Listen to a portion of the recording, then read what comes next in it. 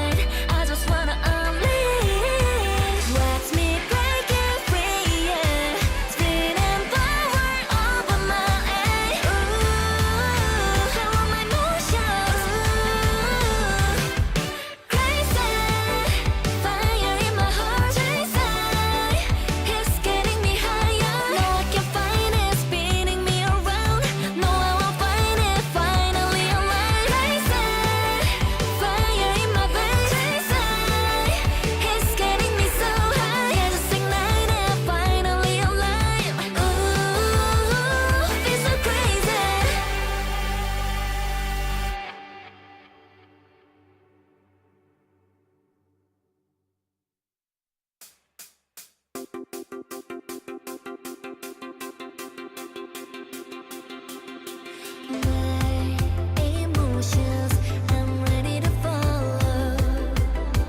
My strength, I'm ready to go. Yeah, I've been holding on to this for too long, but I didn't see it coming like this.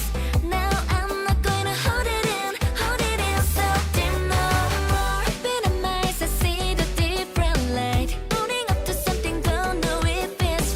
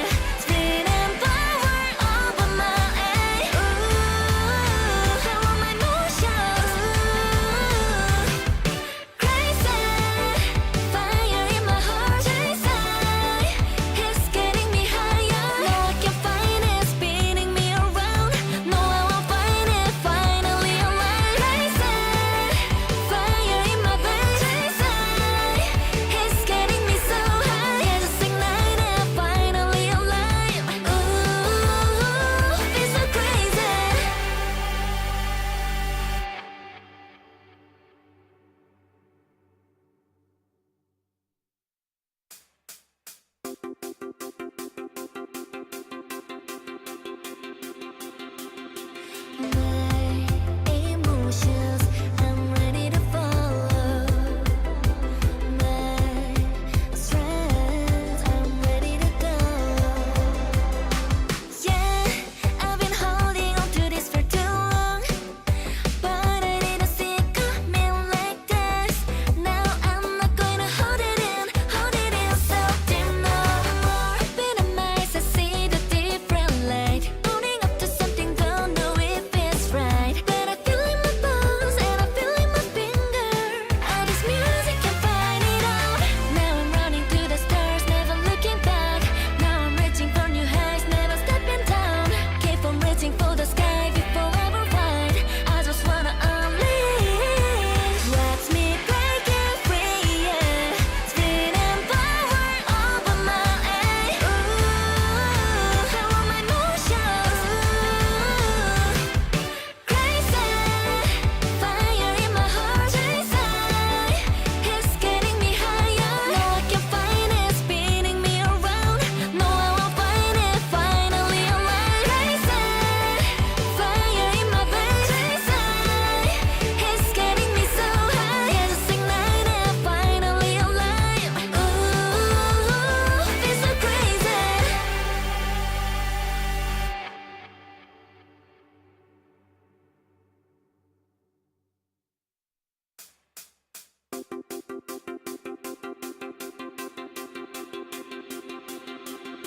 My emotions, I'm ready to follow.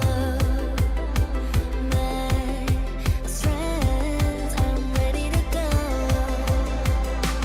Yeah, I've been holding on to this for too long, but I didn't see it coming like this.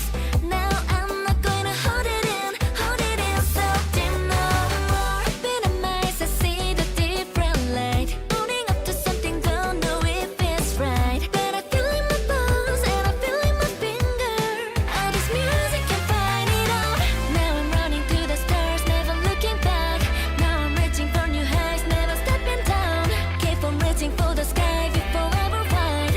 I just wanna unleash. Watch me breaking free, yeah. Speed and power over my aim. Ooh, I want my motions. Crazy, fire in my heart. Chasing, it's getting me higher. No, I can find it, spinning me around.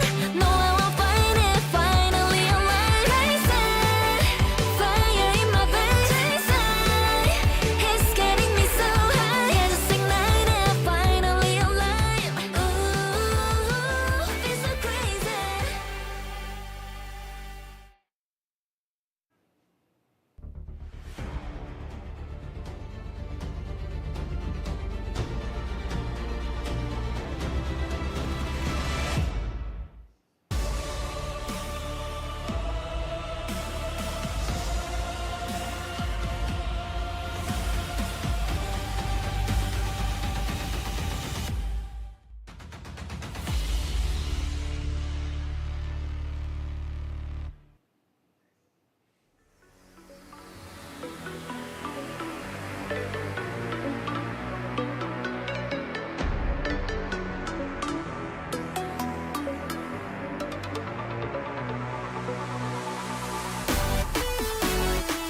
Hey everyone, Jason here, Community Director for the First Descendant. Welcome to the First Descendant's second anniversary event. It's so great to see everyone, and thanks for taking the time to be here with us. Wow, it's already been 2 years since we launched the First Descendant. So much has happened over the past 2 years. And today, we prepared various content from celebrating the second anniversary to the release of the new trailer and a look at our upcoming roadmap. Before we get into it, for our descendants sticking with us to the end, we've hidden some coupons throughout the broadcast. Let me reveal the first one right now on the screen, 2 Descendant Fest 6. So 2 Descendant Fest 6, just hit the coupon banner on the right side of our official website to go to the registration page.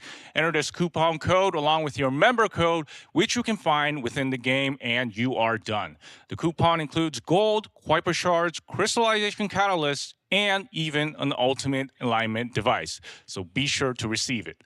More coupons will drop throughout the broadcast, so please stay tuned all the way through the Descendant Fest 2026. All right, let's start by looking back at our journey over the past 2 years through numbers. For this part, I'll be going through the slides one by one, walking everyone through the footprints our descendants have left in Albion over the past 2 years. I was honestly a bit touched seeing how every number represents the time our players have poured in.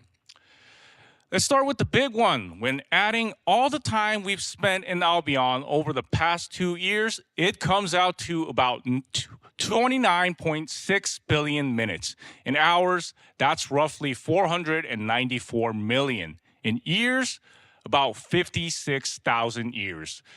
That's how long you'd have to be running around Albion nonstop, starting from the days when humans were painting cave walls. From the Vulgus point of view, it must have felt like a nightmare that just wouldn't end. Well, during that time, 38.25 million descendants have been acquired in Albion, and the total mission attempts 2.74 billion. So even if you launch the mission every single second nonstop, it will take you about 87 years to reach that number. And among our descendants, there is a true champion. The descendant with the longest playtime over the past 2 years, Yo. Hashtag 4576. Total playtime about 13,430 hours, or roughly 560 days. Out of the nearly 700 days we've been in service over these 2 years, Yo. spent 560 of them playing the game. Yo. Hashtag 4576. Thank you so much for being with us. We'll repay that dedication by continuing to develop the first Descendant. And before we move on, 잠깐 제가 한국어로 좀 전환을 해서 이거 하기에 앞서 just a short notice for our Korean audience. We are providing Korean interpretation in our TGG channel. So to our players who would like to listen to the Korean translation, please log on to TGG and listen to our interpretation. Thank you. Now let's move on. So we also looked at each region's numbers, and when looking at the average playtime of the top 100 in each region, first place goes to Asia with an average of about 6,670 hours, followed by North America and Europe. The firepower of our descendants really is something else. And of course, we can't leave out everyone's favorite descendants. Let's start with female descendants. What stands out is Ultimate Freyna, consistently in the top ranks across all 3 episodes. In Season 3, Episode 1, Nell took number 1. And in the most recent Season 3, Episode 3, Daya claimed number 1 with 29%.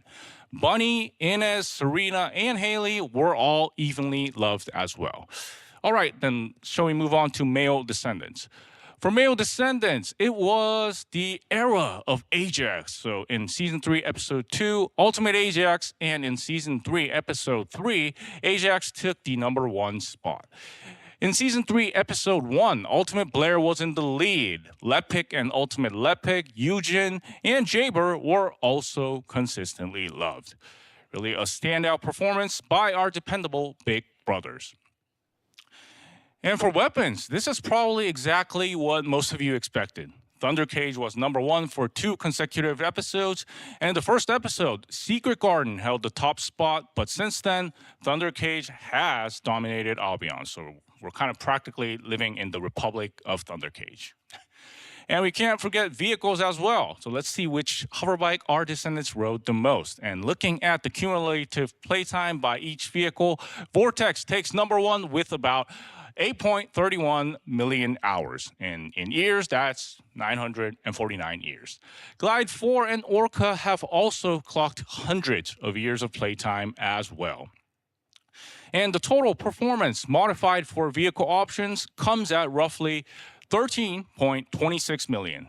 You can really feel that obsession with finding the perfect setup. I guess players have been really serious about setting up their hoverbike. Well, about 28,000 players enjoy speed as they hold 3 or more max speed on boost options. And 930,000 paint was used to customize vehicles. Fast and stylish indeed. Moving on to combat data. First, total missions played over the past 2 years comes out about 2.74 billion. So even if you launch the mission every second nonstop, that would take about 87 years. And Void Abyss Intercept Colossus have been defeated at a cumulative 13.46 million times. So it's interesting to see how much stronger we've gotten just by the numbers. Now, here's a great example. Wall Crasher. It's been defeated about 2.65 million times, but the real story is in the average kill time. So in Season 3, Episode 1, it took about 3 minutes and 17 seconds. In Season 3, Episode 2, 1 minute and 25 seconds. And in the most recent Season 3, Episode 3, just 54 seconds. So it's like more than 3 times faster. Solid proof that Descendants, they are getting stronger. Now let's look at something a bit fiercer, which is Onslaught mode. About 718,000 matches have been played. And as the difficulty rises, the challenge gets fiercer.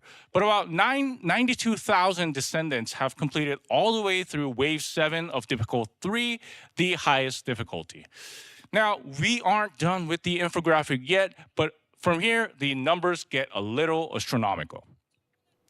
So total gold earned over the past 2 years comes to about 558 trillion. So Hypercharge reached 36 trillion, and 421 trillion of that has already been poured into research and enhancement.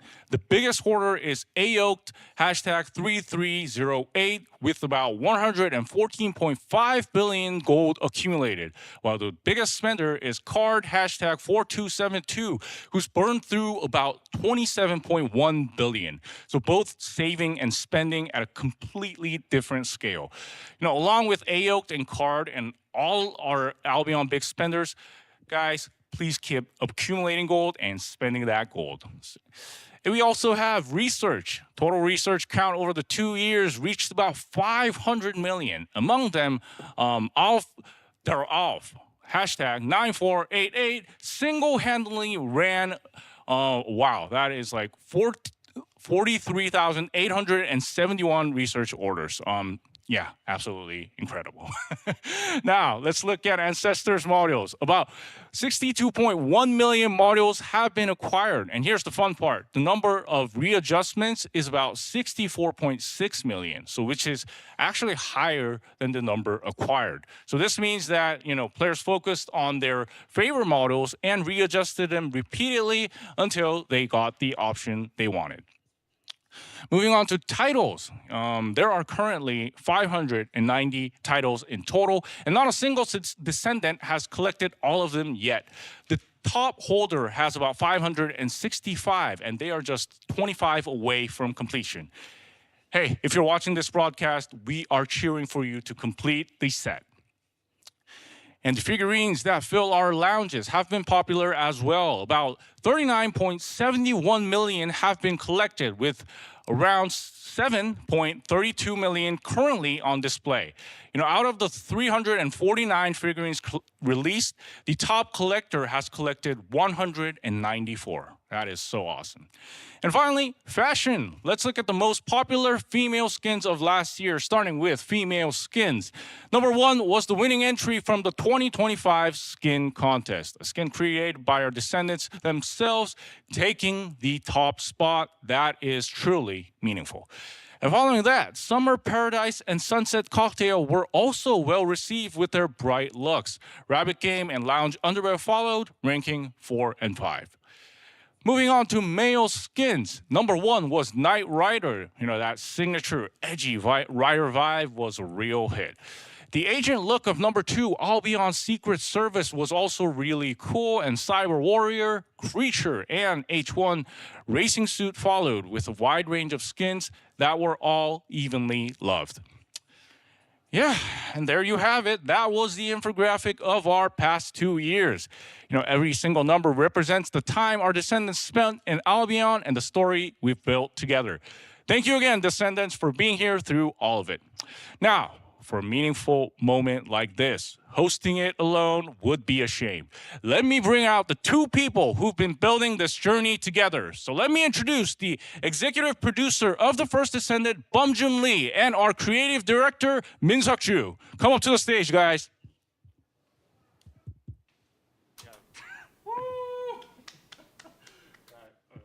We don't have a crowd, so I'll be cheering for them. And it looks like, this isn't our creative director here. It's a guy with the horse mask. Oh yeah, say hello to our fans, guys. 네, 안녕하세요. 퍼스트 디센던트 프로듀서. Hello everyone, I'm Bum-Jun Lee, executive producer of The First Descendant. Hello Descendants, I'm Essimo. Why is Essimo here? It is a real clue, and it's been a while, since the three of us got together on a stage like this to meet with our descendants. Oh yeah, and he is here. And now that we're at the second anniversary stage, how does it feel? 네, 1주년 행사란 게 엊그제 같은데 벌써. It feels like the first anniversary was just yesterday, but here we are at year 2. I'm very thankful and emotional, though I feel a bit nervous.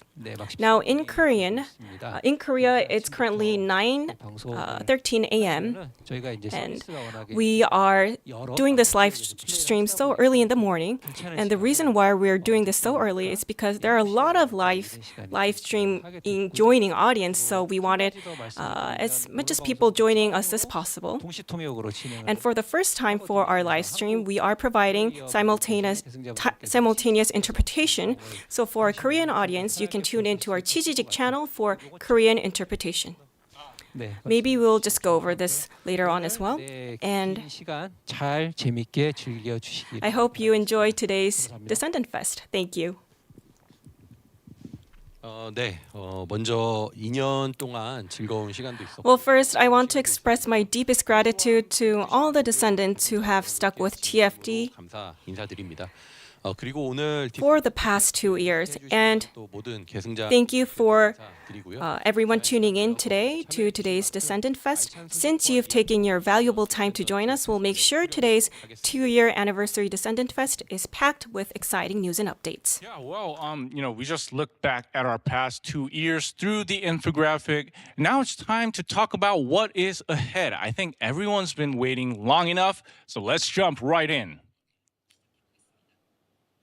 All right, let's begin by introducing new content for Season 4. And first thing to see is the new storyline. They say a picture is worth 1,000 words, so let's get right into our trailer for the Season 4 story preview. The weaker and more fragile a thing is, the more fiercely it bears its fangs.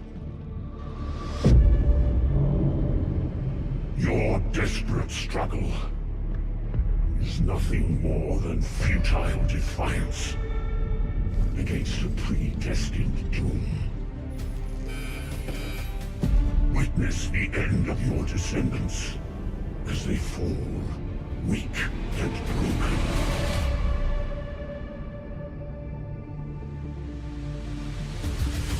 I shall reclaim the legacy you hold and forge the one true path for my homeland, Plymouth.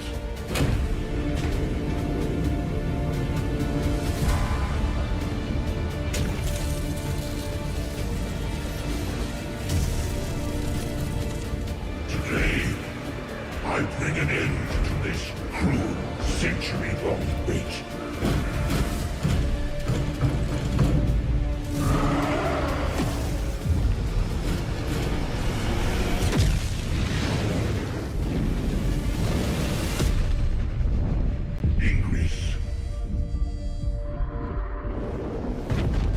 Accept your end.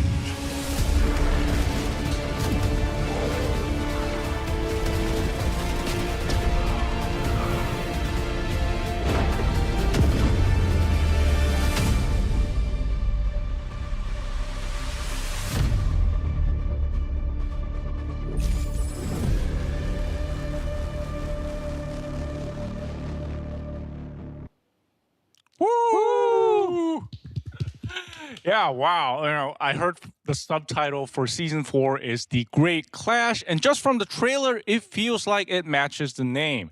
The atmosphere seems like Carell's going out all out offensive.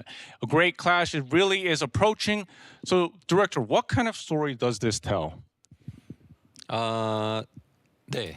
시즌 4는 Well, season 4 finally brings the final battle against Carell to the forefront. 그동안 전선을 좁혀 Until now, Carell has been gradually closing in on the front lines, but this time he launches a direct assault on Ingress. As the subtitle The Great Clash suggests, the final showdown between Carell and humanity forms the core of this season's story. And as the final battle begins, a never-before-seen supermassive Vulgus warship appears directly above the skies of Albion. To defend Ingress from Carell's onslaught, Descendants must infiltrate the heart of this massive enemy warship and confront Carell head-on. So we're finally bringing an end to Carell, a massive warship pushing right up to Albion's doorstep. The scale alone is already living up to the name, The Great Clash. 네. 그리고 이 Right. And as this final battle unfolds, season 4 will also begin to answer another lingering question. What exactly were Aemon and the Magisters plotting behind the scenes?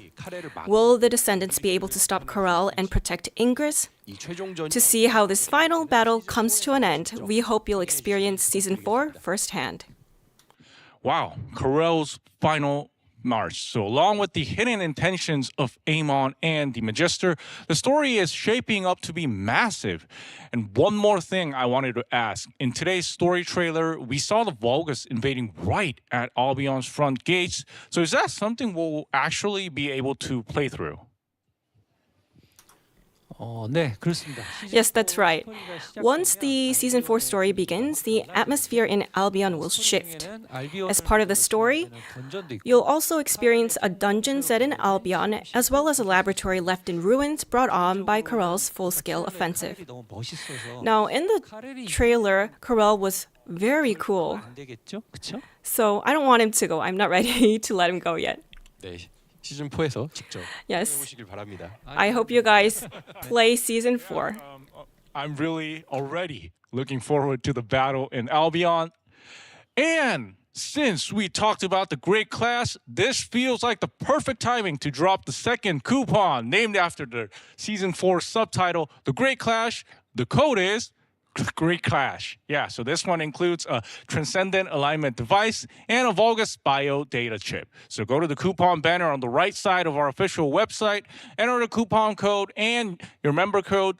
Don't miss out on this. All right, let's see when and how these stories unfold, starting with the roadmap for the second half of 2026. Let me start with the big picture. So here's the roadmap of updates we've planned for the second half of 2026, organized by each month. So producer, director, could you walk us through it month by month? So where should we start? 네. 7월부터 보겠습니다. Yeah, let's start with July. 7월에는 요격전 We have an update focused on improving void intercept, and I'll share more details in a moment. 하겠습니다. 네, 일정만 먼저 Right, 말씀을 to give you the timeline, the update will drop on July 15th. 될 예정입니다. 네, 그리고 8월 20일에 드디어 And finally, season 4 officially launches on August 20th. 최종전 And season 4 brings the story's big endgame, 메가 던전. and we're also unveiling brand new content like Mega Dungeon and Trial Mode. 실험 모드와 함께 또 그리고 게임 And we're also adding Transcendent weapons 무기도 for your long-term gameplay goals. 그리고 많은 분들이 기다리고 And a long-awaited new Descendant Raven will finally drop this August. Yeah, quite a lot of things are coming in August. Then what about September? 9월에는 Coming up in September, Ultimate Haley will be ready for action. 그리고 최상위 던전 콘텐츠 And we're also adding a new highest difficulty dungeon content, Cradle of Evolution. 네, 그리고 9월에는 서비스 운영 면에서 September also brings major QOL updates. 초월 무기 거래가 Transcendent weapons trading goes live in September. 비대면으로 거래할 수 있는 And we're introducing lounge storage trading to enable remote trading. 추후에 초월 무기 소개. Now, more details will be shared in the upcoming Transcendent weapons part. Great. We'll come back to trading a bit later. Then what about November and December? 네, 11월에는 에피소드 In November, we'll unveil Monet, a new Descendant for episode 2, and also get ready for another highest difficulty dungeon, Hinosis Sanctuary. September's Cradle of Evolution and November's Hinosis Sanctuary are new higher tier dungeons that scale up from Axion infiltration operations. To enhance replayability, both dungeons feature more dynamic variables, making every run fresh. In December, Ultimate Jable will arrive alongside Colosseum A, a brand new game mode where you can play as a Colossus. Just one thing. Among the items you just mentioned, some are being covered in detail today, right?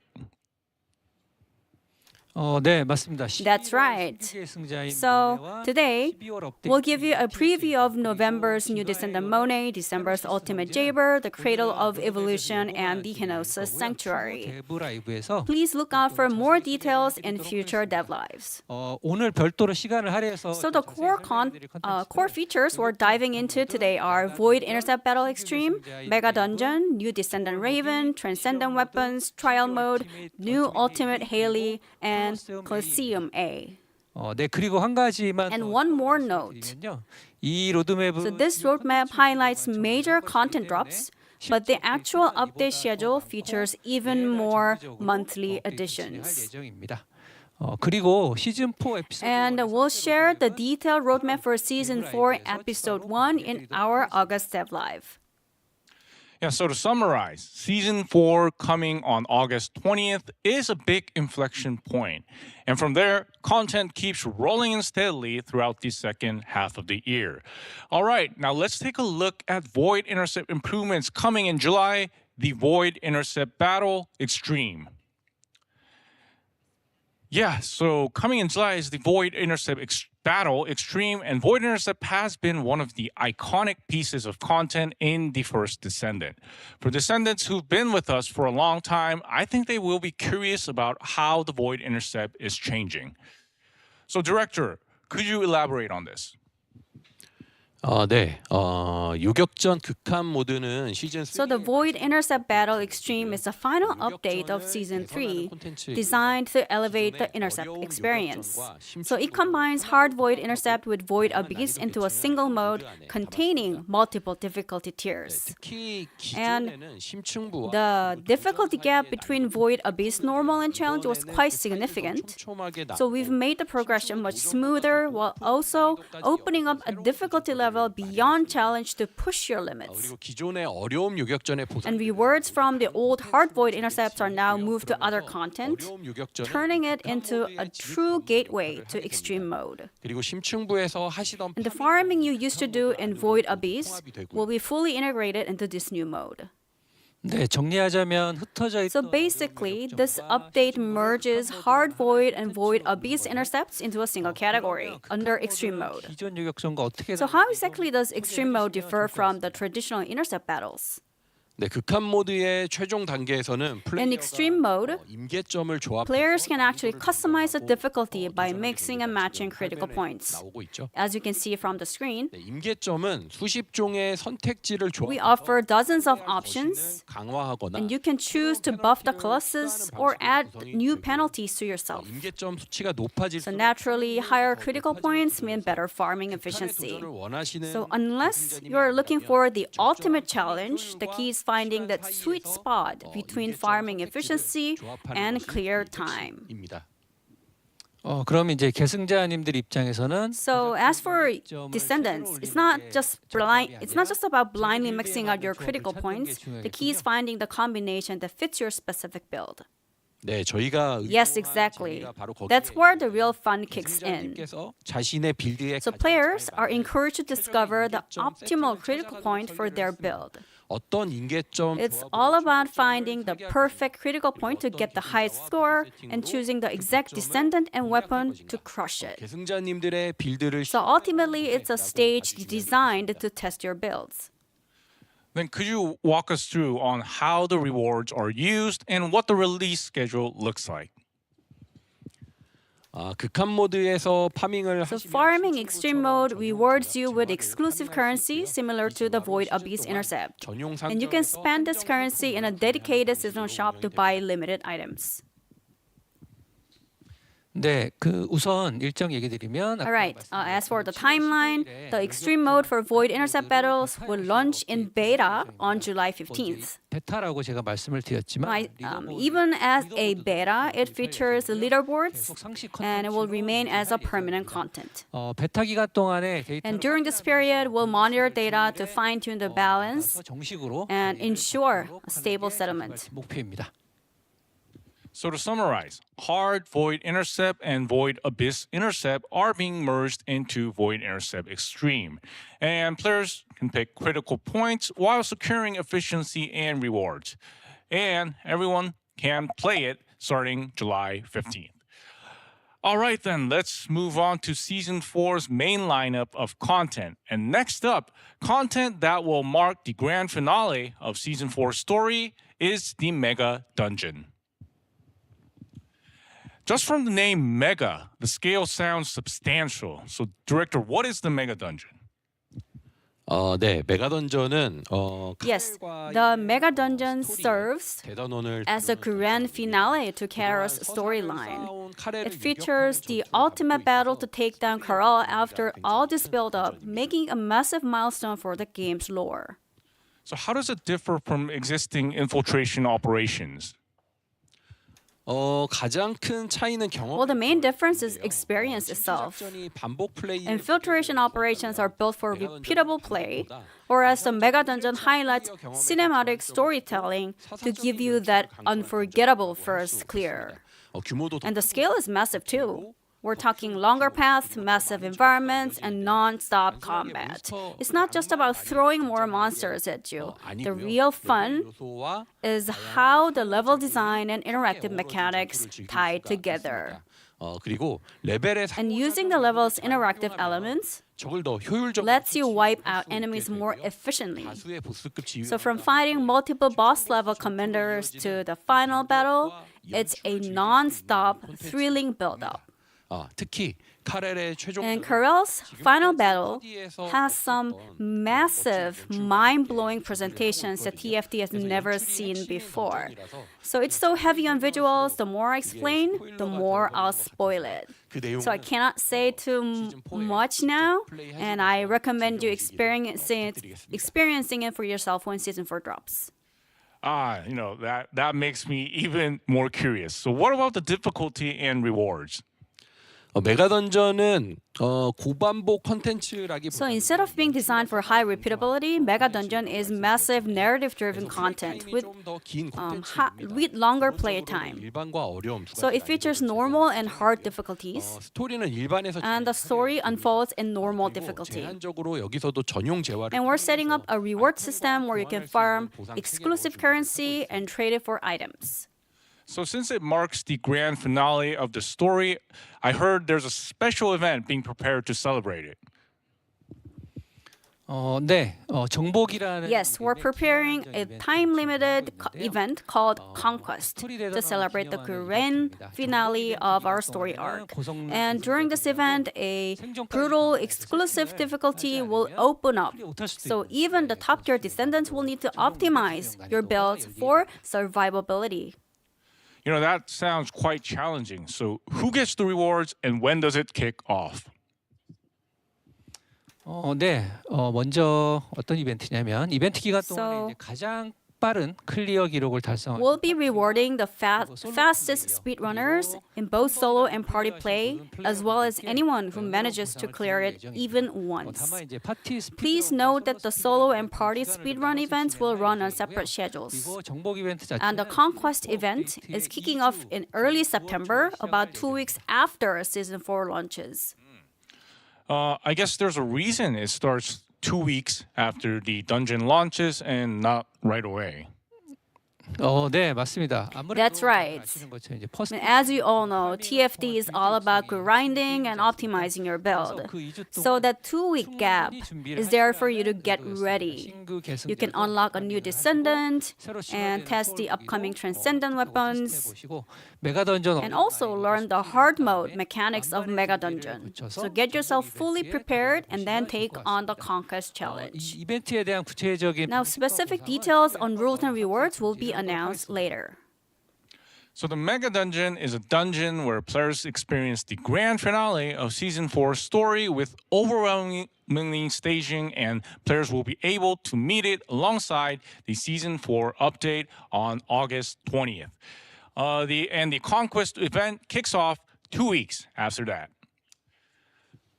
All right, finally, something many Descendants have been waiting for. Let us introduce the new Descendant, Raven. Wow, just from the first impression, the vibe is a bit different, mature, with a darker feel. So, Director, could you talk about Raven in more detail? 네네. 레이븐은 저희가 Yes, of course. Well, Raven is our first new Descendant since Daya. So it's been a while, and we know you've been waiting. 보셨는데요. 앞으로는 So moving forward, we'll release one new Descendant per episode, just as before. 첫 주자는 And Raven leads the charge for Season 4. 그리고 지금 방송 보시는 분들께서 And the 성계승자도 여쭤보시더라고요. 네. there was a question about male descendants from our audience. 할 예정이어서요. We have that in our longer term roadmap, but today, 집중해 주시면 좋을 것 같아요. please focus on Raven. 네. 비주얼도 보시면 And as you can see from the screen, the visual is more mature and dark, as Jason mentioned. 사실 레이븐의 배경 And this design ties directly into her backstory. Yeah, I'm curious about that backstory. So, who is Raven? Who is she? 레이븐은 알비온의 뒷골목을 Well, yes, Raven was a guild boss who ruled Albion's back streets. 레이븐을 And people often refer to her as the conductor. 하지만 실제 It might sound fancy, but in reality, she functioned more like a fixer. 나이는 She's in her late 30s. 아르케 각성자는 And 다들 아시죠? you know 블레이 how descendants look 아르케의 힘 덕분에 much younger than they are, thanks to the power of Arche, just like Glay. 레이븐도 Raven is no exception. 그리고 하나 더 흥미로운 점이 And 있는데 also, here's another interesting story. Raven's past is deeply tied to Viesa's childhood. 비에사와 레이븐의 So we'll let you find out how that connection unfolds in the game. 주시면 좋겠습니다. Oh, so a story tied to Viesa, narratives connected to existing characters are mostly received well. Now, for the most important part, what about Raven's combat style?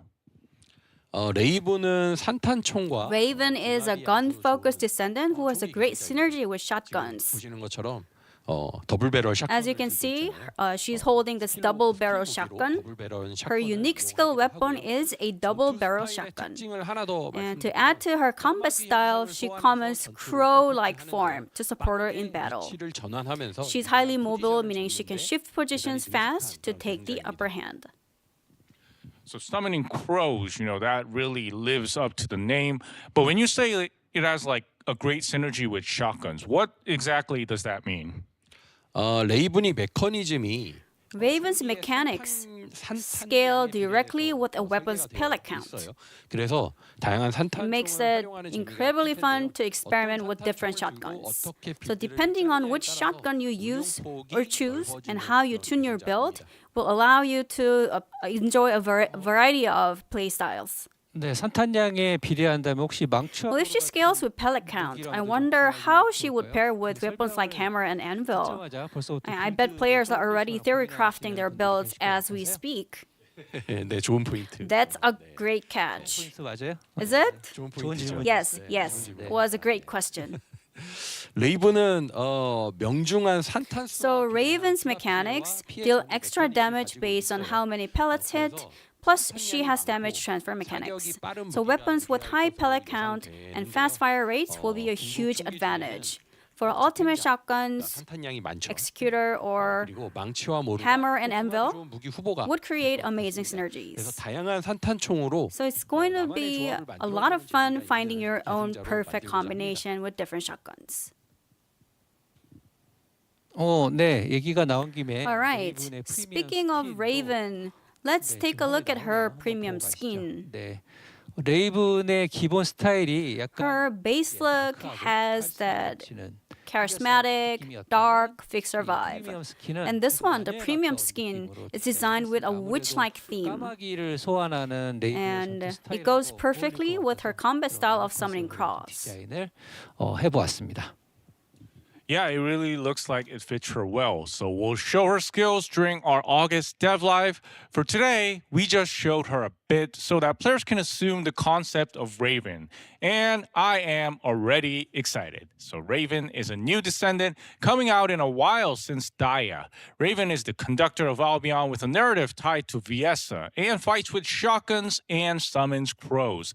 Be sure to meet her in Season 4 on August 20th. Now, let's move on to the new weapon system that will make our descendants even stronger, which is Transcendent weapons. 네, 그 넘어가시기 전에 네, Before we move on, 좀 궁금했는데 이제 반응이 we wanted to see how our audience joining us are reacting, and I think everyone's pretty excited. Someone said that it's a different version, a dark version of Serena. So thank you for your interest and excitement. So I hope that the dev team does a great job finishing the last touches. So 좀 신경 쓰고 있는 부분이 and Raven, for Raven, 외모적으로요. 네. we are focusing on certain points on her looks. 언급하기는 조금 곤란한 내용인가요? Should we not give us a spoiler to our live streamers? 세레나보다 Well, it's no secret, but compared to Serena, she's gonna be a little bit. 있는 거잖아요. 네, 알겠습니다. She's gonna have distinct characteristics. I'll put it at that. So I hope you guys do a great job finishing Forward to her up. Raven. And it's not just Raven. We're looking at Transcendent weapons, which is something we should also look forward to. So Transcendent weapons, yeah, they were flagged on the roadmap as a long-term gameplay goal. So director, how many Transcendent weapons are being added? 네, 총 11종의 초월 무기가 8월 업데이트. A total of 11 transcendent weapons will be added with the August update. Looking at the lineup, some of them are upgraded versions of pre-existing ultimate weapons. Now, one example is Storm Cage, which is the transcendent version of Thunder Cage. Now, these weapons feature different designs from their ultimate weapon counterparts with effects that also set them apart. So they don't have the same effects, so no worries. 고유 능력을 가지고 And in addition, new transcendent weapons with completely new unique abilities will also be added. 저기 맨 위에 I think you could see them on the screen.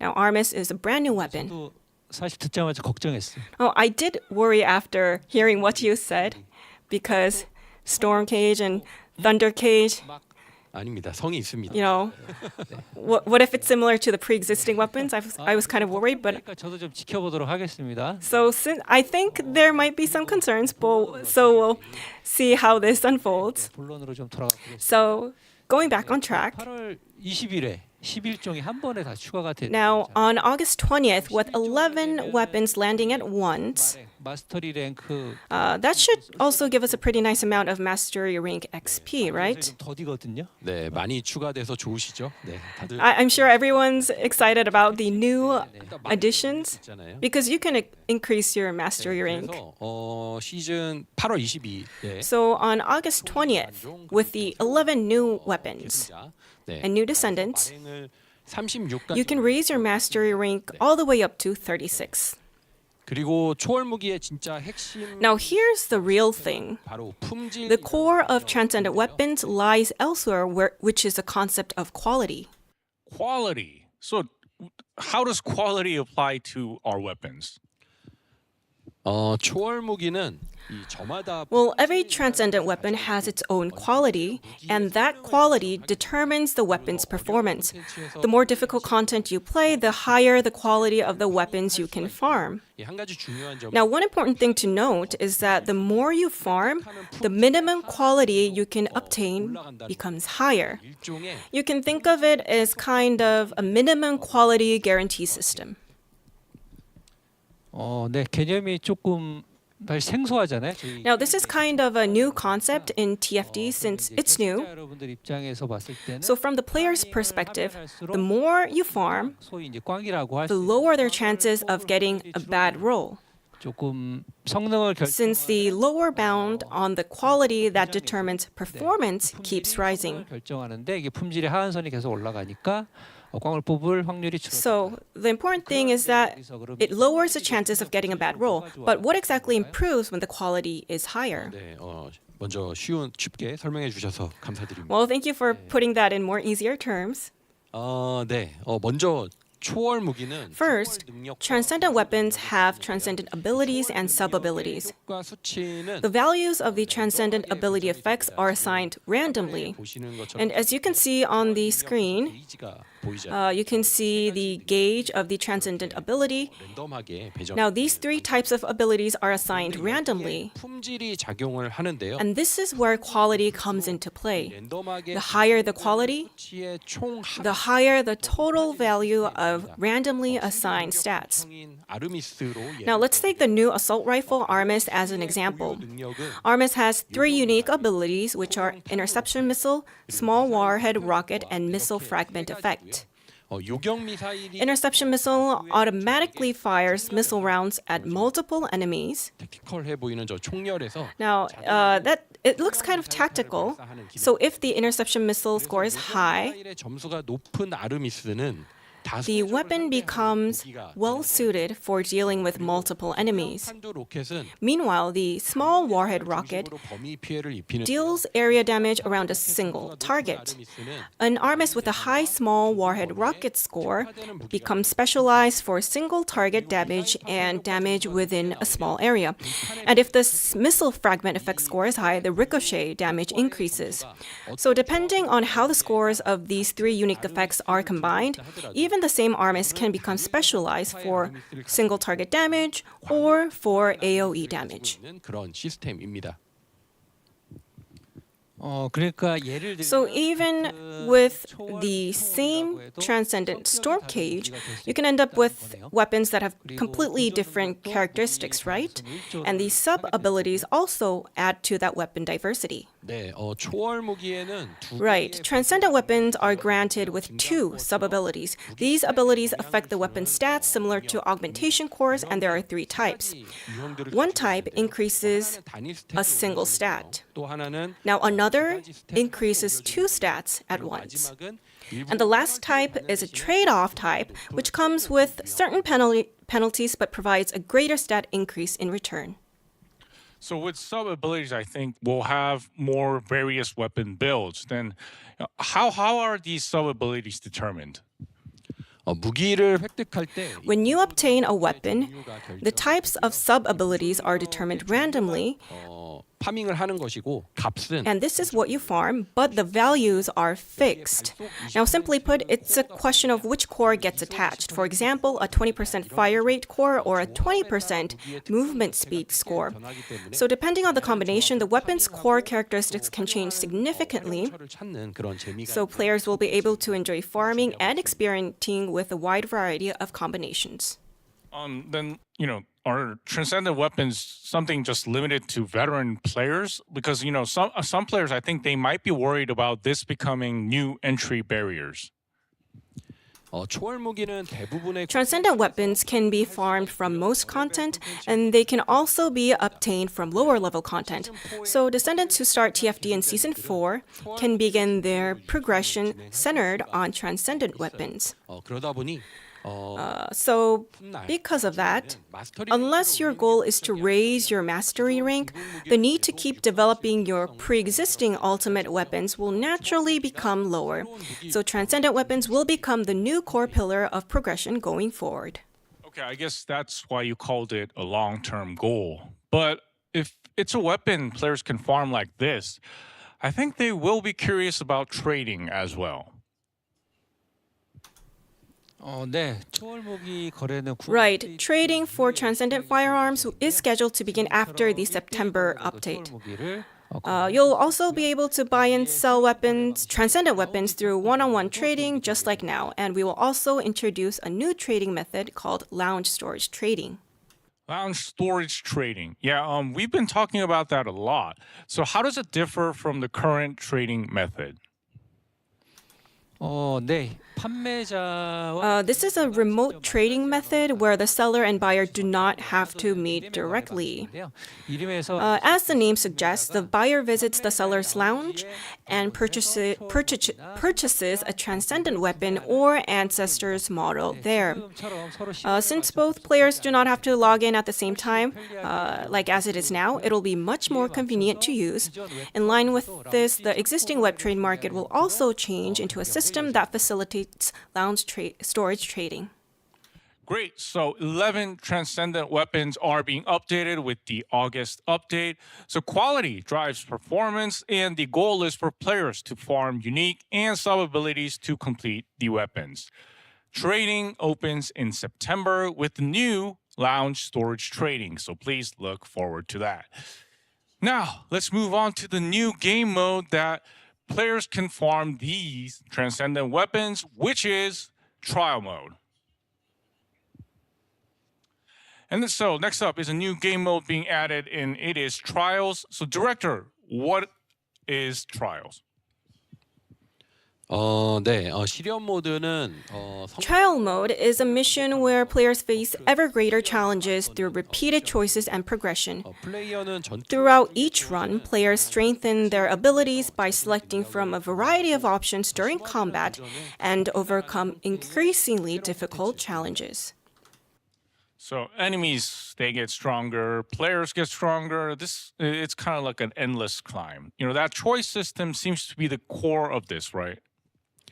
네. 일단 완전히 무한 모드는 Well, this is not a fully endless mode. There is an end to it. 아니요. 자, 뭘 아니라고요? 완전히 아니지만 It's not a completely endless mode, 플레이어분들의 세트 but there is an end point. But it is definitely a challenging mode where players will have to stop somewhere along the way, depending on their build and skill level. 하지만 플레이어분들은 막판을 깨실 거라고 저는 I think a lot of our players will get to the end level. 네. 그리고 핵심은 가변 코드라는 And the key here is the choice system called variable code. 이해가 빠를 것 It may be easier to understand if you think of the existing onslaught mode. 자주 With variable code, players will be making more choices more frequently than in onslaught mode, and as a result, they can grow to an even more powerful level.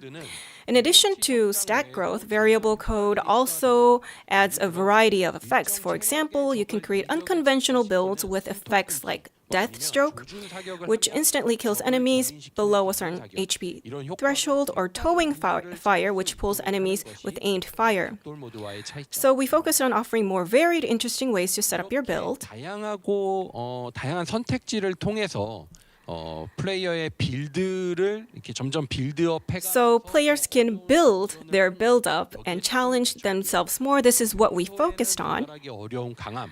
So you can think of this as a mode where players can fully enjoy the power fantasy of becoming a powerful descendant that goes beyond their current max potential and reaches level of strength like never before. Yeah, that power fantasy really lands. But you know, content like this, it often ends up being a party just for the top tier players. So what about entry barriers?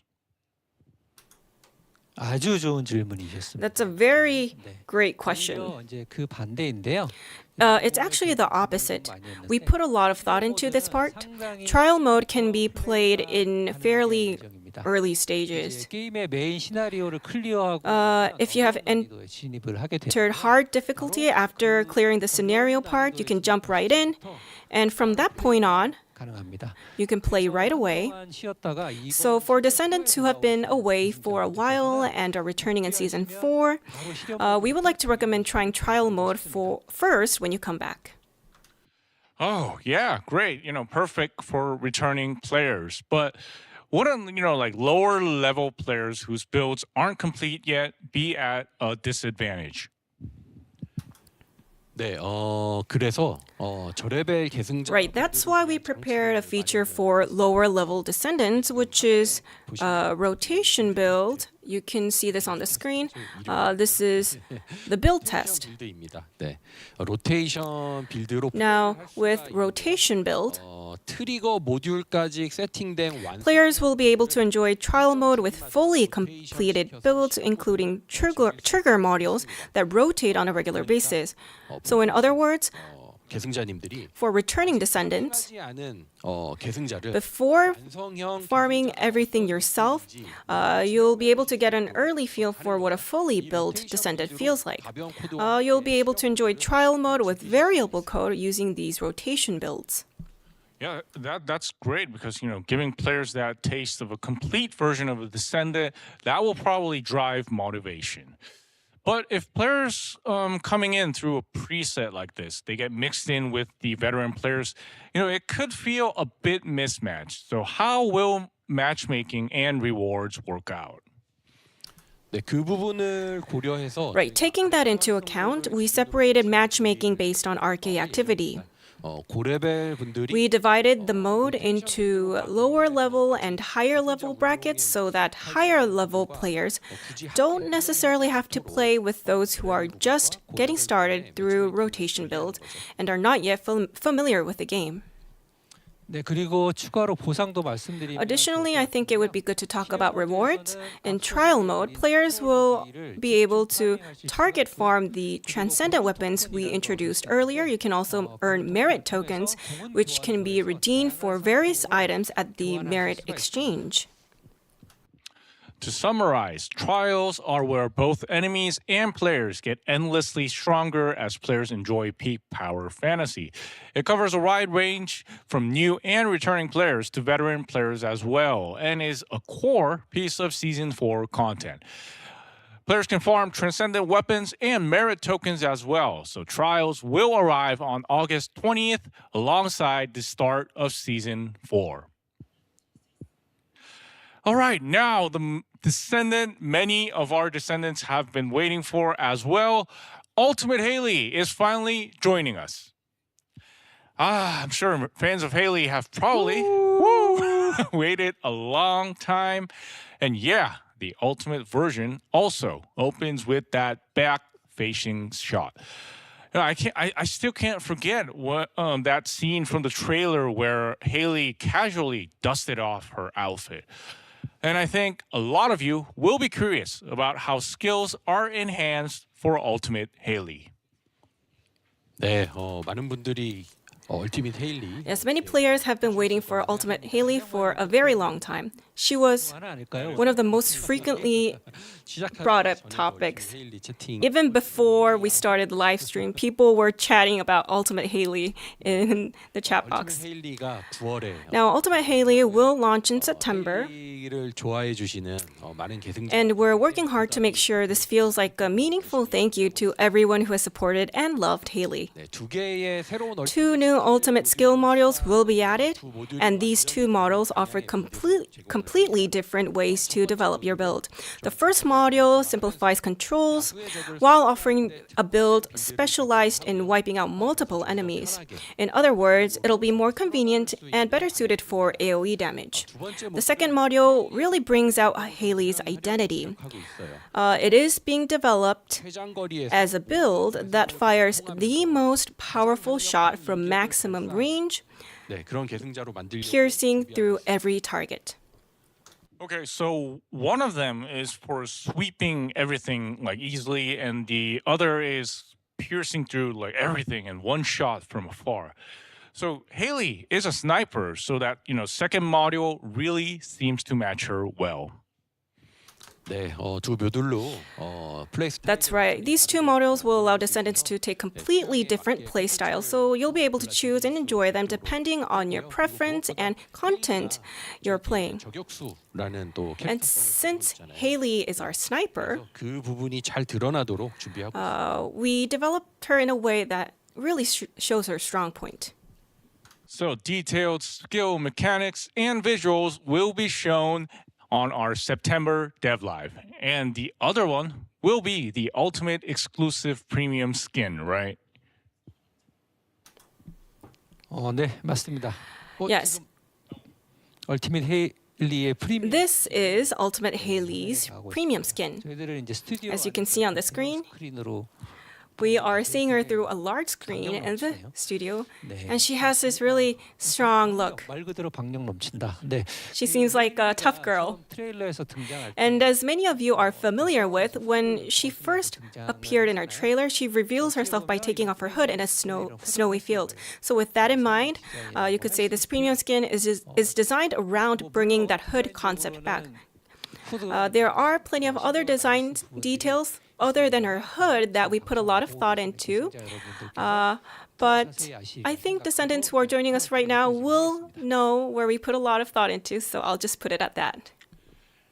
Yeah, great. So excitement for Ultimate Haley is quite high. And Haley isn't coming alone in September. She is arriving with new content. 네, 9월에는 신규 콘텐츠 Right, in September, new content titled Cradle of Evolution will also be updated. Cradle of Evolution is a new type of dungeon where the task sequence changes every time you play. It's designed as a higher difficulty dungeon compared to the Axion infiltration operation, so it will serve as a new farming location for advanced players. So out of September's Cradle of Evolution and November's Genesis Sanctuary from the roadmap, the one arriving with Ultimate Haley is September's Cradle of Evolution. 네, 맞습니다. That is correct. Cradle of Evolution is the dungeon being updated in September together with Ultimate Haley, and in November, players can look forward to another new dungeon, Henosis Sanctuary. You can think of both dungeons as higher tier dungeons above the Axion infiltration operation. Then could you share the exact release date for Ultimate Haley? 네, 아까 로드맵 화면에서 Of course, as we saw on our roadmap, her release date is September 17th. Great. So Ultimate Haley comes out on September 17th. She arrives with two new ultimate skill modules, an AoE specialized setup and a longest range piercing single shot setup as well. The new dungeon, Cradle of Evolution, also arrives in September, so lots of content to enjoy in September. And all right, the last content of today's lineup. This is a brand new play experience for the first Descendant, Colosseum A, and a truly unique type of game mode. And the name itself is a bit mysterious. Director, what kind of content is Colosseum A and how do we play it? 네, 콜로세움 A Well, Colosseum A is a mysterious combat training simulation discovered in an ancestor's relic. Even the premise is quite unique. At its core, it's a 3x3 match. Descendants are split into two teams and carry out missions. Each team engages the Volgas inside the simulation while aiming to secure victory for their side. So far, the basic structure is PvE-based competition. So two factions are competing while each are fighting off the Volgas. The name Colosseum had me expecting some kind of competitive content, but I guess that's not all. 네, 핵심은 이 부분이죠. But here's where it gets interesting. In the simulation, there is a feature that allows a descendant to become a giant colossus and invade the opposing team's base. Once you become a colossus, you can disrupt the opposing side or attack other players. So while it is a PvE fight, an asymmetric element is added the moment a player becomes a colossus and invades the opposing side. We call this a PvE-based asymmetric PvEVP content. Oh, PvEVP. So normally each side is fighting the Volgas, but then someone becomes this giant colossus and barges into the other faction. Just imagining it sounds pretty intense. Honestly, this is the first time we've had this kind of gameplay in TFD, right? 네, 지금 That is absolutely correct. As you can see on the screen, 거신이 되었다는 거죠. this is where a player becomes a colossus. That's a player. 네, Yeah. 네, 그동안 그런 거였어요? 네, 네, 저렇게 이제 Oh, I didn't know. So that's what you're supposed to look like as a colossus.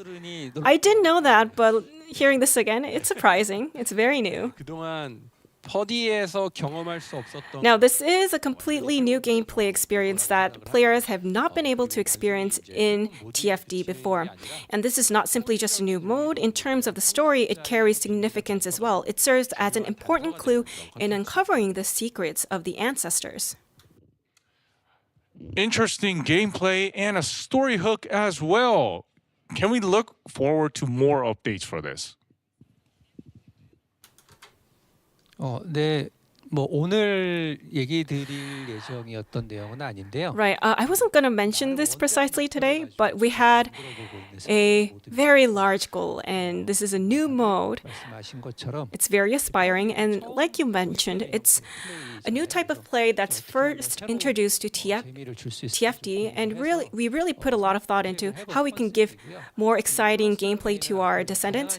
And Colosseum A is going to be expanded to a whole new way moving forward. 보니까 다른 Since the 세계를 basic premise itself is a simulation, 설정 it provides an environment where other worlds can be brought in as simulations. Personally, I think it would be well suited for collaborations.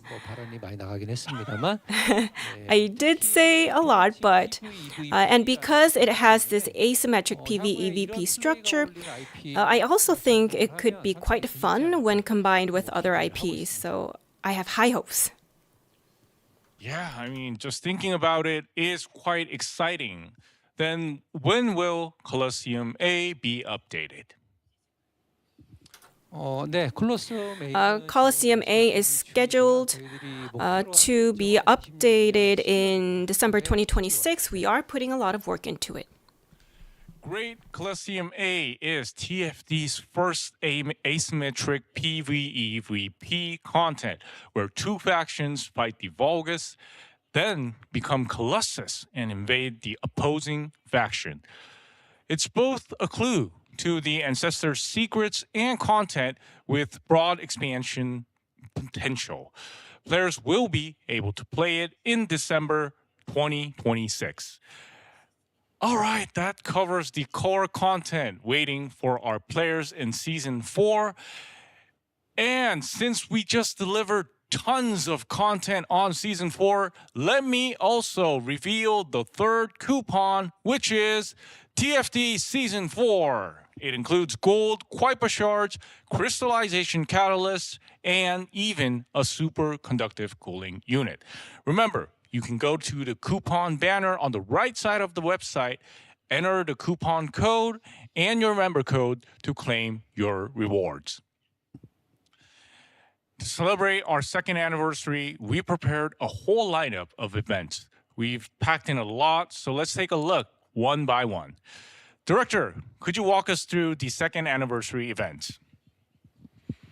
네, 그러니까 이벤트는 Yes, of course. So the main event kicks off today on July 2nd. 오늘 패치 후 After today's patch, the event will kick off. 그래서 7월 2일부터 시작되는 이벤트들의 일정이고요. So this is our timeline for the events kicking off today, starting with the second anniversary challenges. BB on Sites Run will run for about 2 weeks. 2주년 토큰 상점과 출석 And the second anniversary token shop and attendance memento shop will stay open a bit longer until July 23rd. 구매하시기 바랍니다. So make sure to redeem your rewards.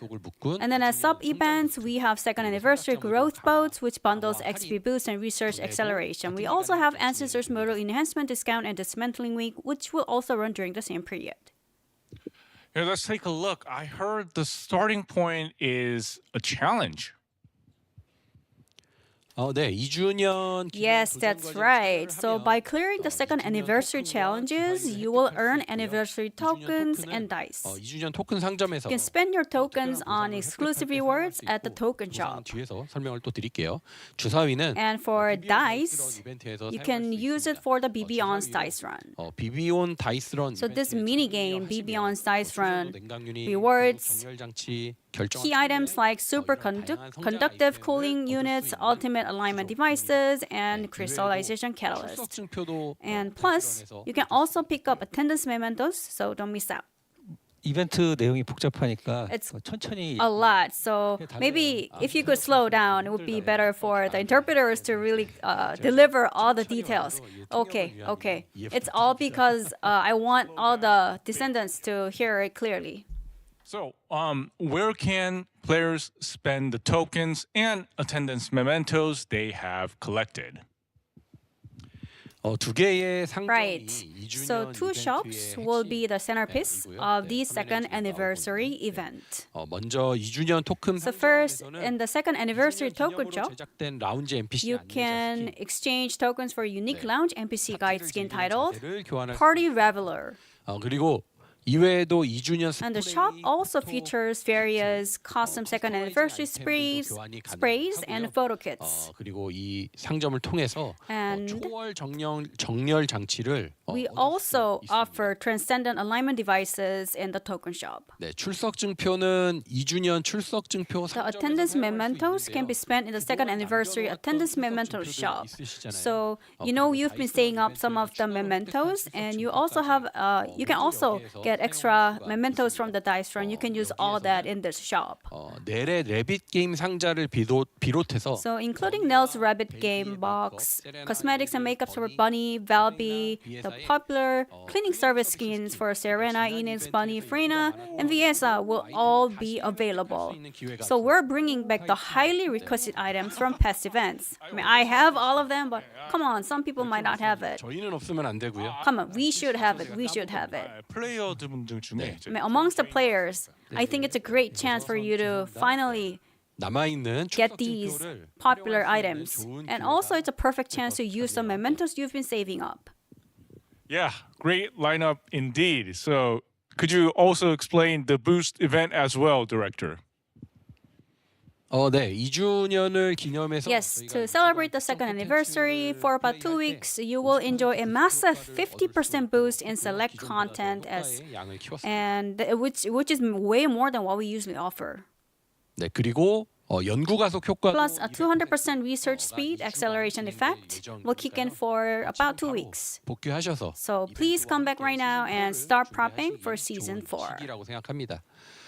그리고 성각자 모듈 강화 Now, a 2-week discount is live for the Ancestor Module Enhancement Week. 성각자 모듈을 분해하고 또 얻은 파편으로 On top of that, there's a dismantling event. You can break down extra Ancestors modules for fragments and swap them for the modules you want.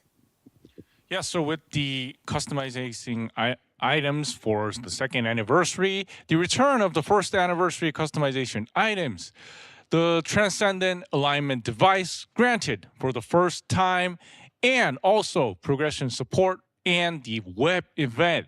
This is a really fully packed 2 weeks. Detailed ways to participate along with the schedule will be shared through our channels, so be sure to check them out. Next up, news on the skin contest. So many descendants have participated. Submissions have been closed as of June 26th. Huge thank you to everyone who sent in such amazing works. Now, it's up to our descendants. The finals voting will begin next week. So the final voting period is from July 6th to July 20th. Which design will appear in the first Descendant is up to your vote. Please do participate in the voting. 네, 최종 수상작은 8월 중에 So we'll be announcing the final winners in August. 제가 어제 후보작 Actually, yesterday I looked at all the candidates and it was awesome. 됩니다. And I have high hopes. 후보작이 1등. I look forward to the winner as well. I'm really curious which is going to win. 실제 게임에 출시되는 And 시점 as for when you will actually see them in game, we're expecting the end of this year. 역시 이 부분은 구체적인 일정에 We'll share the exact schedule in a future notice, so please stay tuned. Yeah, voting takes place across 2 different categories. Each player can participate up to 2 times by placing 1 vote for each category. Be aware that once the vote is cast, players cannot change or cancel their vote. So please choose carefully. It's exciting to think that the skin our players picked will actually be showing up in the game. So everyone, please be sure to place a vote. And today, here at this event, we have one more news that is being revealed for the very first time. Figures. So many of you have been requesting figures in the community, and at last, we're releasing them. We're going to show you the actual figures right here, right in the studio. Let's go take a look. So I heard 3 types of figures are being released.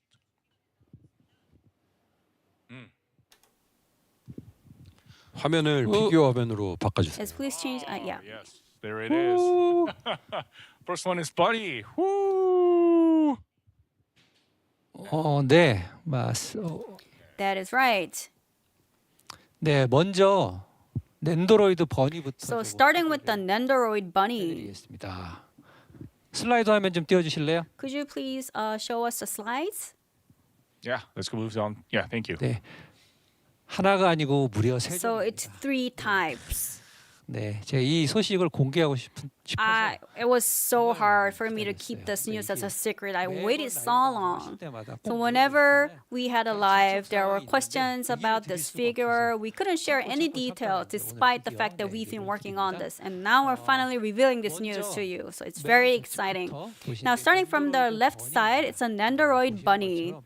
As you can see, she is super cute. She has a cute proportion, iconic helmet, and she's got a lot of customizable parts, and it's very charming. It's 10 centimeters tall, and it's got 2 faceplates and a thunder cage weapon part. 네, 그리고 두 번째는 오른쪽. Now, second up is Figma Velby. 아시는 것처럼 이제 피그마 피규어는 이제 As you know, Figma figures are articulated figures. They're super flexible. And it's around 16 centimeters tall, 원하는 포즈를 and you can freely recreate any pose you want. Oh, yeah, there it is. 실물이 나가고 있습니다. Yeah, you can see the real Figma right there. It's got various parts from faceplates, 3 faceplates, and puddle effect base, thunder cage, peacemaker parts. So it's a full package. 네, 좋습니다. 그리고 Awesome. 마지막으로는 And last but not least, we have Scale Ultimate Bunny. You can see it from in the middle. It looks so fancy. 24cm. It's standing at around 24 centimeters. She's the biggest premium display statue. 최대로 The sculpt and the paintwork are jaw-dropping. 소장 가치가 So it's an absolute must-have for any collectors, I believe. 안타깝게도 So 실물의 from 그 the 맛을 screen, 네. it's too bad. It doesn't fully capture how awesome and great it looks. 네, 저도 이제 You will have to see it in person, really. 구매하려고 대기 So 중입니다. I am waiting to pre-order this.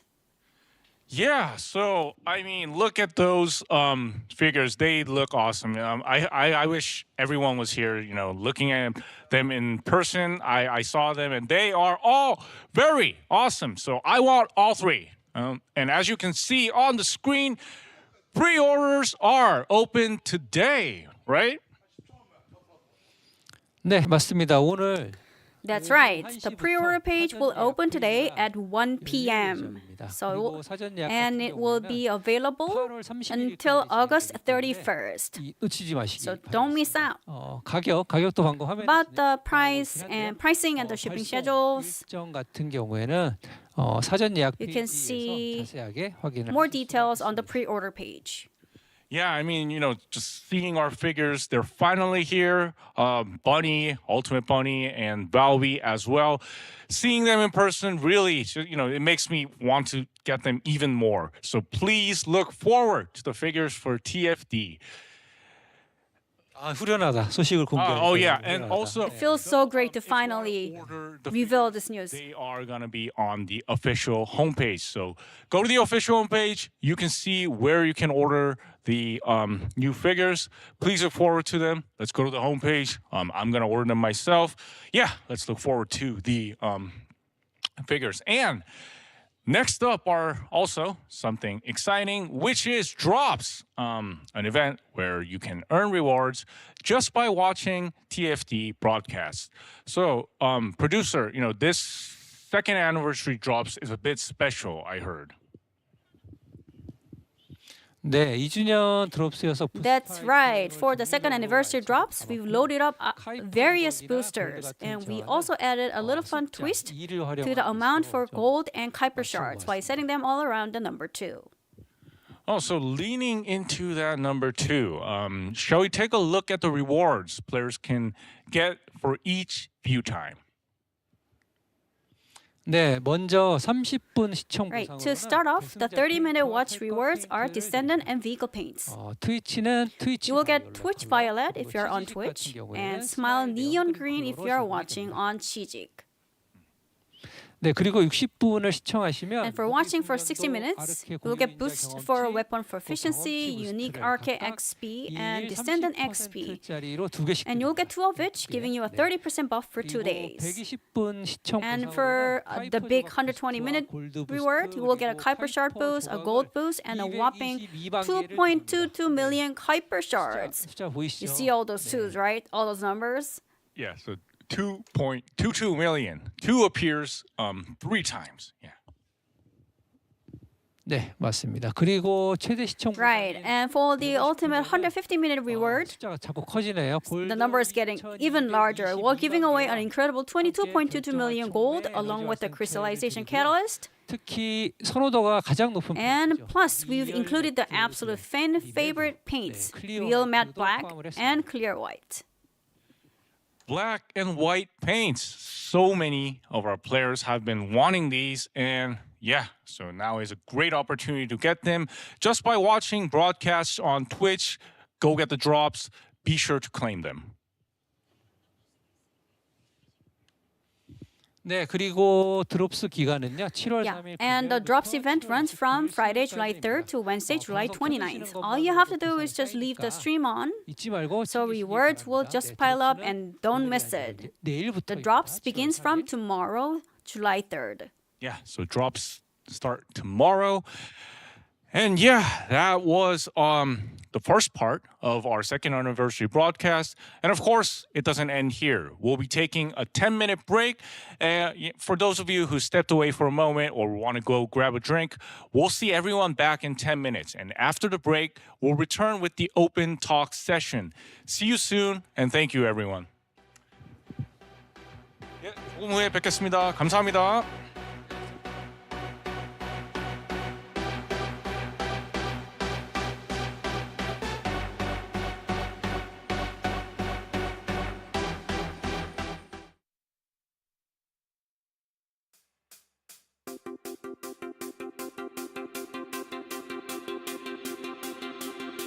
My emotions, I'm ready to follow. My strength.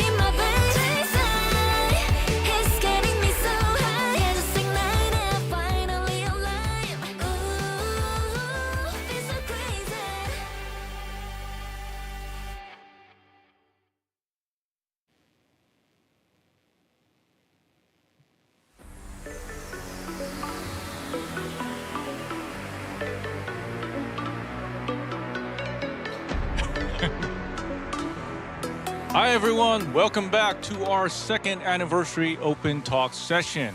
First, I want to thank everyone from our creators here, our players watching, and the dev team who are with me today.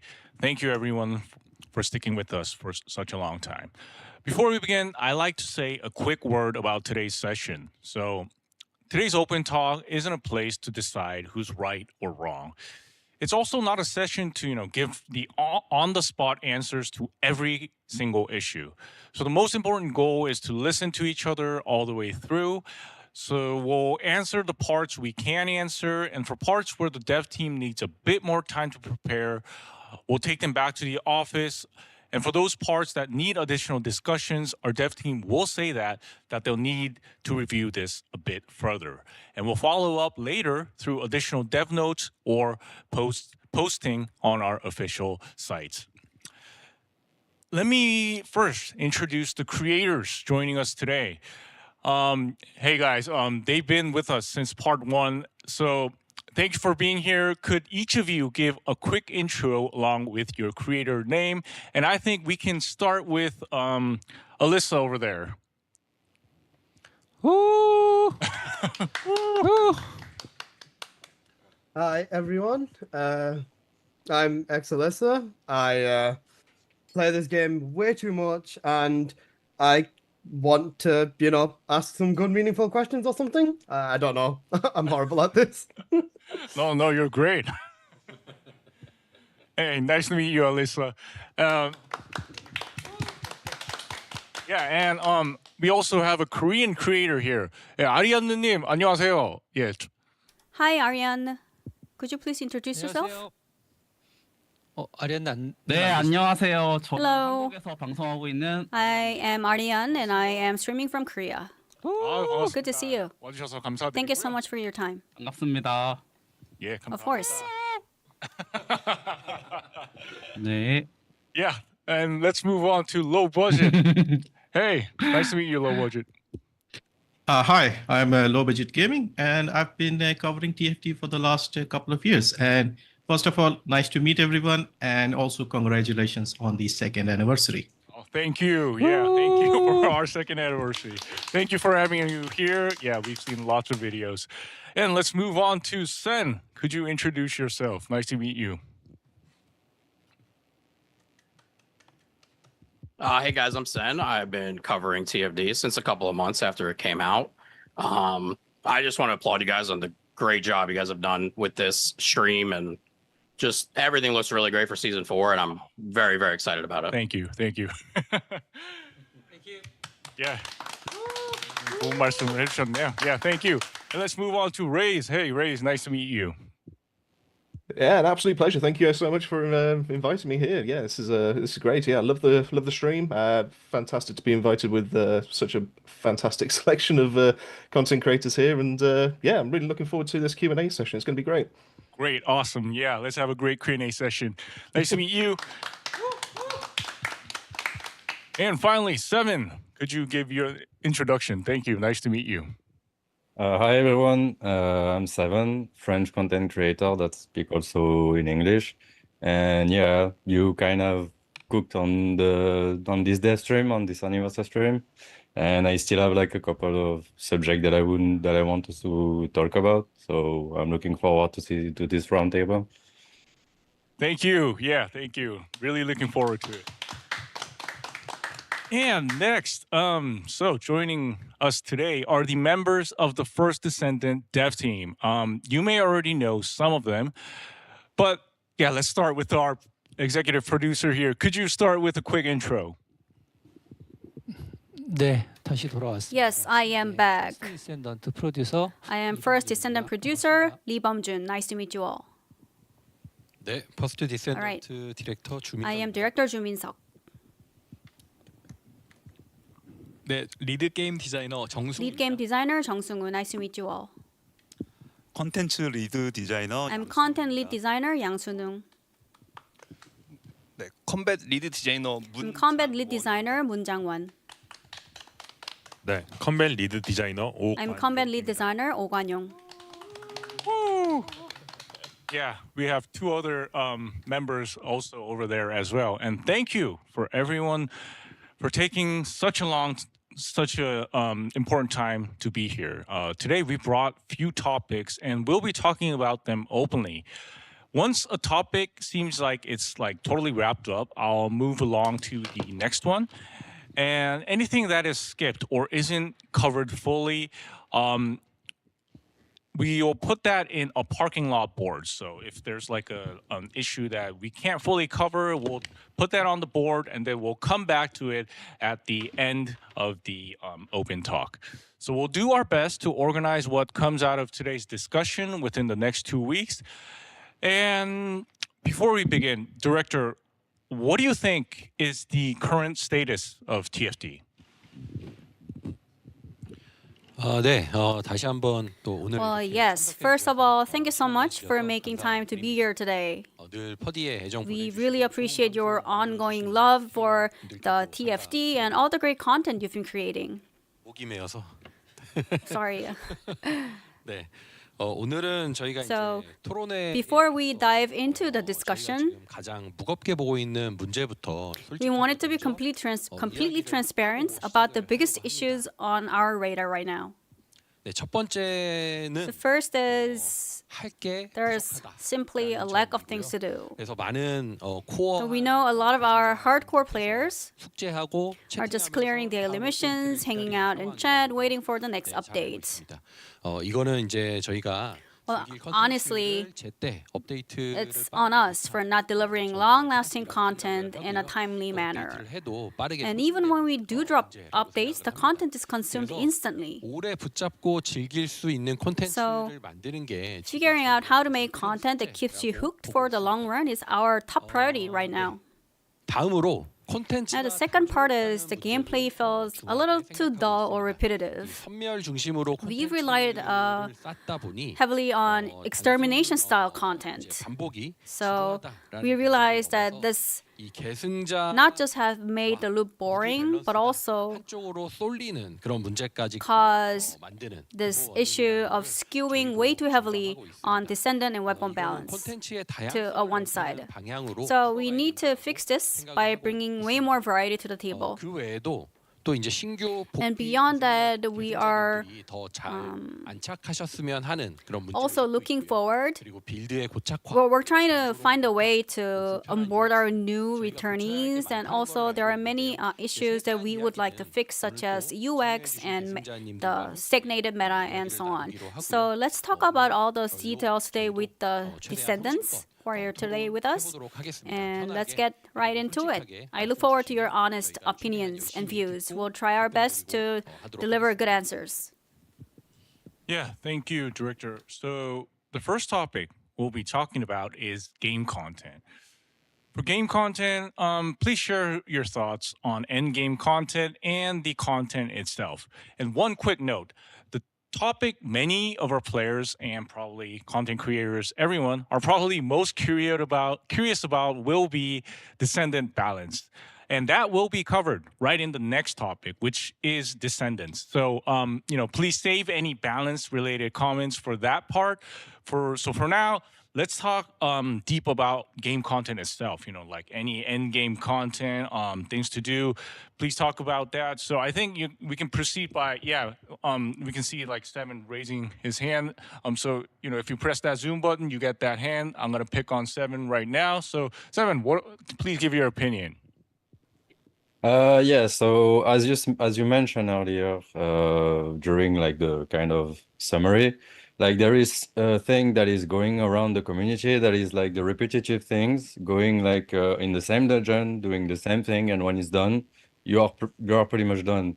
And yeah, the kind of thing that we were like talking about, especially in the community, and that I see a lot, is like more like game mode, which is kind of what you answer with like the dev live today, but like more game mode that doesn't require to basically farm something typically, but like just have some fun more than like going to farm the enhancement for our Descendant over and over, and then we ending up when it's done, like so I seen that you will release multiple modes in the future. Do you have like and like willing to release like more game mode than like what we've seen? And is it gonna be like the next way to go, or like we're still going like with the dungeon still? Oh yeah. Thanks for the comment. So more game modes. So I think we've seen some game modes today.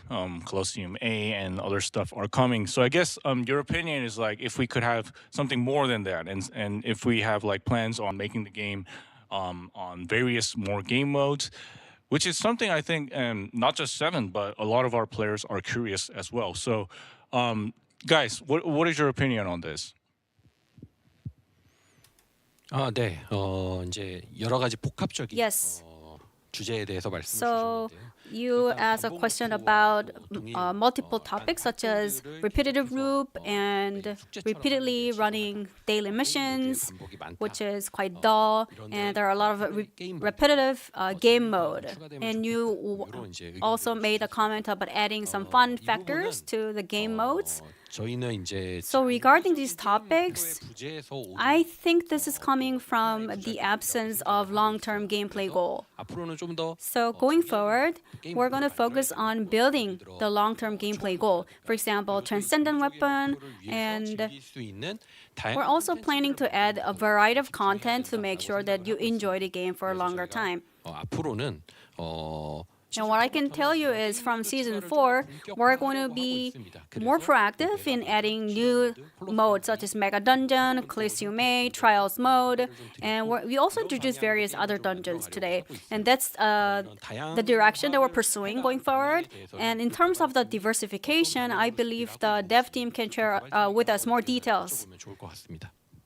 So what's your take on this? 네. 먼저 게임 모드 관련해서는 아마 All right, so regarding the game mode, as we explained during the first part, 기존에 있던 약간 the new game mode 다양하게 will 플레이할 때마다 변화를 하는 걸 일단 초기 목표로 잡고 feature more 모드에서처럼 variables. 플레이어가 진행을 할 So it's going to be fresh. For example, in trial mode, every time you play, you can choose new options, and you can defeat stronger monsters every time you play. 선택지는 이래서 And these options will not be a one-time off thing. You choose once, and then you will get to choose 정된 빌드로 continuously as you play repetitively. So in the past, you just had to deal with the monster with the same pattern, but from now on, you will have to defeat monsters with different 새로운 gimmicks. 성장 요소들의 And also there are some growth. 바뀌는 것을 일단 There are going to be different patterns that will encourage you to grow. And also, we have been receiving some good feedbacks in the onslaught mode. We're going to take that and make it more sophisticated in the trial mode to make sure we add more diversity. 선택자들을 제공하고 그 선택자 So we definitely have planned to expand the modes to make sure that you enjoy the game with more fresh perspectives. So on top of that, we're also considering experiment mode as well as some other modes. We're not going to be giving a same task. There are going to be multiple tasks and it will be assigned randomly. 어떤 전투 공간에서 So which tasks are going to select and in which area you're going to play 경험을 할 수 있고 are going to be the variables that you will choose going forward. Actually, that's our goal in the future. 지금까지와의 So far, 전투 경험과는 조금 더 다른 your combat experience might have been dull, but that will change going forward. 그런 형태의 일단 컨텐츠들을 많이 So we have many content in our roadmap to ensure that. 근데 소 시장님 And 지금 설명하신 게 아까 실현 모드나 you just mentioned about trial mode and Colosseum A, and are you mentioning there are going to be some other modes coming up? Yes. There are like Cradle of Evolution and some other content. 새로운 던전들 The new dungeons we also introduced in part 1 are going to have all those features that I just described. Okay, so the play style would be different with the existing dungeons? 플레이는 저희 Yes, that's right. 섹터나 일부 So Sigma Sector and 다른 던전에서 시범적으로 in other dungeons 것들을 조금 더 적극적으로 feature some random variables. We would like to take that and expand it further 느낄 수 있는 so that you can feel fresh every time you play. Yeah, thank you for that opinion. And I'm seeing two hands. And before I move on, as we have like interpreters currently here, please speak a bit slowly. I'm trying my best to speak a bit slowly, but everyone here, creators and the dev team, let's all speak a bit slowly so that our viewers who are watching can understand this much more better. Yeah, I'm gonna start with Alyssa over there, since he's on the screen on the left over there. So, Alyssa, what's your take on this?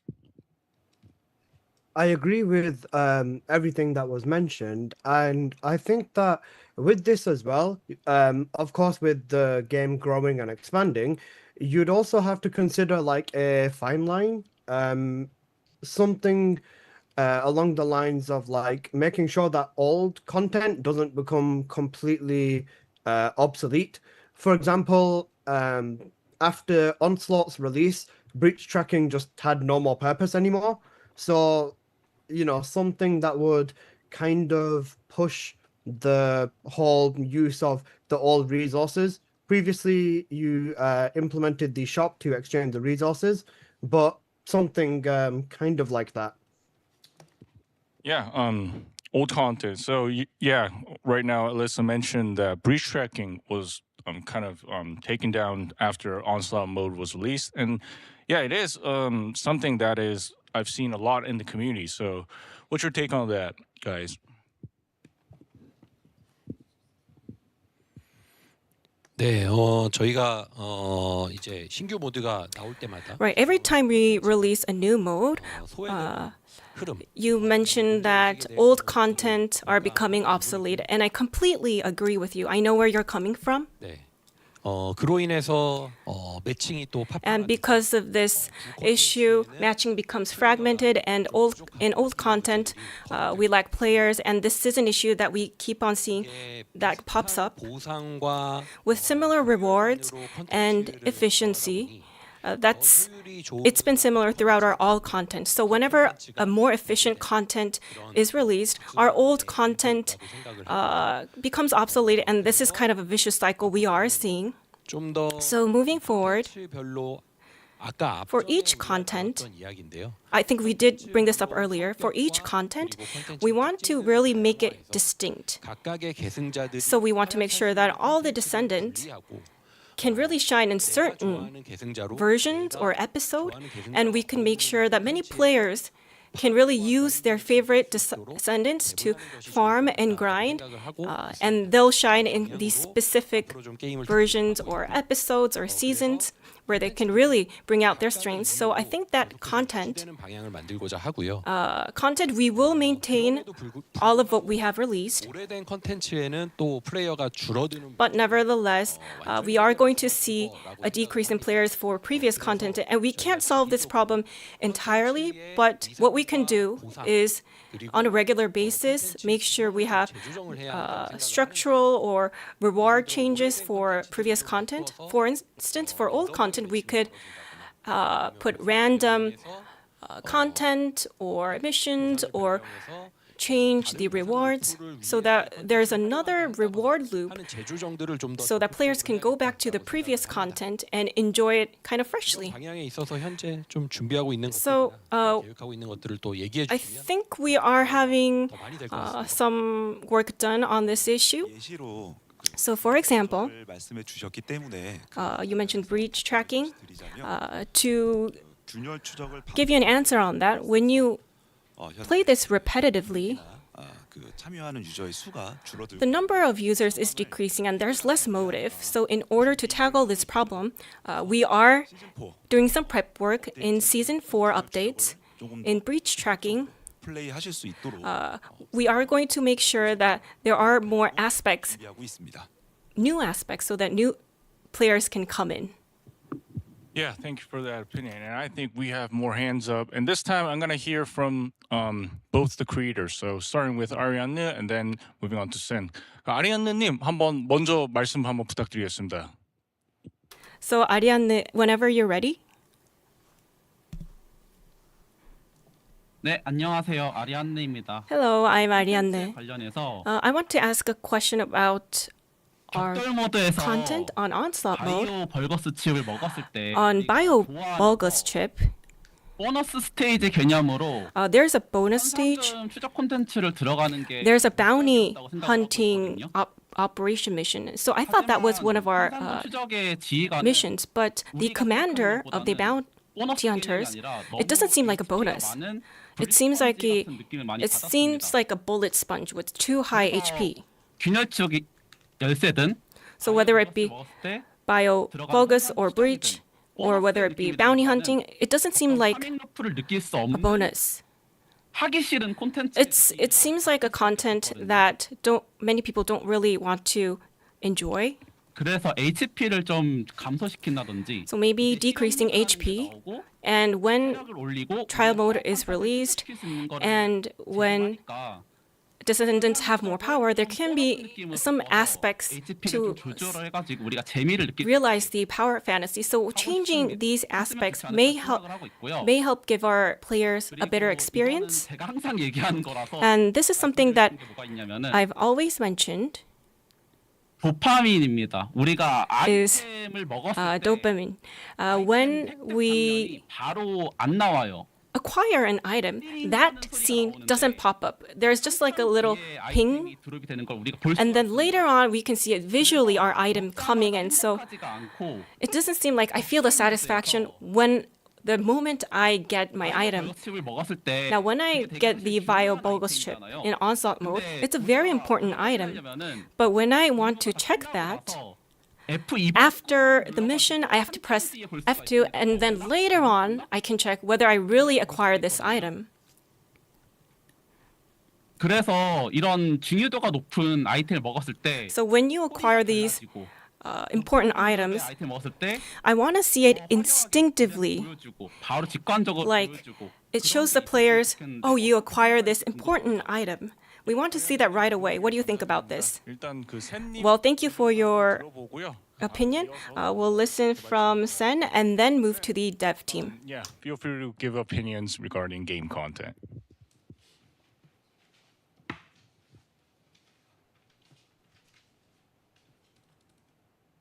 My question is similar to Alyssa's, not so much about revisiting the content, but something I noticed about the content is I see new content release, and then I feel like that content kind of gets put in a maintenance mode. And instead of building on the content by adding new maps, new enemies, it's kind of just reworked and nerfed and so on.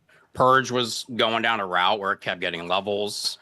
Breach tracking never got new maps. Onslaught has not gotten a new map or new enemies. And I'm wondering why the team might think this happens and what is the plan in the future to fix the content, to fix this within season 4 so we don't see the same thing happen. Yeah, thanks for the opinion. So let's begin with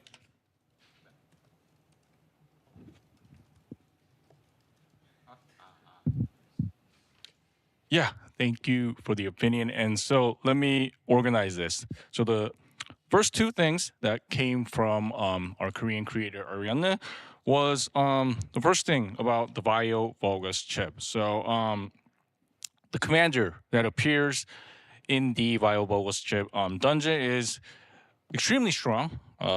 We get a lot of, it feels like a bullet sponge, and it doesn't feel like a farming loop. So does the dev team have like an opinion toward this, and did we think about like reducing the HP? And the second one was regarding like dopamine. So whenever we acquire an item in TFT, it's really difficult to see that we got some items. So if we were to get a new Vulgus Bio chip, it doesn't feel like we got that drop. Rather, we have to press F2 to see that we got an important item. So he wanted to hear the opinion on this as well. And the opinion from Sen, we saw that kind of like Alyssa's opinion. So content, it goes into maintenance mode after, like old content goes into maintenance modes. Breach tracking, it didn't get a new map. Purge just got like levels. So why does all this keeps happening? And would it be possible to see more fixes of this in season 4? Yeah, so we got 3 different issues here. I think it'll be great to hear from the dev team. 답변 주시기 전에 저도 한마디 Before we hear from the dev team, let me share my 2 cents about the bounty operations.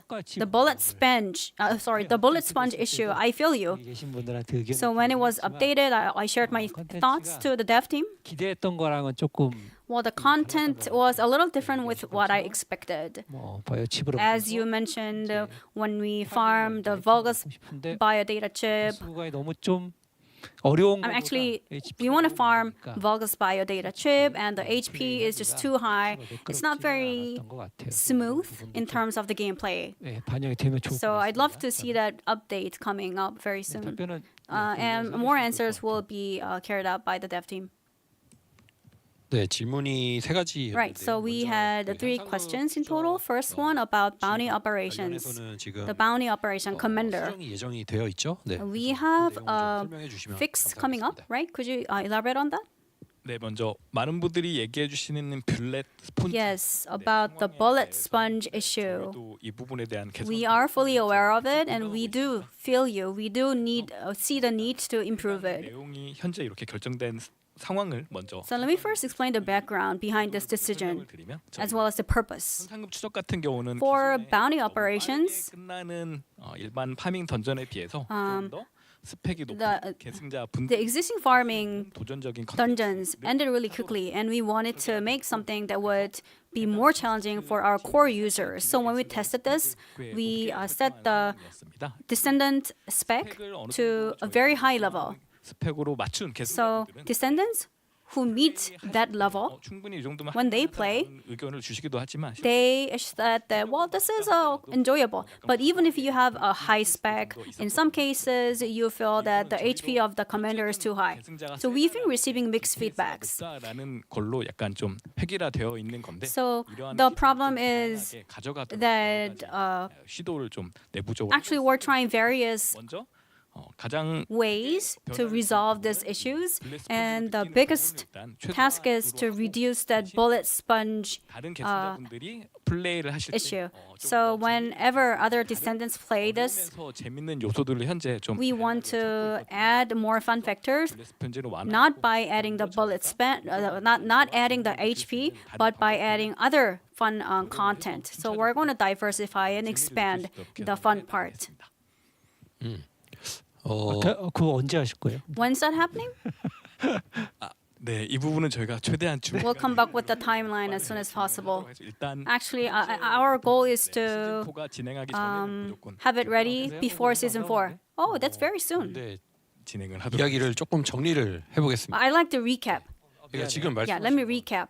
블랙 스펀지가 So what you just mentioned is when bullet sponge problem will be issued for all. 이제 저희 질문은 What's the focus of the question? Let's narrow it down. Yeah. 블랙 스펀지를 해결할 건데. So when are you going to fix the bounty operation commander's bullet sponge issue? And the second point is when are you going to fix this? Yeah, because the director was a little bit broad in terms of giving the answers. So I want to feel the players want to feel bonus bounty operation. It's kind of a bonus game, but it's taking too long and it's stressful to play. So that was the key message that the question wanted to deliver. So could you narrow on that? 네, 먼저 블랙 스폰지는 명확하게 수정을 할 예정이고요. So we are going to fix the bullet sponge issue for bounty operations commander before season 4 begins. So when you capture Vulgus biodata chip, for you to get the Vulgus biodata chip, you'll be able to enjoy this game more freely. It's happening before season 4 launch? Yes, exactly, before season 4. Thank you so much. 요새 잘 Alright. 하고 있었어, 솔직히. Actually, to be honest, I haven't been playing it myself. Come on, build your descendants. Wow, that's a. I was blindsided. Come on, it's boring. 요새 3분 안에 됩니다. Come on, it only takes 3 minutes. Come on. Well, I was blindsided. Anyways, 그리고 지금 이야기를 하다 보니 좀 넘어갔는데 두 and 번째는 이제 let's move on to the second part. 좋은 아이템을 파밍했을 So when you 때의 farm 즉각적인 an important item, 부족에 대한 이야기였죠. You don't see it instantly, so it leads to lack of dopamine. We have transcendent weapons coming in for the next season, and for transcendent weapons, 지금 시스템으로는 our descendants are really excited to see the options, but with the current display, it's difficult to see what options you get. You have like gold and so many other things on your right side panel, and I believe this is a very important topic. The fun coming from the farming. So, do you have any comments on that? 간단하게 그 추가 의견을 좀 설명드리면 All right, so 디렉터님이 말씀해 주신 것처럼 as director just mentioned, 파밍 만족감 중요하다. the farming satisfaction, I believe, is very important as well, especially in the loop. You took Vulgus Bio data chip as an example, and it's called as the lottery. And along with other rare items, we're going to make fix to this bio data chip so that it can appear with more appealing display. And then for even other important items, we are going to continue to improve the displays when you get them, when you farm them. And not just for these important items, there are many other items being dropped. And during the farming process, we understand that our players are feeling a little fatigued. So we're going to make that improvement in season 4. So that you don't feel these important items as unimportant ones. 네. 그리고 네. All right. So moving on to the third question, it's a question from Sen. 신규 콘텐츠 And it was a question about new content. When we release a new content, the old contents become they default into the maintenance content, and 계승자님들께 사과 말씀. I first would like to apologize for you for making you feel in that way. And actually, for onslaught mode, we are planning to add a new map, right? We don't see it in the screen, but he noted. Yes, we have that in our roadmap, and also the difficulty level 4 will be updated very soon. 네. 그리고 이런 말씀을 주신 All right, 것을 and 알고 있어요. we do hear you, and we know the community had been voicing this out. So for trial mode, we have the first map added in August, but we have the second and third map in plan, right? Yes. 그래서 콘텐츠들에 계속 All right, so we are definitely considering the expansion of content. We're going to continue to keep the light on for the old content as well. 그리고 격돌의 맵 추가 And adding a new map to onslaught mode would be one available options. And there are some other plans you have, right? Could you elaborate on that? 추가 난이도 Yes. So about adding difficulty level 4 will be added.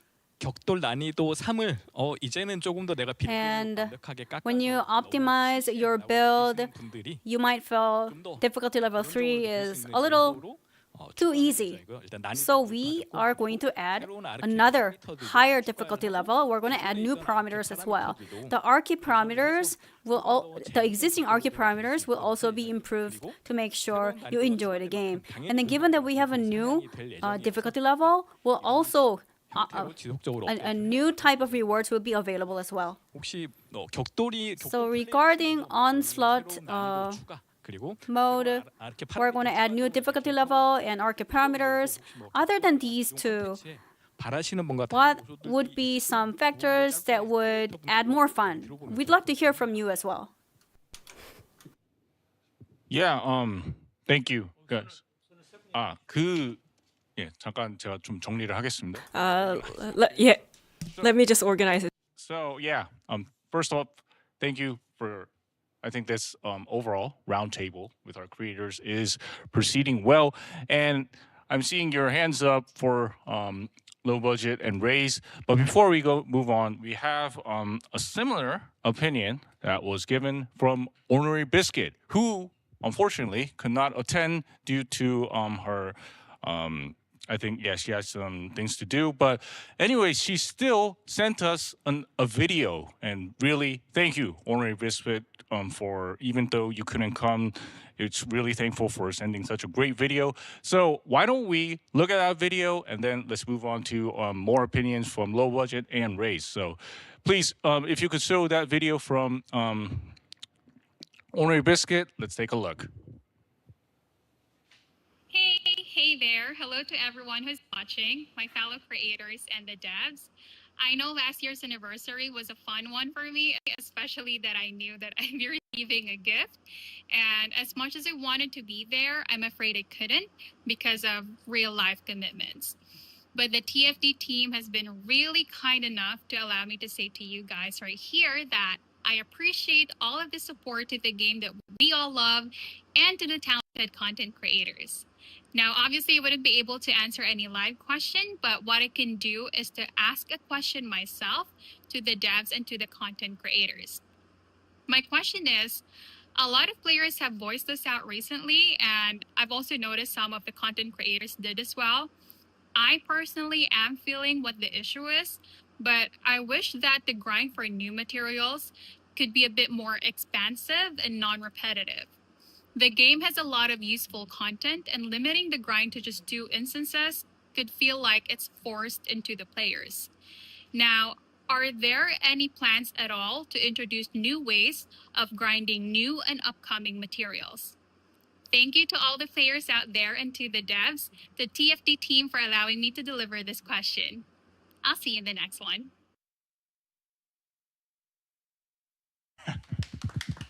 And yeah, I'm seeing 3 hands. Let's first also hear an opinion from Low Budget. Hi. So yeah, basically, I just wanted to echo what Sen and Alyssa have already said regarding the old content, things like breach tracking. What I want is, at the moment, we are getting big updates and big new content every season. But we can also look at some, minor variations of existing content. For example, we have Onslaught. Onslaught is very successful. We want more maps and things like that. But you could also have something like a mini Onslaught mode, which is more intense, perhaps. Shorter waves, but maybe timed instead of the number of kills. And you can also have some fun interactions, like fun missions, just random silly things in the game. Like for Halloween, you could change one of the dungeons and have spiders running around and pumpkins everywhere. Or maybe have one special day where Jaber becomes the most powerful descendant in the game. Just silly things like that. He runs as fast as Bunny and he jumps higher than everyone. He flies like Serena. Things like that, just which is not taking too much development time, but it adds a little bit of fun and silliness to the game, makes it a bit more lighthearted, things like that. So I think something like that should be considered instead of like waiting every season to get like a new mode and then another mode. Also, I wanted to mention the thing Alyssa mentioned about the breach tracking. So at the moment, the purpose of breach tracking would be to get these superconductive cooling units. And we do that for the Ancestors module. So the main goal is the Ancestors module. So I think the grind in the breach tracking should be significantly reduced. Meaning, let's say somebody has a new Ancestors module, they want to re-roll it, they don't have enough superconductive. They should just head to breach tracking and be able to farm a lot of it. So I would say increase the amount you get from breach tracking by 10 times at least, so that there is a purpose behind the breach tracking. Because otherwise people, they just don't seem to have a good reason to go there. So basically, these are some of the things I wanted to cover.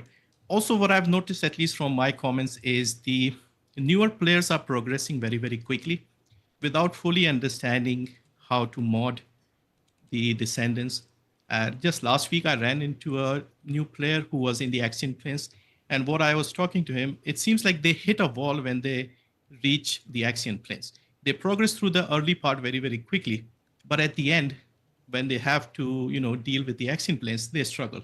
They're still running around with their basic Descendant and the Thunder Cage. So I think, yeah, all the 3 stages, I think endgame with Onslaught is good. We need to build on that. Early game, the boost path and those things are great, but some fun tutorialized missions to help the new players understand how to mod the game and how to build the Descendants. Because people who are coming from a non-looter shooter background, they're basically just picking up a gun and starting to shoot. They don't understand that they have to build the Descendant, put the catalyst and things like that. So yeah, some of the things that I've noticed my community mention. Thank you, Low Budget. Yeah, since Low Budget said a few things, I think we should cover it with the dev team before moving on to Raise and Seven. Yeah, please do wait a bit more. So yeah, I think the first part was also kind of similar, talking about 네, 질문이 좀 많아서 한번 정리를 하고. Wait, I think there were a lot of questions, so I think we should kind of 먼저 organize this and then move on to another question. 전에 일단 정리를 Right, so before we move on, let's just organize what we have on the table so that we could give you the best answers. So the first part was mostly about sorry about that. Yeah, we got great ideas like minion onslaught. Yeah, minion slot. I think that was pretty interesting. So maybe adding more kind of like silly modes, and actually the idea itself isn't really silly. I think it's pretty great. Having like more kind of fun things also being added into the game is actually something that we can consider. So that was kind of the first part. And the second part was breach tracking. Mostly it's about we're going there for like superconductive cooling units, and grinding in breach tracking should be reduced. So maybe like when we farm, we can have like 10 times more loots from here. And yeah, I think that is one thing. Another thing the dev team should think about. And the last part was about new players. So new players hitting a wall.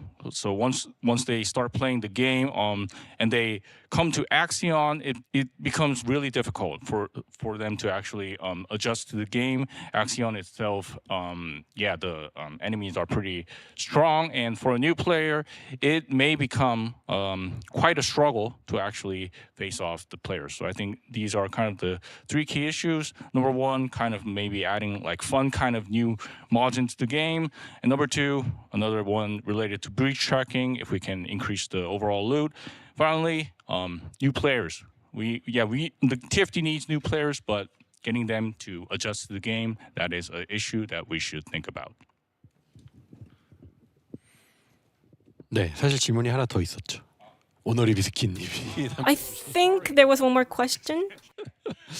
네, 그래서 네, 순서대로 이야기를 한번 해볼까요? Yes, let me go over them one by one. 일단 First of all, 오너리비스키님이 말씀 주신 내용은 what Ornery Biscuit mentioned 엑시온 침투 작전의 recently in Axion Infiltration, 재료에 대한 이야기. she mentioned about rare materials. 이번에 제노플루이드는 The genofluid, 대량 획득 recently, 수량과 when it was mass farmed, we increased 이것을 좀 the 재료 파밍을 farming rate so that it's more favorable for our players. So I'm curious to hear your thoughts. And this is all about probability. It's random. So I'm sure all of the descendants have different 750개 모으기 전에 they have different experiences. But for me, getting 750 genofluids, it became later than gathering the maps. This time, materials finished, but I got the blueprints later on. 한 던전에서 오랫동안 파밍해야 되는 So, 완화를 하려고 farming a single item in a single area, we're trying to avoid this. And for new descendants, 기초 재료를 when we have new descendants, 나눠서 내기로 했습니다. we're going to divide the content into two places. So for Raven, we're going to put it like this. 어려운 구간에 고효율 In a difficult mode, we're going to have a high efficiency farming system, and vice versa. 배치를 할 계획입니다. 그리고 초월 무기는 For transcendent weapons, as we've mentioned earlier, 파밍이 가능할 거예요. a lot of the content will allow you to farm it. 결국 이 질문의 포인트는 특정 Now, the 컨텐츠 point of this question is 노가다 하는 게 지루하다. because we don't want our players to become bored and make a lot of players have said it's kind of dull. So this very repetitive patterns we're going to move away from. That's what I can say. 질문에 대해서는 충분히 답변이 I hope your first question was answered sufficiently. 혹시 첨언해 주실 얘기가 있을까요? Would anyone like to add to this for basic materials? Some feel like it's a step-by-step way, but until now, it was kind of a quantitative method, but now we're going to give it to you time to time in a large bulk. So that's the changes that we're going to introduce. So we will make sure that you get the rush once you farm those items. So that's the balancing rework that we're going to do. 네, 그리고 이제 로버진님이 말씀 주신 And I think low budget, you mentioned three issues. First is adding more variations and some silly fun aspects to our game. We really relate to that. Like you've mentioned, in trial mode and onslaught mode, we are getting ready for variations. Whether it be new dungeons or field, there will be new aspects but for old content, we are getting ready for new aspects as well, variations for old content. And secondly, just correct me if I'm wrong. Sorry, I think the interpretation is kind of throwing me off. You said breach tracking is less efficient. So for cooling units, you said you needed more efficiency, right? Yeah, is that right? Low budget. 네, 그게 맞을까요? Seems it is. 그게 맞는 것 같습니다.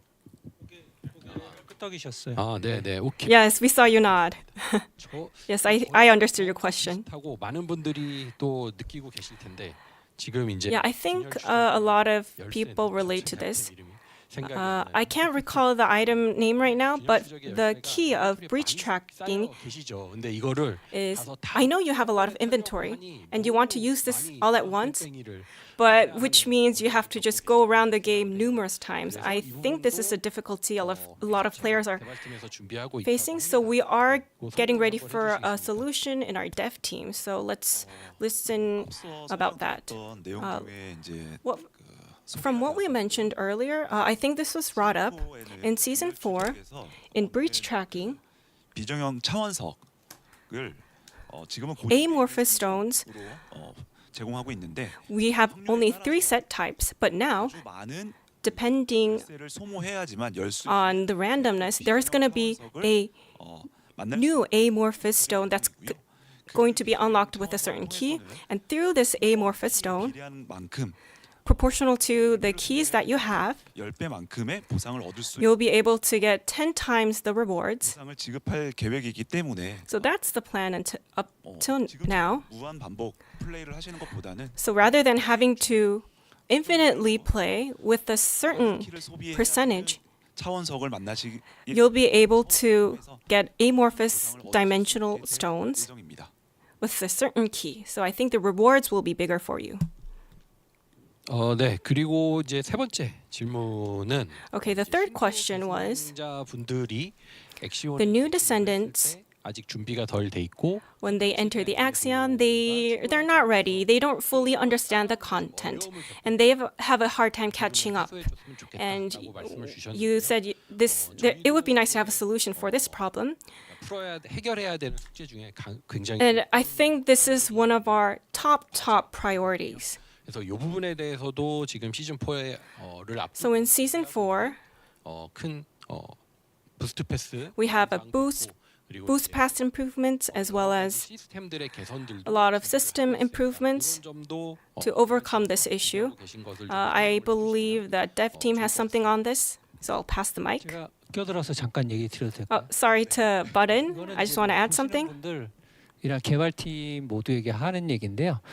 This is something I just want to say to the whole dev team. 플레이하시는 분들이 어느 지점에서 많이 There are some points where new players quit according to data. 하신 것처럼 뭐 이제 촉매작을 해야 되고 when we have to farm catalysts and set up builds, this complicated system, it's very hard to understand. So that's one of the challenges our new Descendants face. Like Low Budget mentioned, while you play, we have a lot of tasks that we need to clear, but we get lost in that process. So when I play the game, when I see the chat, a lot of people really ask that question, which Descendant should I grow? How do I do this and that?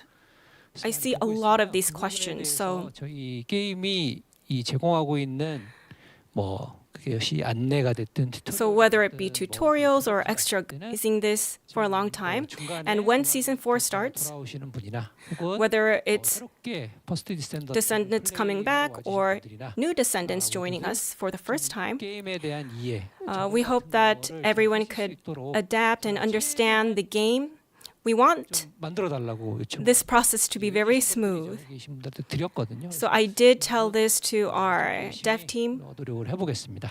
So I promise we will put more work on that. Would you like to add anything else? 여기 통역 끝나시고 영어 통역 끝나시면 네 됐습니다. 예. 시즌 4의 새로운 부스트 패스를 Our booth path for Season 4, there is going to be a booth path, and using this, if you play, 버니의 완성된 빌드를 you can see Ultimate Bunny's complete build, and you can actually use this. And this is the support that we're offering. 이용해가지고 And using this, you can 도달하고 또 새로운 get to the high tier content very fast and enjoy new content as well. So that's the support that we're getting ready for. So we'll make sure that newcomers don't get lost and they adapt well to TFD. 추가로 저희가 또 고민하고 있고 Additionally, 시도해보고자 하는 것 중에 하나는 one of the things that we're trying is 를 키웠을 때 어떻게 키워야 when users choose a certain character and when they build that character, 부분도 좀 많이 궁금해하시거든요. sometimes they wonder how should we actually use this character to its full potential. So to give them a feel in trial mode with a certain set build and Descendant will help a player's Descendant see what it feels like within the game. So when they get this game experience, players will able to get an understanding of what it feels like to play with a certain Descendant. So that's some of the updates that we are planning to continue. So even though if you don't really progress with a certain Descendant for a long time, you'll still be able to get a feel of what it feels like. Yeah, thank you for that opinion. Yeah, I see Raze and Seven has been waiting for a long time. Thank you for waiting, guys. Raze, could you give an extra opinion on this? Yeah, absolutely. Yeah, thanks so much for everything so far. So I've got two things that I was hoping to kind of ask, both for kind of the near future. So, for example, the newer dungeons like Bastion of Immortality, it feels great in terms of like how it plays. I love the verticality elements that are to it. It feels like a very fun level to be grinding out. I mean, if we took like the full grind out of the equation, the level itself, fantastic. I genuinely really do enjoy that. Same with Legion Lab. Really enjoy the boss fight that's at the end with the extra elements of the extra enemies that get spawned. Can we expect to see more elements like that to be expanded on in the future, and some kind of like fun element rather than just a boss that just exists with an immunity phase? And the second point that I do have is in regards to Colosseum, which is, I know it's not until December and there's probably still quite a bit of planning around that. Is there any kind of consideration for removing pay-to-win elements out of that, considering it's going to have an element of PvP attached to it? So things like Ancestor modules as well as Transcendence weapons, giving some kind of unfair advantage to those that have deeper pockets compared to that of free-to-play players. Yeah, great opinion. Thank you. So Raze gave two different opinions. Seven, I'm sorry. 제가 또 천천히 해야겠네요. Sorry about that. I'll be sure to slow down a bit.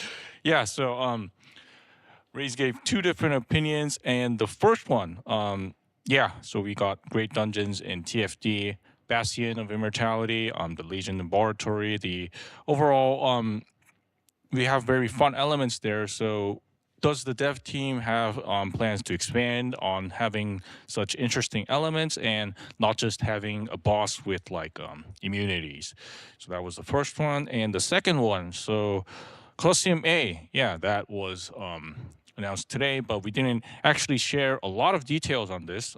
It's coming in December, but yeah, I think not just Raze, but players may be concerned since it is it has PvP. It's PvE versus VP, but still you're going to face against other players, and once it's something PvP goes in, there's always the issue of pay to win. So I think that is a concern that may arise after we announced some content of season 4 today. So things like ancestors modules, and also something that's coming in season 4, which is transcendent weapons. That may also raise the sentiment of pay to win. So yeah, I think it would be great to hear your opinions on this.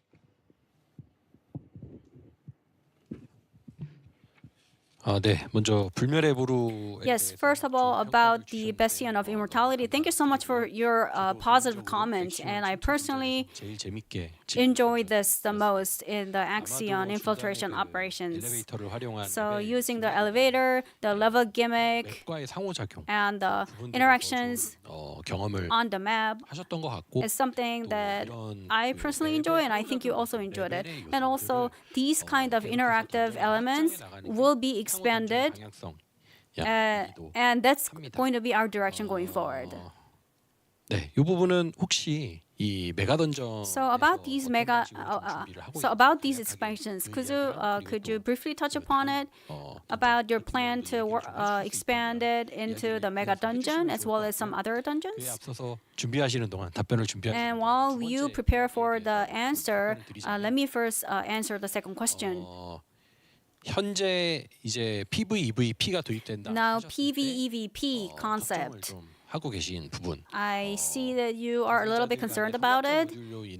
Due to the ancestor module, there are going to be gaps in the growth and performance amongst the descendants. So that might lead to unfair gameplay or disadvantage against some descendants. So it's not going to be a combat between descendants. So descendant can become a colossus, and then so basically it's a combat between colossus versus colossus. 플레이어가 조작하는 것이죠. And the enemy is going to be controlled by a player, and other players cannot perceive or perceive what's going to happen. It's going to add more 이 구조적인 부분에 대해서는 저희도 dynamism to the gameplay, 접근을 하고 and we are definitely taking this as a 말씀 주신 것처럼 taking this very carefully. 반영되느냐에 따라서 When it comes to the growth aspects, 재미가 달라질 거기 때문에 depending on your growth, your gameplay experience can be very different. We do have some time left until we finish the development, so we'll take all your comments into our updates. So coming back to the first question, let's address the leveling and our upcoming plans. 네. 앞서 말씀해 Right. 주신 것처럼 So as addressed before, 던전들에 대한 요소들 중에 긍정적으로 평가가 나오는 내용들은 the positive comments that we received regarding existing dungeons are 앞서 말씀드린 reflected into new versions as well. And in terms of adding new random factors, is also part of efforts to 저희가 일단 목표로 hear your voices, to listen to your voices. Now, let me first start with the 하지 않고 어렵지 long-term visions. We don't want to make it too simple. We want to make it a little difficult, challenging, but fun at the same time, exciting at the same time. So to make that happen, 추가 기믹들 we have some additional gimmicks, and I'd like to introduce you with some of the gimmicks that are going to be applied in the Mega Dungeon. The boss monster. 기믹을 쓸 때 플레이어들이 So boss monster's gimmick, 어떤 건지는 스포일러가 I'm not going to spoil it today. 그 부분을 잘 공략을 하면 So 조금 더 단순히 빠르게 깨진다를 넘어서 when you 전투에 유리하게 활용 apply the right gimmick, you will be able to get some buffs instead of just defeating the monster more easily. And it's not going to be applied just for the boss. During your progression to combat against a boss, these kind of new options will be added. So when there's a monster, you can strike a deal and then eliminate the bosses. That was the existing gameplay. And then we're going to add more dynamic factors. So you use various gimmicks around the area. For example, you hit certain object and drop it, and the monsters around the area can be eliminated very easily, wiped out easily. So those are the kind of gimmicks that we have in plan to add to make sure the gameplay is more exciting. 다양하게 넣을 예정입니다. 네, 제가 So I just have a lot to say. I think that's why I am speaking a little fast, but I will do my best to pace myself. 긍정적으로 평가를 해주시는 Anyways, so all the positive feedback that you are sharing with us, we do keep in mind when updating new content. So that's the core part. So thank you so much for your question. Yeah, thank you. Yeah, lots of good feedback from the dev team. Let's look forward to how they update in the future. And Seven, sorry to keep you waiting for so long. Could you give an opinion on this? Yeah, no problem. I was I kind of want to rely on what Song of Race said about the ancestor mod. It being quite a topic in the community and a worry at the same time, because as we see today, like speedrunning and stuff is a thing in the game, a major thing in the game. And ancestor mod is taking a huge place. And I think it is kind of unfair for everyone, and it kind of frustrates people that can compete mechanically but cannot compete about the ancestor mods. So do you plan into like for the everything that implement like the ancestor mods, so the abyss bosses, the purge, and everything like this, to remove the ancestor mod for the challenging part and keeping the ancestor mod for the farming part? For example, if we keep the ETA vouchers, like letting people farming with ETA vouchers with ancestor mod, but like removing from the part from the challenge. Sorry, to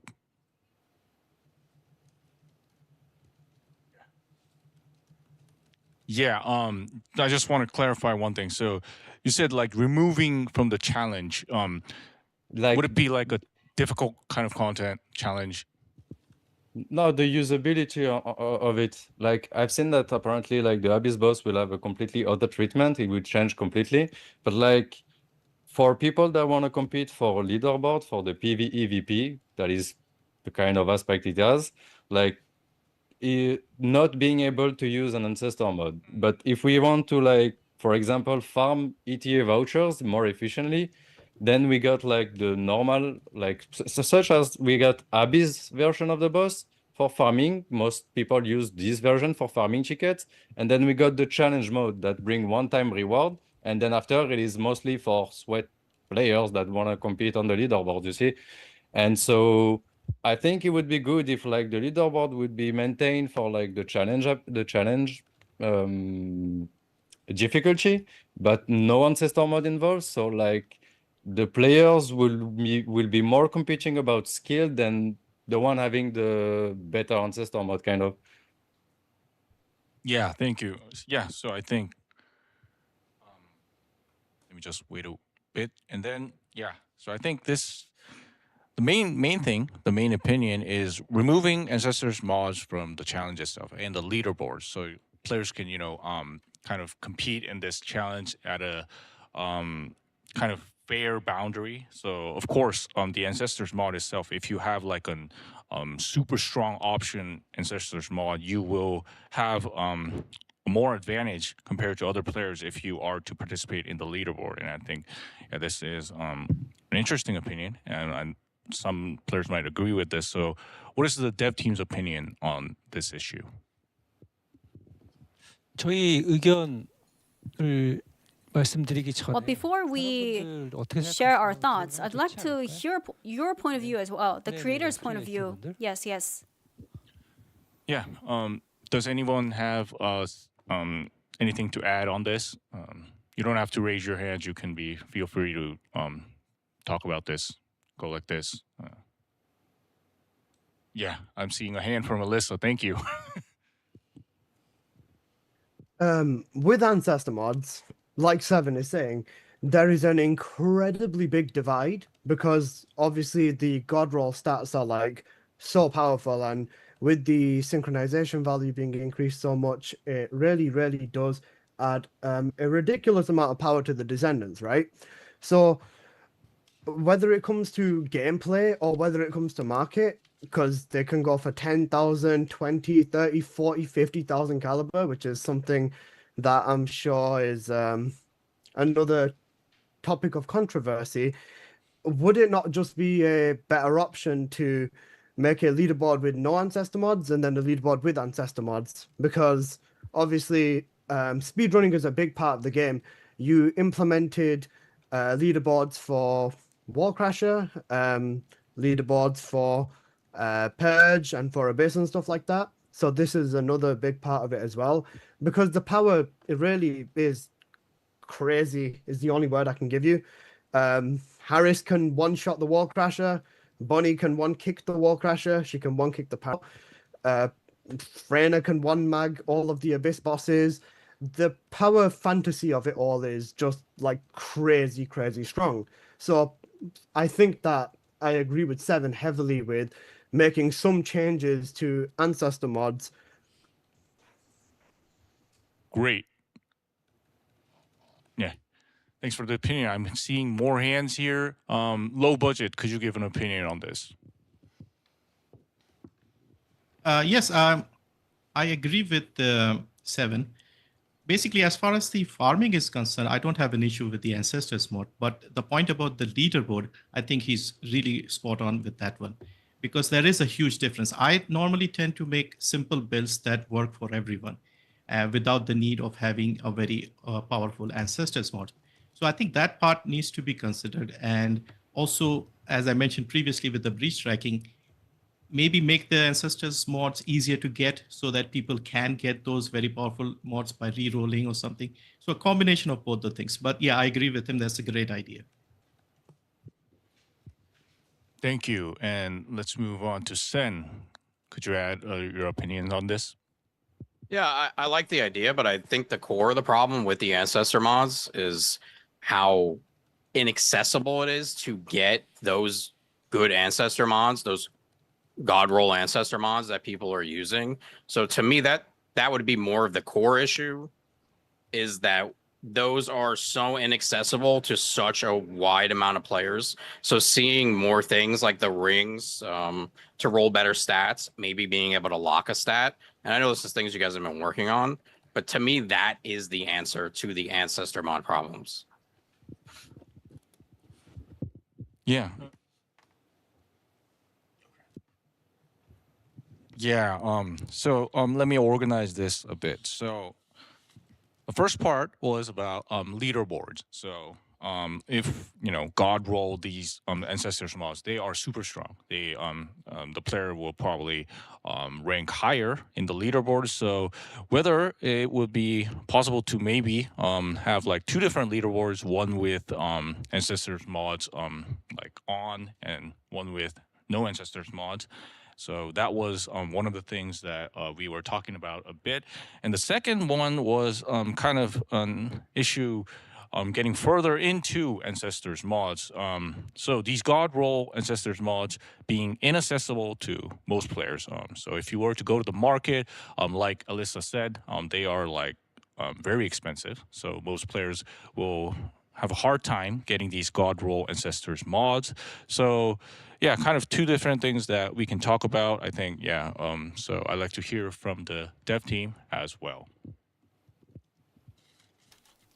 네, 우선 크게 나눠 보면 So 이제 삼각자의 획득 난이도 모듈과 starting with the drops, 리더보드의 why 공정성 it's so difficult to get it, and the 요두 가지의 fairness 이야기인 것 같습니다. regarding the leaderboards. These are two 그래서 topics that were 리더보드가 지금 모두가 mentioned.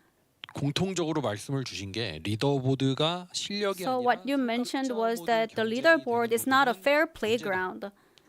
라고 It's just something for descendants with the ancestors module. That's what you said, and I do see eye to eye. You don't have any other opinions. You might say like, "Hey, what are you talking about? 반대하시는 거예요? Are you against their views?" No, come on. It's just a joke. 의견이 있으시다고. Do you have any other views? You raise your hands. I'm sorry. 이게 모여서 같이 얘기하는 자리잖아요. Well, because this is an open talk, 정해진다고 we're not trying to make it 세븐님 뭐 의견 한번 좀. too strict. I'd like to hear from Seven as well. You raised your hands. Can we hear from you? Yeah, can you hear me? Yes, we can. Yeah, okay. I want to mention this, like, for example, if I take my example, I won't do a leaderboard on a certain character if I don't have the ancestor mod for it. That's how I see it. For example, if I know that my mod won't be good enough, then I know that I'm too competitive for it. That's what a leaderboard is. So I will not do it until I be able to get the ancestor mod for it.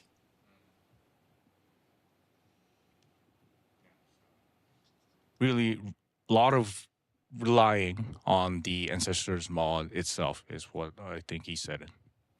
Yeah, exactly. 네. 네, 이 부분은 Yes, about this topic. 오늘 지금 이 토론의 자리에서는 이 리더보드가 성각자 모듈이 경쟁이 되는 게 leaderboards become a competition between descendants who owns ancestor modules, which is causing unfair playground. However, ancestor module is part of the game. So if you farm really hard and get the ancestor module, let's say that you are the descendant who has the ancestor modules, and you need to have a leaderboard to compete with other players with the ancestors module. So let's take this into a more broader term. I believe there could be many perspectives regarding this topic. 리더보드를 둘로 나눠본다거나. So maybe dividing the leaderboards into two could be a great option. The one with the ancestor modules and without it. For instance, in certain content, we say, hey, no ancestor module challenge. So that's something that we could consider as part of the solutions. Right. But there are people who worked on really hard to get the ancestor module, so we don't want to let them down.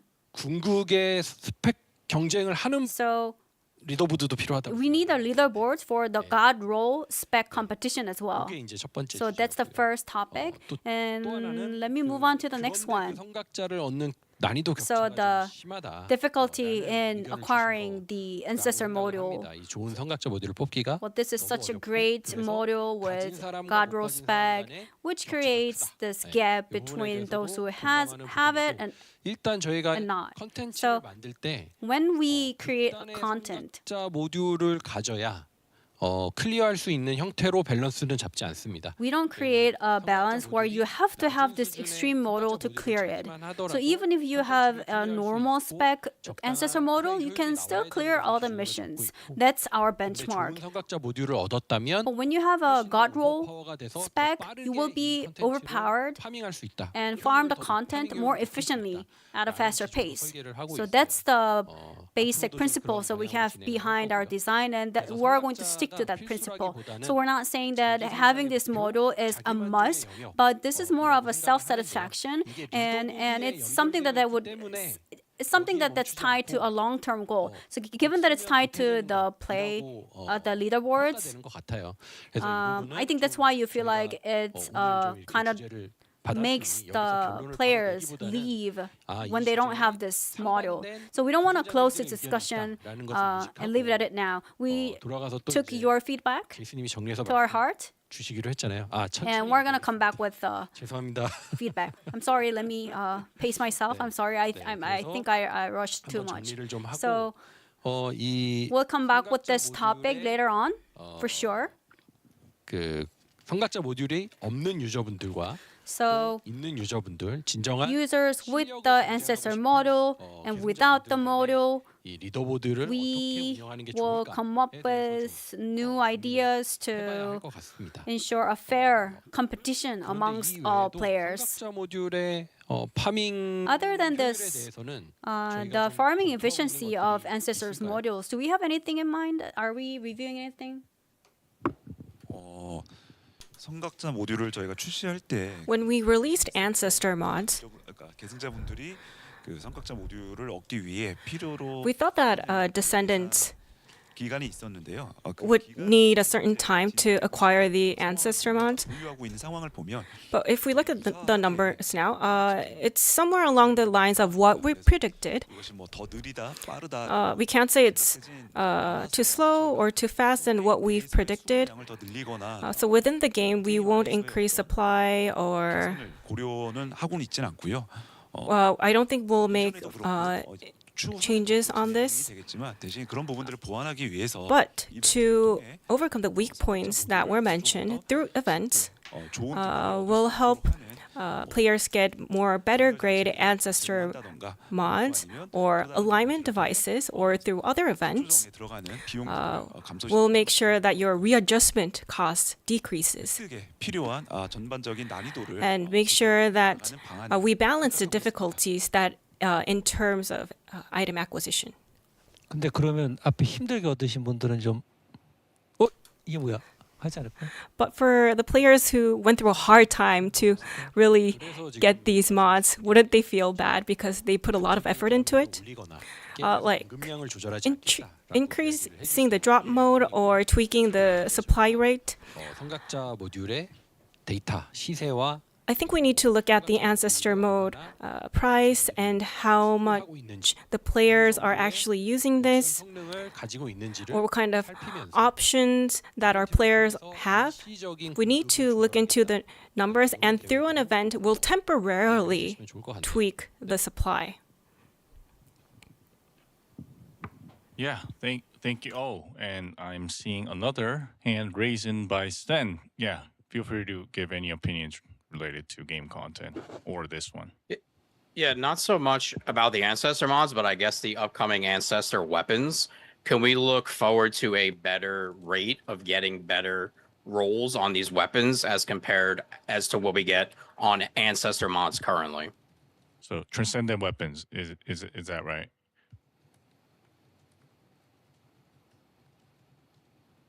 I think so. Yeah. So I think he was meaning transcendent weapons. If it's getting new roles and those stuff, yeah, that was also, we saw a lot of opinions on that when we announced transcendent weapons. So yeah, I think they are curious since it's gonna be another content that we'll have to roll for real powerful transcendent weapons. So yeah, I'd like to hear the opinion from the dev team on this. 네, 이거는 다른 분들은 답변을 해도 되나 막. I think everyone's kind of hesitant to give an answer, but so I'll give you the answer. 네, 성각자 모듈. For ancestor mods, 사실 저희가 이제 주간 그 파밍에 in weekly farming, we put it in as a weekly task. 네, 그러다 보니 So 저희가 기대했던 것보다 compared to what we expected, 실제 the players' actual patterns, 파밍하시고 they farm as a daily work, like a homework, and then players don't farm at all after that. 성각자 모듈은 And for ancestor mods, 구성이 되었습니다. it's reroll materials. You farm reroll materials. You do your weekly mission, and you readjust the ancestor mods for your descendants. And that's the pattern in ancestor mods. For transcendent weapons, rather than realigning, we want players to farm. For high efficiency farming content, through that gameplay, you can get more drops of transcendent weapons and enjoy transcendent effects. That's the kind of structure we're drawing. So rather than ancestor modes, in terms of efficiency, I think transcendent weapons would be a bit better. 그리고 그럼에도 불구하고 아까도 질문이 나왔는데 but still, I think we had a question about this when we went over transcendent weapons. I think this was on our live chats. Is there a reroll? That was one of the questions. It is limited, but there will be rerolls. So 충분히 답변이 됐는지 I hope this answers your question. Yeah, so yeah, it's been a while since we talked about game content, and I'm not seeing any hands right now. So as I explained at the beginning, the next content is also something interesting, which is going to be Descendants. So, but before we move on, does anyone have anything to add on game content? You can raise your hands. And currently, okay, yeah, I think Sen has an opinion. Let's hear it before moving on. What do you guys think about since you're introducing a PvP mode with the new coming content in season 4, What about a PvP mode that involves us racing hover bikes on a track? Like a racing mode, you're saying? Yes, yeah, like a hover bike racing mode. Yeah, kind of. I think that's kind of like a part of a new mode. So, what's your opinion on that? It sounds fun. Oh yeah, let's also hear from Seven as well. Since like yeah, we are talking about a PvEVP at the end of the year normally, like as mentioned in the roadmap. Do you have any plan that has been a topic in the game since like a while now to implement guild, group, clan, stuff like this?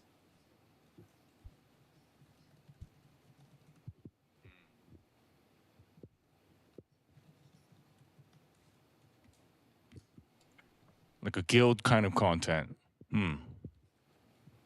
Also, yeah, it is content, and it's all related to. I think so. Like a variety of content. Is it going to be coming in TFD? So. 네. 네, 지금 이제 앞에서 레이싱. 네, Right, first on racing, PVEVP처럼 like PvEVP, 호버바이크를 이용한 would it be possible to be there?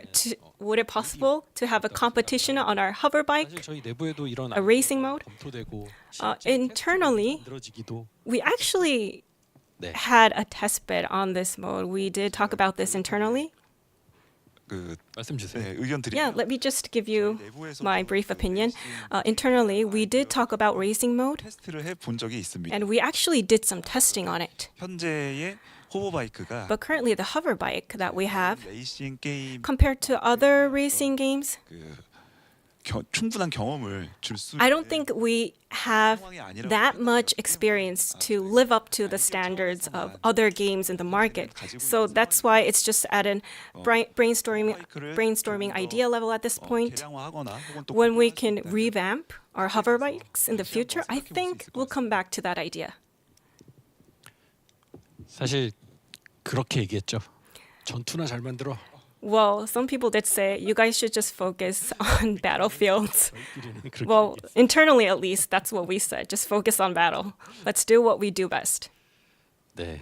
그 다음은 이제 PVEVP. Now, moving on, PvEVP, you mentioned builds, guilds. 지금 당장 뭐 확정하기는 어려워. I can't give you a set answer at this moment 신중한 부분이고. because it needs a lot of discussions and a lot of thought. Because even if we make guilds right now, I don't think it'll be well operated at this moment. We didn't think it's the perfect fit for TFD right now. But when we have PvEVP, it's a 3x3 team play. 팀 나와 같이 플레이할 수 있는 파티원을 찾는 게 더. Now, looking for team members 그래서 길드를 얘기했어요. for your 3-member team, it's important to look for your party members. I think that's why you brought up guild. So to implement that, we are thinking of a party forming system so that you can find party members that's more suitable for you. So making a team and make this PvEVP experience more enjoyable, we're trying to just make that system more up to date and more enjoyable for our players. Yeah. Also seeing hands up from Seven. Yeah, let's hear from you. So yeah, I've been like mentioning like some people mentioned me like the in the community mentioned me about the guild, etc. And I've seen like different things going here and there in different multiple games. And like about the guild, it's not necessarily about having specifically PvEVP or PvP specifically for having a guild, but like also having quests to do as a group. And then why not implementing a leaderboard from the clan that does the more quests, the more dailies, the more like that is the more like doing everything, every mission possible in the game, and like collect point and stuff like this, making like guild and like people connect more to each other, because I feel like in the game there is like the public matches, but there is not much that connect player between each other. Yes. So I think it's mostly kind of like a social element. That's kind of what you mentioned. So maybe the guild isn't like totally focused on competitive content, but in most games you go into a guild, you can party with other players to participate in dailies, maybe go to onslaught mode, those kind of stuff. So I think so what's your opinion on this? I think if players had such a content, it could be also good for new and returning players as well of having a guild kind of content.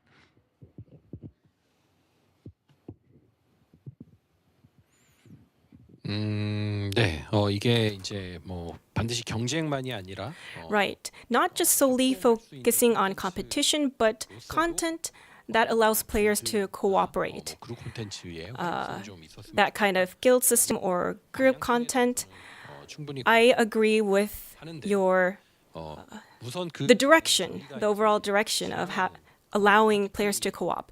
But 만들려면 in order to make a party play system that we think ideal is a content where it's more convenient and more quick for party playing and creating this kind of environment and making all the descendants useful. We call them, quote, jobs, like making all our descendants useful. And diversifying contents based on these priorities, I think, is our utmost priority. Now, at this current state, even if we have a guild system or a clan system, I don't think the issues that we have at the top of our list won't be solved.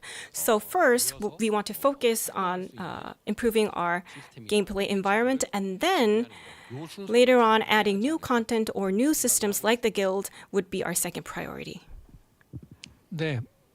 말씀드리면 어떤 제안하신 To elaborate, what you've recommended, I very well understand where you're coming from. 길드라고 하는 어떤 단일한 시스템을 얘기하신 게 아니라 이걸 둘러싸 I think you don't mean just guild, but you also want additional content that make the guild system more enjoyable. 다만 저희들이 의도하고 있는 개발 로드맵상 But for our development roadmap, 일시일내에 할 일은 아닌 것 같다. I think it's an issue that we have to think for a long run. It's going to be we're going to need a long time to actually achieve that because it's one of our long-term missions.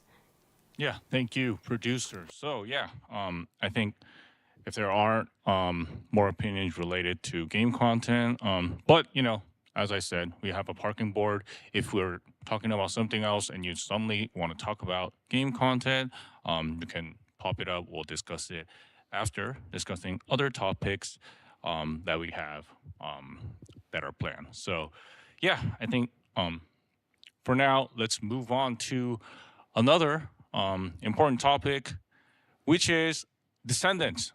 So I'm sure many of you are curious about descendant balance. So this is a great opportunity to talk about that. And 와 손을 막 드셨어 지금. Yes, we already have 4 players. Yeah. Oh wow, we have 4 players. Oh wow, 5 creators raising their hands. Oh no. We're going to be very busy today. 털릴 준비들 하셔야 되겠다. Okay, brace yourselves, everyone.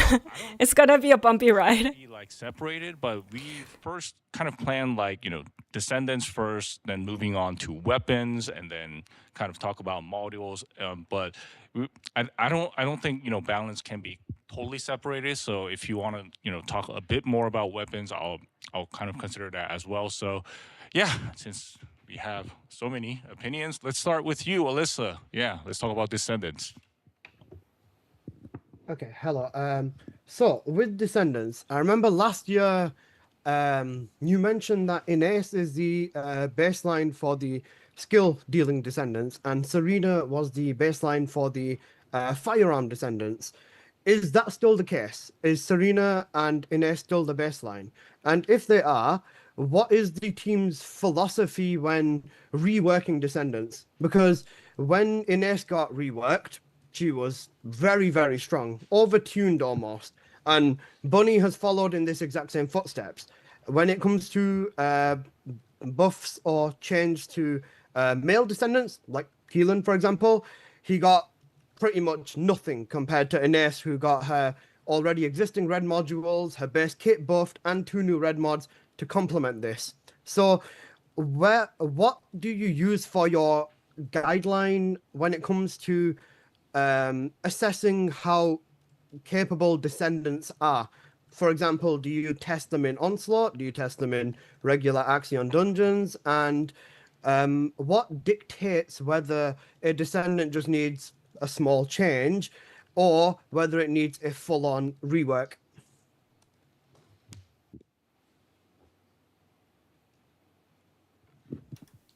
Yeah, Alyssa kind of 네. answered a critical question so let me organize this.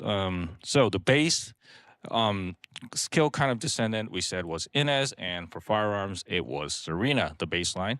So Alyssa was curious about what was the philosophy when we are reworking Descendants, because recently Inez and Bunny, they were quite overtuned when they received balance patches, but for like male Descendants, Keelan, he didn't have a lot of patches. So what do we use as guidelines when we make balance patches for our Descendants? And yeah, I think this is something a lot of our creators, players, everyone is curious about. So let's hear our opinions from the dev team. 네, 요거는 이제 좀 디테일 All right, so 내용들이 많이 들어가니까 it's got a lot of details. 개발팀에 So 직접 I 좀 will 질문을 한번 넘겨볼게요. let the dev team to answer the questions first. So what are the benchmarks? How do you evaluate the current balance and we decide to change them? 복합적으로 평가를 하게 되는데요. So we do a full round assessment.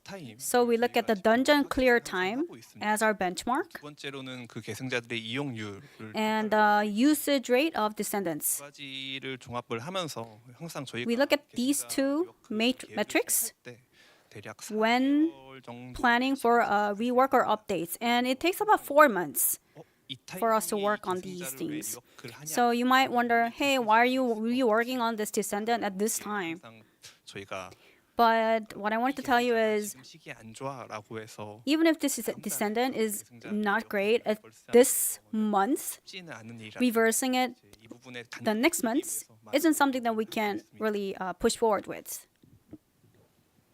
네, 조금 저 의견에 All right, so I'd like to add on to that. 상위 던전 중심으로 So for high 비교하고 있었는데 level dungeons, we have been looking at the clear time of these high level dungeons, and we are also looking at the onslaught mode. 포함을 하고 So 합니다. when it comes to evaluation, we look at the clear time of high level dungeons and onslaught mode. And when it comes to improving the skills of Descendants, you ask about the improvement cycle. So we have been making updates monthly basis. And in season 4, instead of making monthly updates, of course, we will update the skills, but we will focus our efforts more on the balancing. 개선이 진행된 계승자를 다시 좀 So, 부하는 작업들을 adding buff to these skill updated Descendants is something that we're going to focus more on. So when we only update the skills, 기간이 그러니까 4개월 전이라고 말씀하셨는데 이것보다 I mean, we mentioned that the update cycle is 4 months,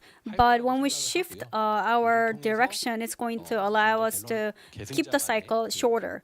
간극은 좀 맞춰가지고 That would hopefully reduce the gaps amongst the Descendants. 그리고 이 이야기를 하면서 또 And speaking of this topic, 앞에 말씀하신 이야기 there was this point where you brought up that really caught my eyes. 그리고 세레나가 So Inez and Serena are the strong players. 이 질문을 주셨고 And do we believe this principle still sticks? 튜닝됐다고 생각하는데 And you see that Inez was overtuned, and how are we going to approach the buff of Inez going forward?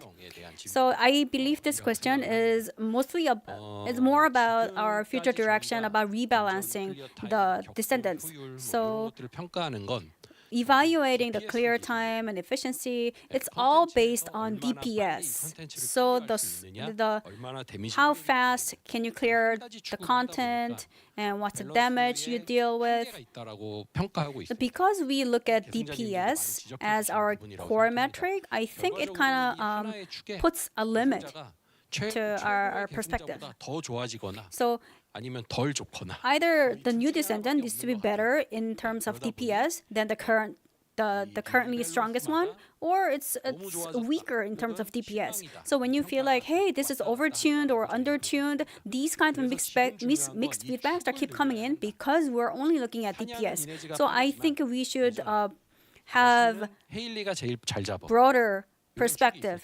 You know, Haley is better in terms of defeating Colossus, and Inez is the fastest in terms of, say, 샤렌이 제일 잘해. something else. 은신이 필요한 So 컨텐츠야. different descendants should have different skills or strengths at different contents. So we need to diversify the 저희가 다양한 strengths of these descendants 라고 생각을 합니다. to make the gameplay more engaging and exciting. And that's the kind of direction that we're going to push forward going on. And 이야기해 주실 수 있을까요? our dev team will give us more details about this.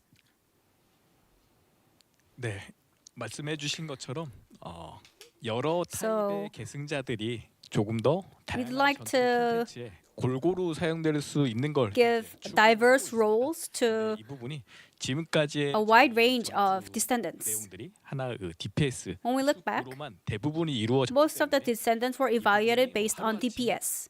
So we're not saying that that's going to be changed overnight. 준비하긴 어려운 게 It's very challenging for us to come up with a 장기적으로 lot of content to change this whole direction in a very short period of time.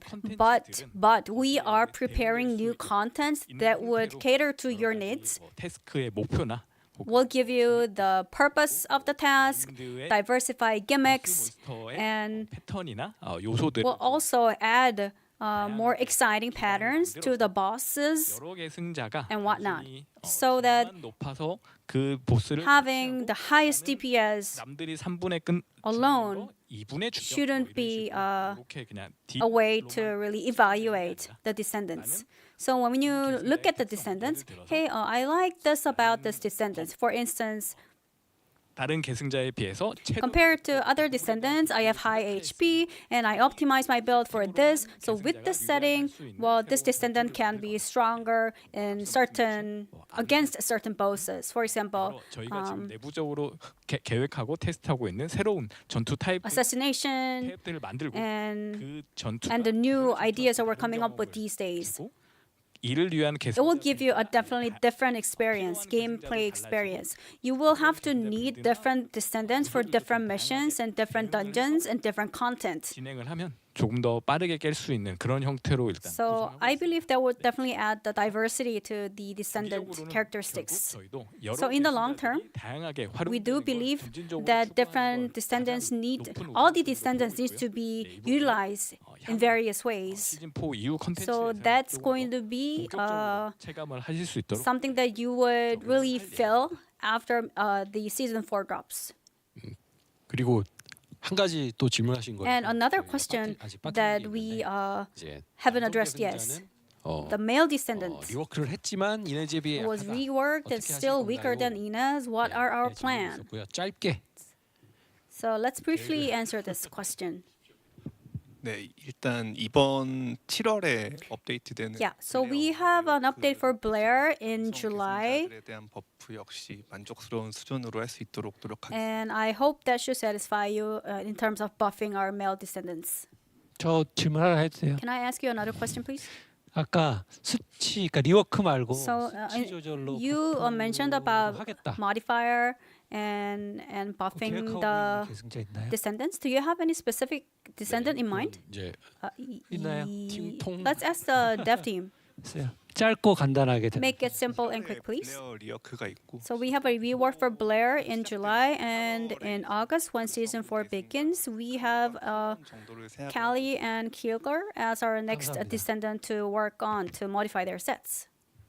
저기 한 가지 지인의 의견 드리면 하고 싶은 얘기가 많다 보니까 I know you have a lot you want to talk about, and that's why the answers of the dev team is getting longer.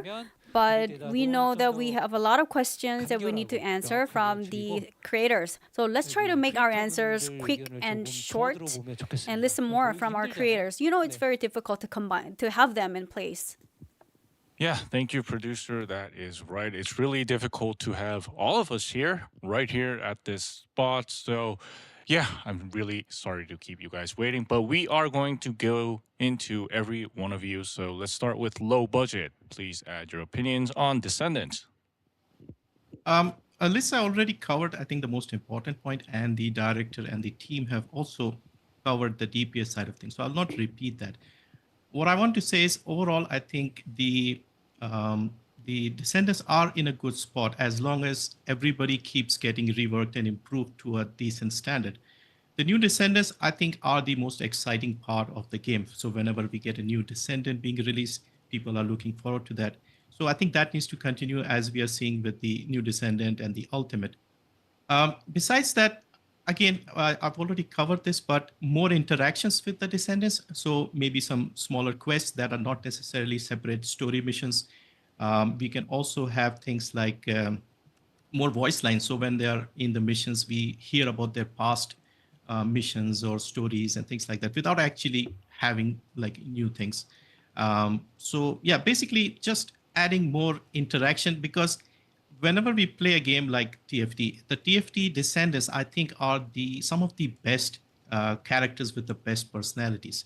And this is something that hooks people when they play the game. Somebody likes Bunny, somebody likes Freyna or something. So I think this is something that needs to be built on further. Maybe another thing you may have heard a lot, I see this in the comments quite a lot, is more idle animations, more sort of personal touches that separate the Descendants. Things like that, more lore in the Albion. Maybe you hear about the Descendants achievements, or some Descendant did something special, like a small bulletin board in the Albion area or something, just to sort of, attach the players playing the game to the Descendants, because I think that is the main thing that people play the game for.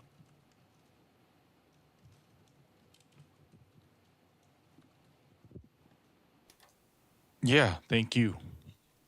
Okay. Yeah, so our producer said, let's all hear various opinions, and let's go to 7.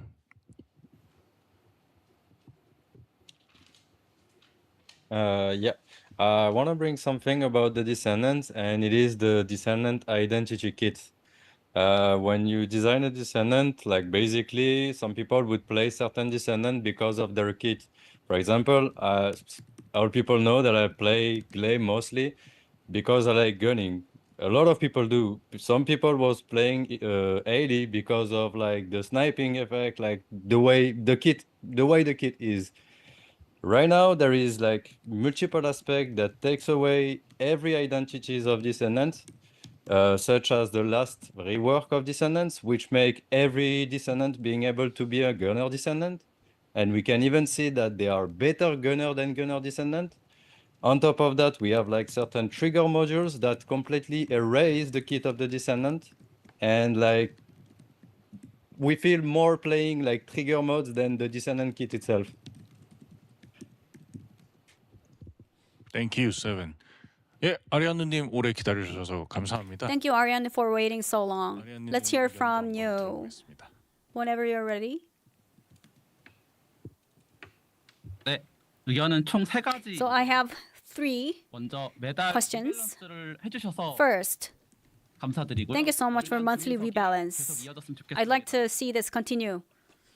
그때만 리밸런스가 진행될 때마다 So whenever there's a rebalance, 상향되는 게 너무 I feel like the skill, the modifying stats, modifying skills, is being too repetitive. 업데이트가 된 해당 계승자만 So the Descendant, with that update, 이거를 스킬 개수 is being used more often after the update. 조정하는 게 아니라 So I think rather than just focusing on skill modifying, 외장 부품의 기본 레벨 maybe we should start touching the level of reactors 100레벨에서 120 and other equipments as well. For example, do you have a plan to increase the level from say 100 to even higher level? Because when we look at the stats, when you increase a level, the base skill increases, and I think that's a better direction. So whenever the mechanics change, that's what really makes it fun, especially Bunny's kicking. That was so much fun. So I was hoping you could take this into consideration. So do you have any plan for leveling up?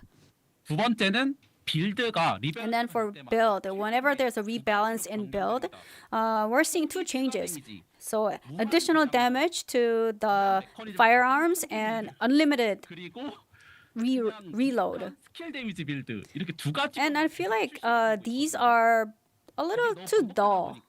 We're seeing such repetitive pattern, which is a bit hurting the distinct characteristics of our descendants. And the third question is 동기화 수치입니다. sync stats. 복귀자분들이 항상 얘기하시는 게 So the synchronization value, 수치는 내려가면서 when the character improves, the synchronization value goes down. You know, I pay 100,000, 200,000, want to buy some things, and then after a patch, my 되게 실망을 많이 하시는 ancestor model it becomes like almost like a trash. So 있는지도 궁금. I have a question about your plan regarding the synchronization value.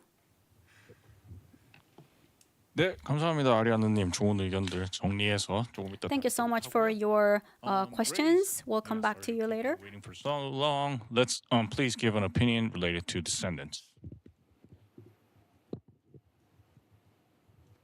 Yeah, thanks. I think most of the other creators have covered a lot of what I wanted to kind of talk about, but the main kind of point is definitely the difference between the males and the females when it comes to how to put it, kind of favoritism is probably the best way to say it. For example, with Ultimate SMO being released, we saw that the unification of his skill types was not there. He still had access to tech and fusion inside of one build, whereas, for example, with Inez and Valby that got reworked, all of theirs got kind of like unified across the board, was either into singular, into tech, into fusion, all that kind of thing. So why is Ultimate SMO kind of being hindered when it comes to his bomb selection for his skill 1 and his skill 4, especially inside of Mad Bomber? Why is he suffering compared to the others with that kind of thing? There's definitely a difference. There's definitely a skill gap between the two choices and the two sexes when it comes to this game. I just wondered, is there going to be a view to be able to unify the skill types across the board to be able to make him just purely tech, purely fusion, etc., etc.? Yeah, thank you. Yeah, we had a lot of opinions. So let me begin with the opinion from, I think, Low Budget. Low Budget님이 주셨던 것 같은데. So first one, Descendants should have a bit more kind of maybe like voice lines and maybe more story into them. So overall, more interaction with our Descendants, since we spend a lot of time with our Descendants. It would be kind of better to get to know them, their personality, and also something that pops up a lot is idle animations to have them. So overall, increase the lore is something given by the low budget. And Seven gave an opinion related to so like the overall identity of our Descendants. So let's say Glay. Seven enjoys Glay. Glay kind of is a gun descendant. She is very capable of using guns. And for Haley, it was sniping. Haley's a sniper. But the recent balance patches kind of took their identity away. So like every Descendant is kind of now becoming a gunner. So yeah, if you wanted to hear if taking away this identity is something that the dev team has some opinions on. And from our Korean creator, Ariane, so the first one is kind of related to the balance. So most of our monthly balances have been focused on increasing the overall skill values, but so the main character of like each monthly balance was kind of limited to the descendant that got the buff. So instead, Ariana kind of asked if we could kind of like level up the descendants, since their basic stats could rise if there was a leveling. And since we kind of, whenever there is a balance patch, we enjoy like changes to mechanisms, like the bunny kick that was recently added was quite interesting. So leveling up could be one of the things that we can think about. And the second one was now we only have descendants that receive balance patches. They're kind of like limited to 2 builds, so like infinite reloading and one using like very powerful skills. So skill and reloading, that is kind of the thing, and that's kind of linked to what Seven talked about, the identity part. So it's kind of all the same for descendants. So that was kind of his opinion. The last one was, of course, related to synchronization value. So since we touch synchronization value whenever we're doing balance patches, this kind of affects like the ancestors modules. If a player spent a lot of money on a specific ancestors module and they can't play it, it brings a lot of pity for them. So this is something also to think about. And finally, raise. I think the main opinion from raise is probably the difference in male and female descendants. So Ultimate SMO his performance is kind of lacking compared to Inez, and the changes came to Valby. So we got a lot of things to think about. It may become a long response, but I want to hear from the dev team on what they think about these issues. 답변하시기 전에 제가 또 의사 진행 발언을 한번. Well, before we dive into the answers, let me just add something. 제이슨님이 이제 조금 천천히. Just for interpretation, maybe Jason could slow down a bit for us. We just need to process everything. 굴하지 않고 저도 질문을 하나 얹어보겠습니다. I just wanted to add a question 어떻게 할 건지. as well. What are you going to do with Luna? 예, 시간 끄는 동안 답변 충분히 생각하시고요. 네. Okay, while I take up some time, please develop your answers. 네, 일단 질문 자체가 지금 어렵고요. I think the questions are difficult, and there are many questions. So please give us the most simplest answer you have. 아니, Please make it short and sweet, as much as possible. 통역이 잘 되게. 말이 빨라지고 말이 길어져도 이해해 주세요. Okay, so just bear with me even if I 알잘 닦았어요. just say too much stuff at a quick pace.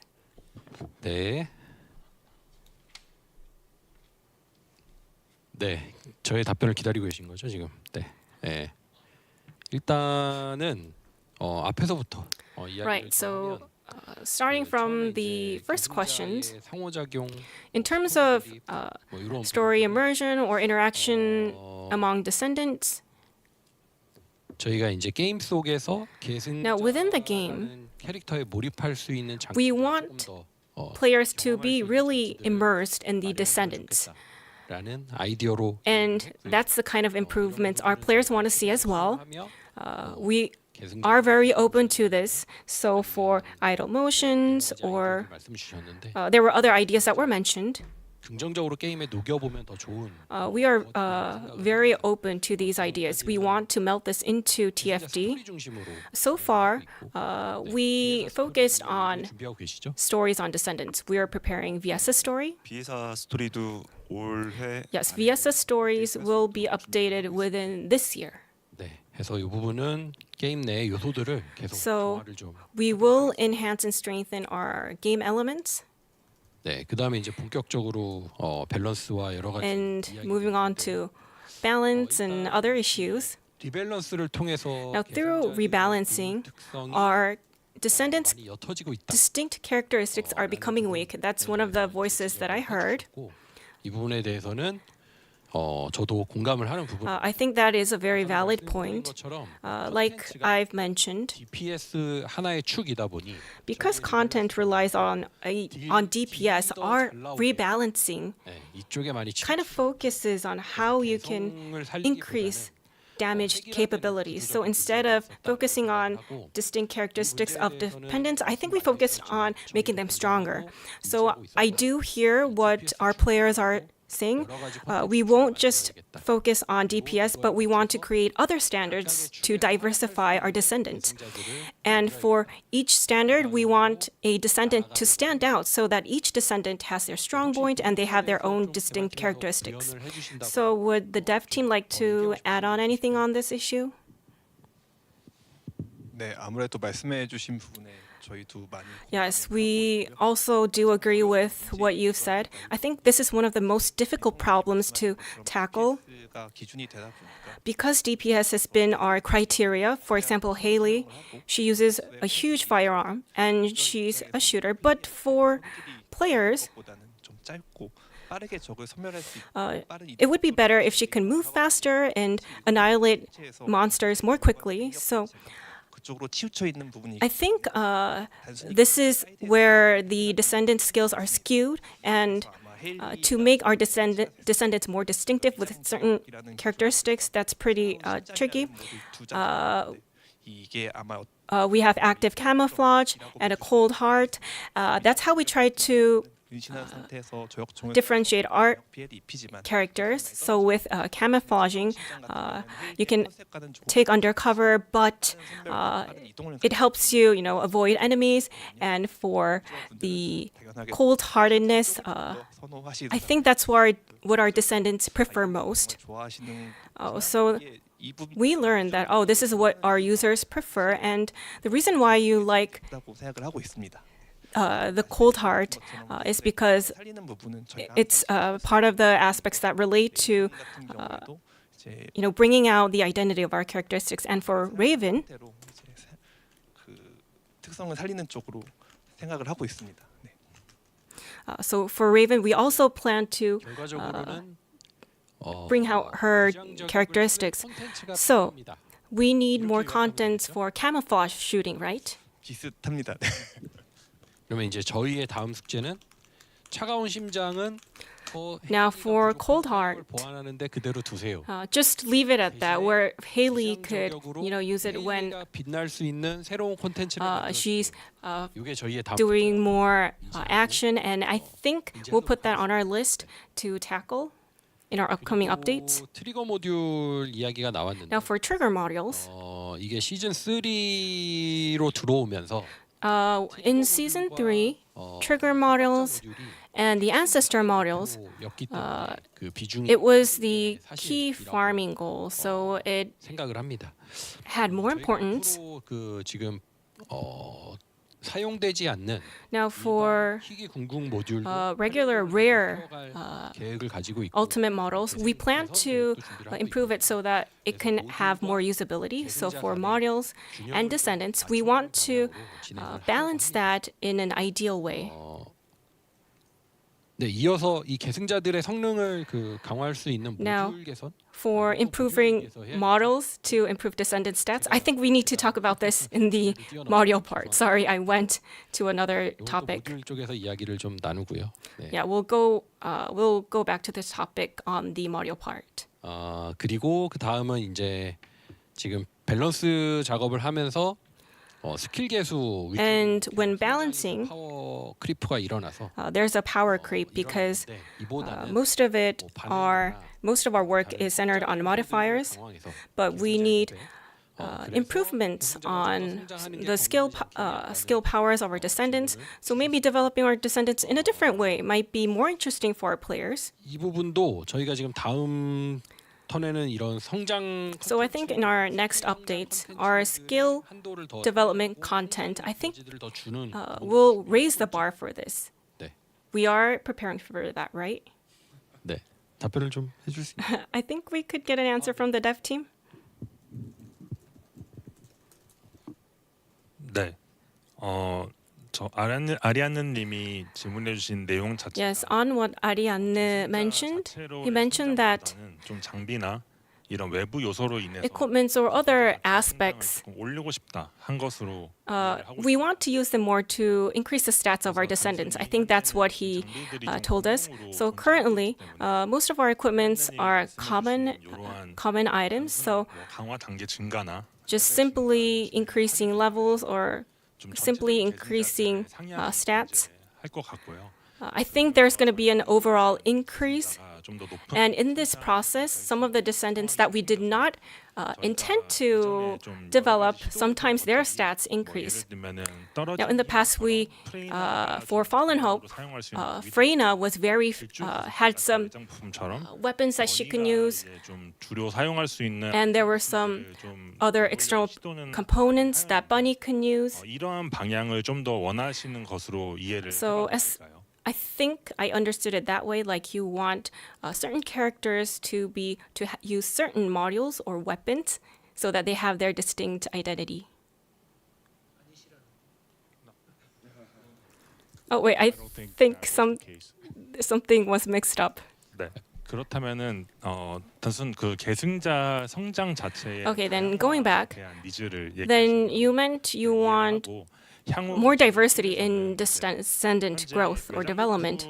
Now, currently, you also mentioned that external components value decreased, and for this, initially, the balancing pie for balancing components, it was small when we were developing the components. So,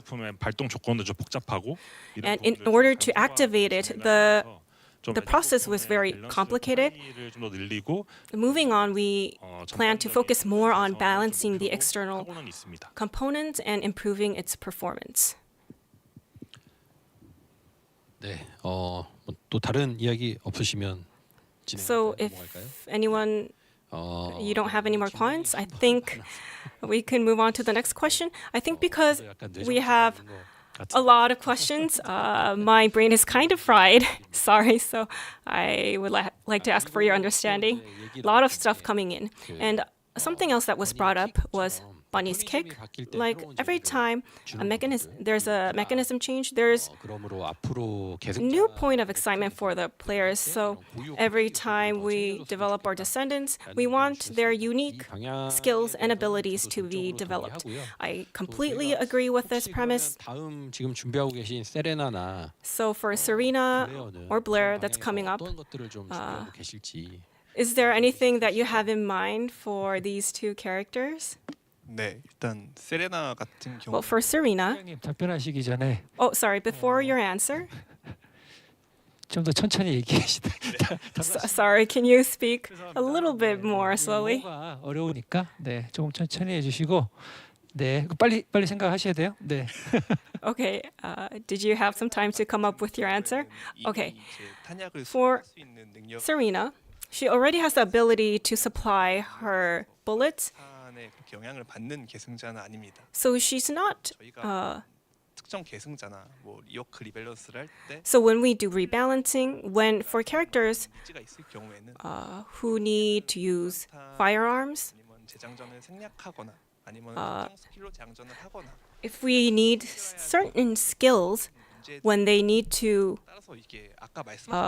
reload their bullets,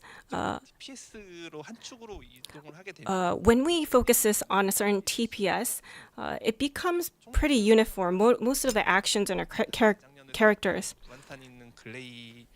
like Glay with infinite ammo, with simply stats, we can't cover everything.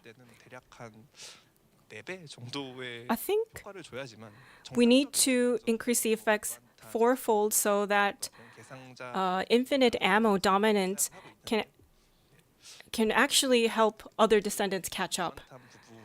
So on infinite ammo, we did have this in mind in the early stages, and for firearm dealers, we do have this in mind. But for firearm descendants, they don't only use firearms but Inez, Valvi, and Biesa, they do shoot, but they are skill dealers. Now, they have damage capabilities, but they also shoot at the same time. So infinite ammo build or damage capabilities being skewed to one aspect is something that we do need to work on. 네, 이야기하시면서 또 그 몰개성화 뭐 얘기 쪽도 같이 좀. Yes, I think the issue of our Descendant's lacking characteristics was also brought up. Sorry, we have some hands raised up, still a lot of answers to give. I just want to clear something up. 남성과 여성 계승자 For female and male descendants, there's 팀이 선호하는 I just want to clear an issue on that. You said that the dev team has they like a certain gender better, but that's a misunderstanding. 네, 하지만 남성 계승자들이 현재 But for male descendants, 메타에 뒤떨어져 있는 부분들이 they lag behind in terms of meta. 사실이기도 하니까요. That is the truth.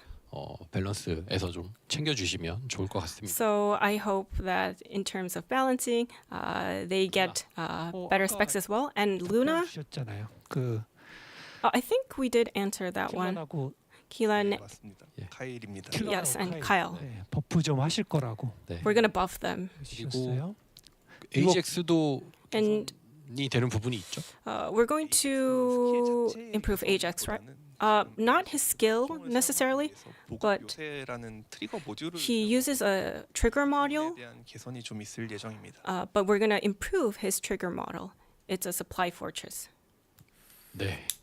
이제 좀 다시 질문을 듣고 또 답변을 이어가 보는 게 좋을 것 같아요. So okay, I think we need to listen to the questions and then give some answers. Yeah. Thank you, Dev Team, for answering all these difficult questions. And let's get some opinions from Sen. Yeah, overall, I understand balancing the Descendants is really, really hard to do. My question is about Serena and her upcoming Transcendent modules, and maybe we can get some insider info on those, or like a sneak peek into what they're going to be.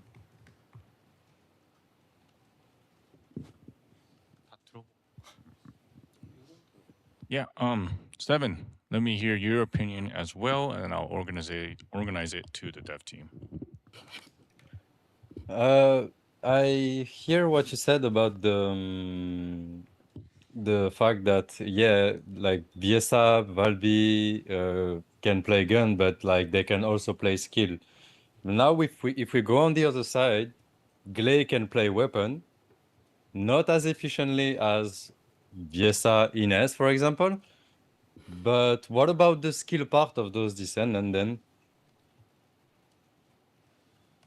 And also something that I would mention that's been a topic on the community for a long time ago, which is like on Dia force abilities and Blood and Iron force abilities. On the controller, you have to use both stick, and like a lot of people mention me this, and they want to use only the right stick rather than both sticks, since it is more natural to use only the right stick for it.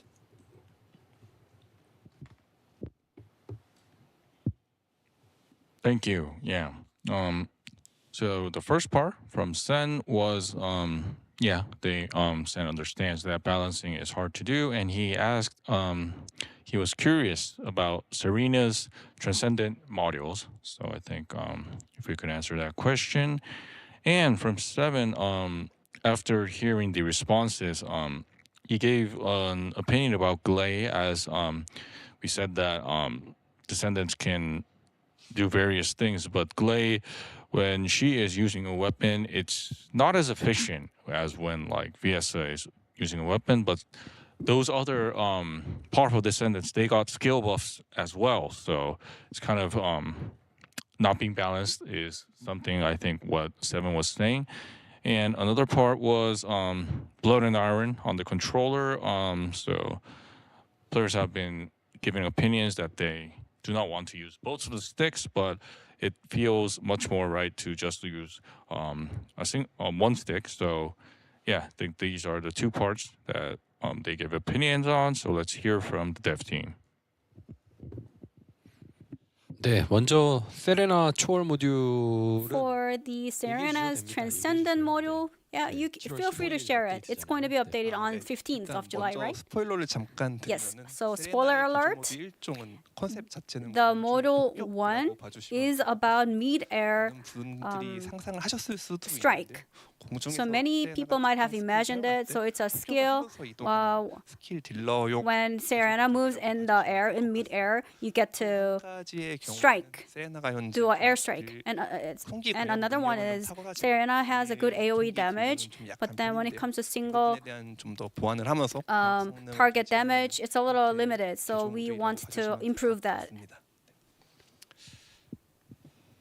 네, 그리고 다음 또 Alrighty. 의견 중에 So moving on to the next question. 딜러로 비에사나 벨비가 Fiesa and 이네즈도 Velvi, 쓰고, 버니도 Inez, 총기를 쓰잖아요. Bunny are all popular gun 하고 DPS. 있는데 반면에 이제 글레이가 On the other hand, Glay, 이런 다른 총기 딜러들에 비해 compared to other gun DPS, even though Glay is a pure gun DPS, is not being utilized as much. So what's going to be our plan with Glay? That was a question. So to answer this, actually there are two types of gun DPS. 개발팀이 직접 해주시죠. I'd like to hear from the dev team.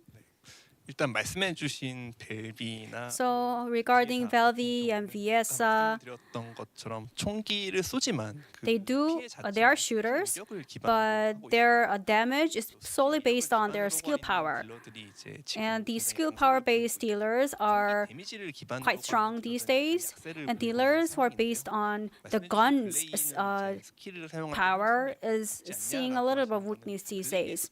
So I think you are saying that Glay's skill-based builds are a little weak. Am I understanding correctly?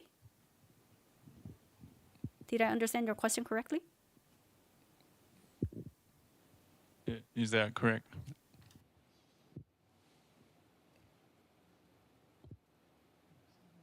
I think Yeah. So basically, what I mentioned is like, I'm gonna elaborate on this. It is like gun Descendant that mostly gun support for the skill damage has no limit.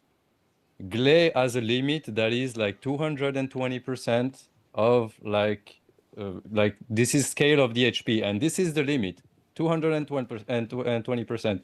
It won't go higher than this, except if I can higher my firearm damage, which is completely other thing. But there is a cap on like the firearm based, like the true firearm based damage, rather than like the firearm doing skill damage that can be evolved with like skill power and stuff like this.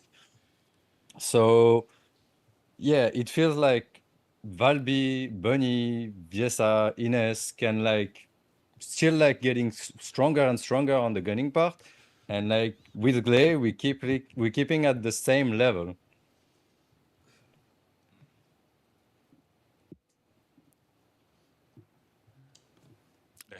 Yeah, thank you, Seven. 혹시 추가 답변 하실 거면 해주셔도 돼요. Would you like to add a comment on it? 이해했습니다. Yeah, I finally got it. So, as you elaborated, increasing the damage of firearm itself, well, I do see that there is a need for that, but I believe the Transcendent weapon, which will be introduced in Season 4, will address that concern. So because the Descendant deals based on the firearms damage level, I believe Transcendent weapon can really play a good role. Serena, Enzo, and other gun DPS, pure gun DPS, will be utilized more actively with the Transcendent weapons. 제가 조금 더 정리를 해서 말씀을 So 드려보자면 to add on, 저희가 이제 총기 메타와 스킬 메타가 so we have 돌았잖아요. 스킬 딜러들이 cycle of 좋다가 when gun DPSs are all the rage, whereas skill DPS are popular. And then it goes on and on. So sometimes there are gun descendants who use gun as a launcher, whereas there are gun DPS who uses gun itself as the weapon. So using gun as a launcher for skills are the ones that you just mentioned, and then the Transcendent weapon will increase the spec of the weapon. 광역 성능을 And that will also lead to actually the gun itself will have AoE damage 광역 성능을 in itself. 가진 무기로 So 다시 Transcendent weapon 기회를 얻는다. is likely to give opportunity for the sole gun DPS players to be popular again. 네, 그리고 또 하나 질문은 And the next question was about dia and glaze controlling. 네, 이거는 저도 이제 계시는 지금 전투 리드 디자이너분과 Well, I 찾아가서 actually talk about this topic quite often. I kind of complain about it to the combat lead designers because it's very inconvenient when controlling using the pads. We'll try to find out a solution for that. 근데 아까 Wait, hold 안 on. 해주신 거 두 개 있어요. There are two questions that you haven't addressed yet. 루나. Oh, Luna. 루나랑 동기화 Synchronization stats.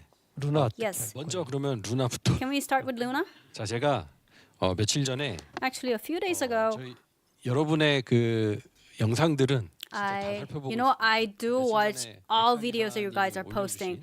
And a few days ago, I saw the tier table of Descendants posted by Elisa, and you put it Luna at the very top. So what would be the areas that you would like to improve for Luna? Yeah, and Elisa is holding his hand up. Yeah, could you give an opinion on that? With Luna, when you remove her buffing builds, which is her main thing from her, she, as a DPS descendant, doesn't do very much. Her mobbing is not very strong. Her single target damage is not very strong either. So improvements in both of those areas would definitely help out. Her battlefield artist build is very, very, very weak, and I just think needs a complete rework to make it an actual viable gunning build. Is what I would say for Luna at least. 네, 설명해 주셔서 감사드립니다. Thank you so much for your valuable opinion. 네, 캐릭터를 담당하고 We'll 계시는 take that to our 팀장님께 한번 전달을 team 바로 manager who's in charge of the character 말씀해 building. 주시는 부분에 공감을 하고요. Yeah, I do agree with you. The single target damage is a little weak. And for onslaught mode and about the content, the battlefield artists, we will do rebalancing to improve those points, and we'll make sure to deliver it before season 4 episode 1 completes. I will make sure to deliver it within season 4's episode 1.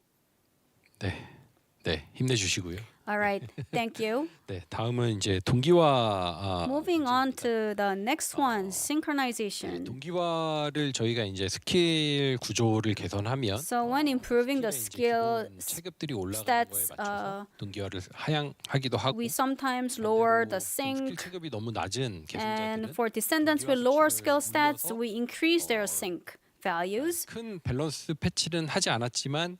so that even without a huge balancing, the descendants could enjoy higher performance using Ancestors module. So when this descendant is up for candidate as the rework, that we sometimes adjust their sync downward.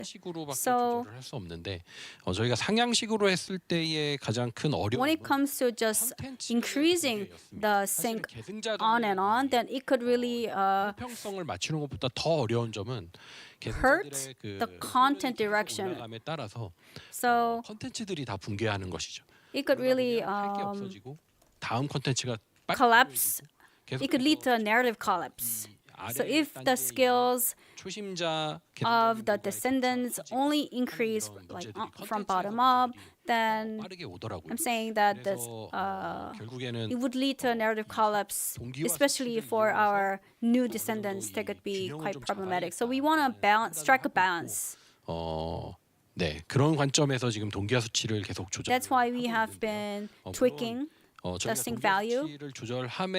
And while tweaking this values, 기능 같은 것들이 the utilities of the 부분들에 대해서는 충분히 이해. modules are going down, and we understand that there is a inconvenience caused by this.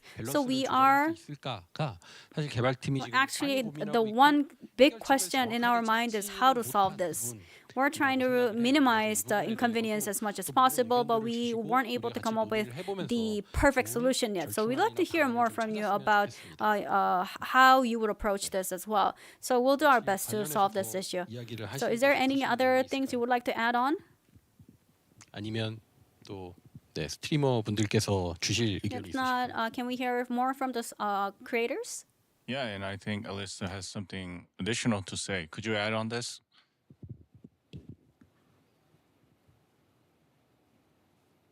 Yeah, let's wait for Alyssa's mic to open. There we go. Sorry about that. I was going to ask a question that was a little bit unrelated to what you were saying. The question that I was going to ask was, will roles come back inside of this style of gameplay going forward? Stuff like having tanks, supports, crowd controls, and all that sort of stuff. And would the dev team consider adding the lab for multiplayer? So being able to go into the lab with duo, trio, or squad, so you can like test setups and synergies and stuff like that between squad mates and stuff like that. Yeah, thank you. After I get another question from Arianne, I'll organize it and send it to the dev team. 예, 아리안느님도 한번 말씀. Over to you, Arianne. 네, 이어지는 질문인데요. Yes, it's a follow-up question regarding the ancestors module's sync value. 그 사실 퍼스트 디센던트가 너프에 관해서 굉장히 Regarding nerf, I know that TFD is quite cautious 성각사 수치와 about 성각자 모드 같은 경우에는 nothing. 칼리버를 통해서 So 거래를 하는 거잖아요. we use Caliber to trade the ancestor model, and when there is enough, it kind of makes the users frustrated. So when adjusting the balance, using ancestor model makes sense. I do understand that. However, 그 밸런스 딜적인 문제를 성각자를 통해서 잡는 것보다는 rather than approaching this way, I know it's going to be very challenging. Maybe the community might not take it very well, but if you say implement a nerf, maybe it would be a better approach. Or maybe part of the options for the ancestor model, for example, MP or HP, 재사용 대기 시간 감소 and cooldown reduction, maybe those could be used 유틸적인 옵션은 동기화 수치 as enough options. So say you only apply enough to the deal part, whereas you leave the utility part intact. 감사합니다. That was my comment. Thank you.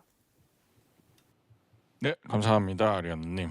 Yeah. So. Thank you so much for your comment. Oh, and we also have an additional comment from Seven. Yeah, please add on this. I would like to elaborate more on what Ariane mentioned about like the ancestor mode and the synchronization value, which is linked to the Descendant, the synchronization value more. Like I think we kind of went through a barrier of like 1.9 in terms of the maximum synchronization value. We should potentially never go, in my opinion. That's my opinion.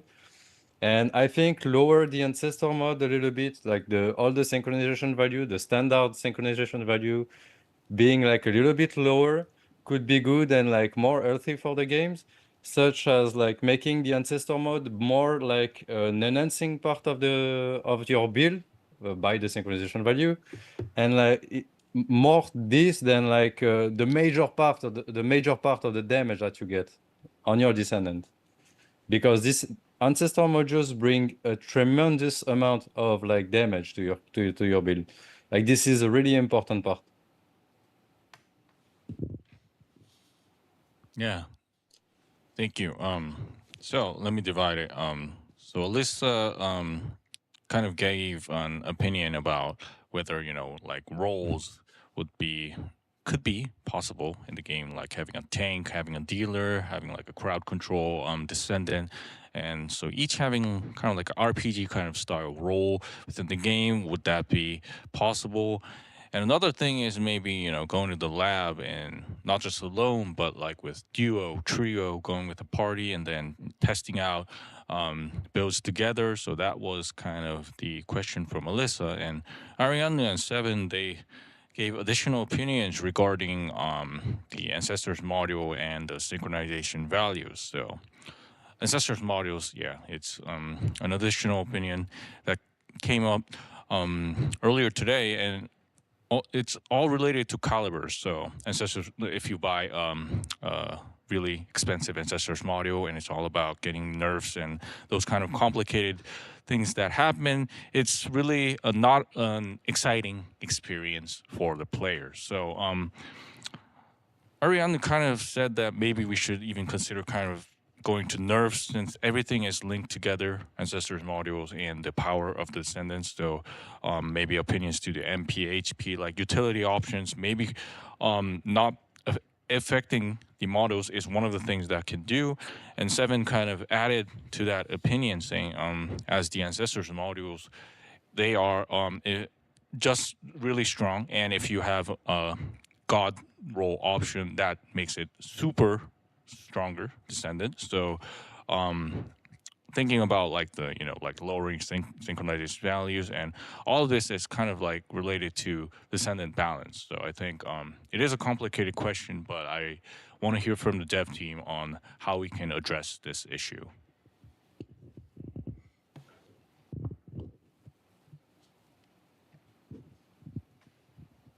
네.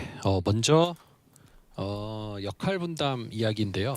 First of all, on roles, 정확하게 역할 분담을 TFD 게임이 아니었고요. was not a game that had distinct roles.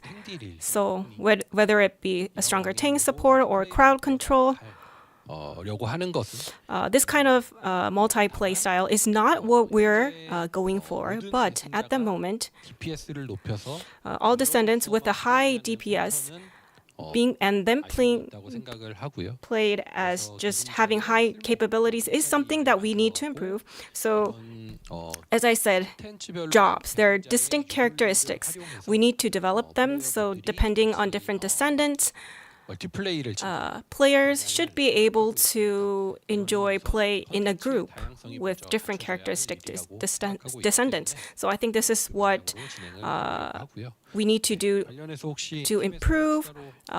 We need to focus on content to improve this problem as well. So before we move on to another issue, does anyone else like to add on to this? So I don't think we have. Oh, so yeah, we went over this issue a lot. So I think we can move on. And then the next is about the Ancestor mod and nerfing. Personally, I think there are times where we need to nerf, to be honest with you. But as a person who is in charge of this service, it's hard to make bold decisions. And I think Ariane really related to this kind of struggle. And you did mention that even when you use a lot of money and you use up a lot of your time and effort to get an Ancestor mod, and then a nerf happens where your Ancestor mod depreciates. That should not happen. Then wouldn't it be better to nerf a character? I think that's what Ariane said. Did I understand it correctly? I think that's right. So I think... Okay, I think I did a good job of understanding his point. So I would like to listen to your candid feedback if you have any thoughts on this. 저요? Oh, do you mean me or? 내가 답을 할까? 솔직한 의견 주세요. 하지 말아라. 그런 패치는 하지 말아라. Okay. So do or don't do this patch. What would you like to say? 이게 진짜 어려워요. 솔직하게. This is a really difficult problem. 이지열이니까 Now, because it's our 2-year anniversary, and to be really honest with you, it's a very difficult problem for Inez. If I look back, 필요하다고 생각해서 한 패치였고. the patches we thought were needed, but we were slashed on that update. 공황에 빠졌습니다. 네. I think I had a panic attack back then. So, 못해서 because we couldn't respond with Serena, we're trying to. We took a long time to cover up our tracks. So, 과감하게 해야 되냐? should we take a bold step or just take baby steps? I think 의견이 정말 많이 갈리시는. this is an issue that differs among Descendants as well. It's a PvE game. Why do we need nerfs? Some people say this. 게임의 건전성을 위해 On the other hand, some players said we need nerfs to balance our game. 맞습니다. Now that's what another group of players say. So this is a very divided, complex issue. So it's very hard for me to say this is our direction that's set in stone. I can't say this at this moment, but for now, 결국에 그 상황을 방치했을 때 when we just leave the situation alone, I think again, is the content going to collapse? I think balancing our Descendants. It's not that difficult, but I always think about our content. Would it impact our content moving further? That's our key and priority. For instance, for Axion, 엑시온에서 어려움을 겪는 초심. you mentioned that there are some beginning Descendants who experience difficulty in Axion. 상향식 밸런스 조정을 통해서 If we balance too much, and then Axion becomes too difficult, 전 컨텐츠들과 it became difficult compared to past content. So some Descendants were left behind, and the overall content became too hard for a lot of Descendants. That's what we saw. 좀 이런 데 두고 있어요. So moving forward, what we want to do is not harm the content. That's 다시 제가 지금 이야기가 the biggest thing in my mind. So I think I'm kind of 오늘 솔직하게 going back to what we said before, but well, internally, for nerfs, we also have divided opinions, even within our team. Now, if we see the result, a certain build for a Descendant, there are some effects that we did not foresee. 유저분들은 공략으로 올리시고 이걸 And 대중적으로 사용하십니다. a lot of Descendants, they share their hacks and their ways to tackle the monster, and they take a shortcut. So sometimes players do a really good job than what we expected. And this kind of hack and tip is just shared. And when we see this happen, should we see this as a bug? Or should we see this 저희 예상 밖으로 빌드를 as just our players being too good, using our build as something we did not foresee? 정말 객관적으로 보기 어려운 It's a very hard thing to grasp. It's hard to be objective. People have very different opinions on this internally. 에 대한 객관적인 장표를 보고 So we need to look in the numbers and stats of how our players do. And if we see an outlier, we try to give a prior notice and tell our players that this was something that was not foreseen, and it might be a bug that we need to fix. We might do that, but there is no strict standard. It's very hard to put a fine line on this. 다시 이제 아리아느님의 질문 주제로 돌아와서 Going back to Arianne's question, 성각자 모듈은 for ancestor modules, 조정하고 fixing the sync value 조정하는 게 and tweaking the other values 가치를 고정시키는 일이 may help you preserve the value of the assets within the game. 저희가 앞으로 구조 개선 So moving forward, when we need to do a structural reform for certain Descendants, 그 전에 올려놓은 성각자 모듈 수치를 어떻게 할 것이냐. before we do that, we need to think about what to do with the ancestor mods. 그 성각자 동기화 모드. If we increase the sync value, some Descendants increase their sync value to 1.8. Then do we need to tweak their damage capabilities? That's still a lingering question. 측면에서는 동의를 저도 합니다. we also need to consider stabilizing. We're not saying that we're not going to change anything forever. That's not the point. We just shouldn't make the situation where everything's just so flexible that our players can't predict what's going to happen. We just want to make our players feel safe because they can somewhat expect what's going to happen to their descendants or their models so that they can trade their ancestor mods without any concerns. Now, when can we kind of stabilize this whole situation? Now, when we don't have to change these sync values too much and our basic balance numbers are stabilized, that would be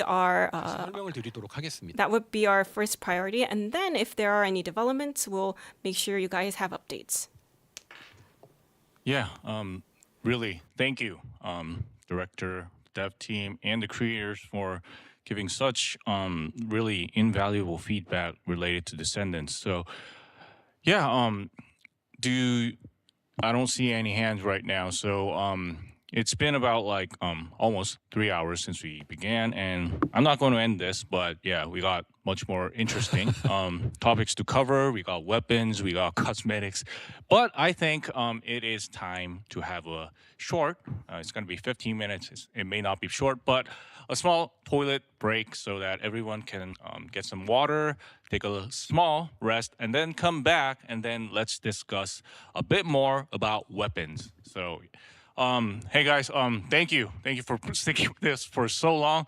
Let's get a break and then come back and then discuss more about TFD. Thank you, everyone. We'll see everyone in 15 minutes. Thank you.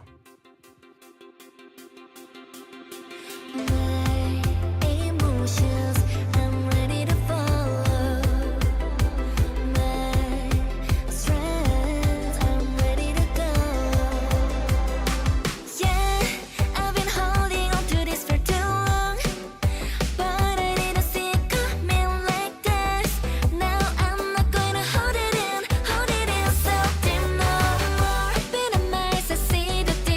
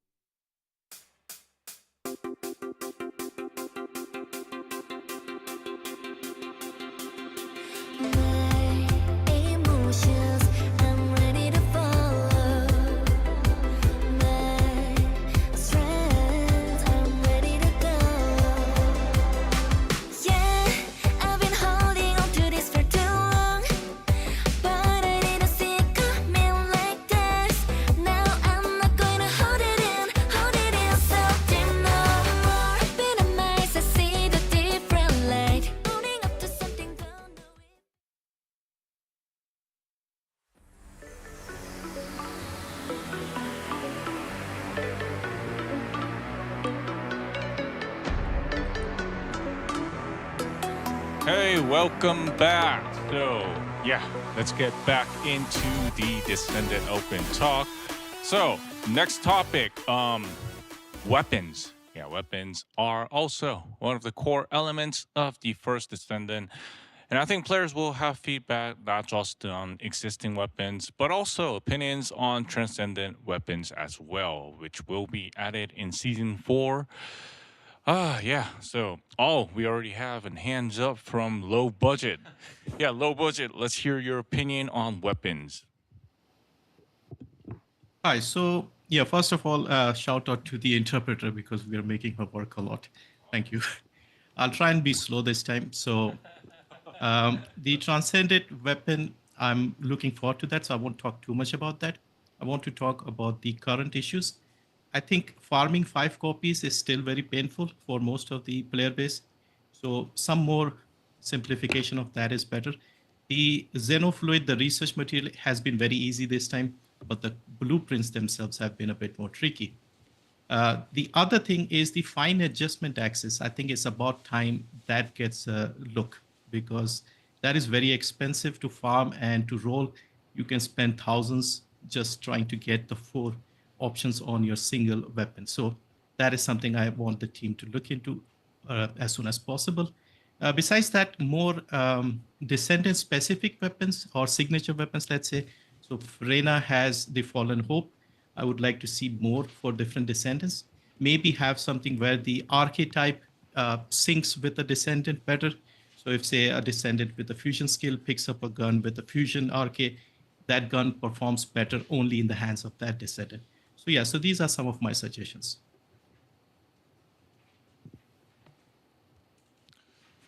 Yeah, thank you. Yeah, and thank you to the interpreter. Yeah, we are really thankful that this is proceeding well. And yeah, we got another hands up from Raze. Let's hear it.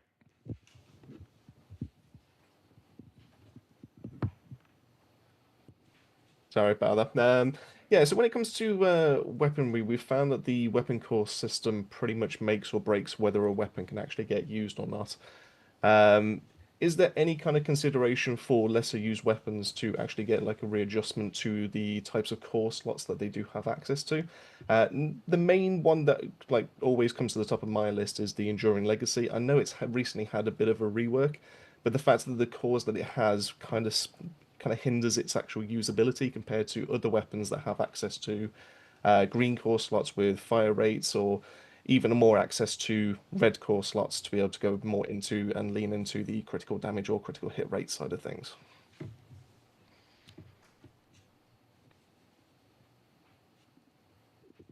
Yeah, thank you. Yeah, we got another opinion from Ariane. Yeah, Ariane 님도 한번 말씀 부탁드리겠습니다.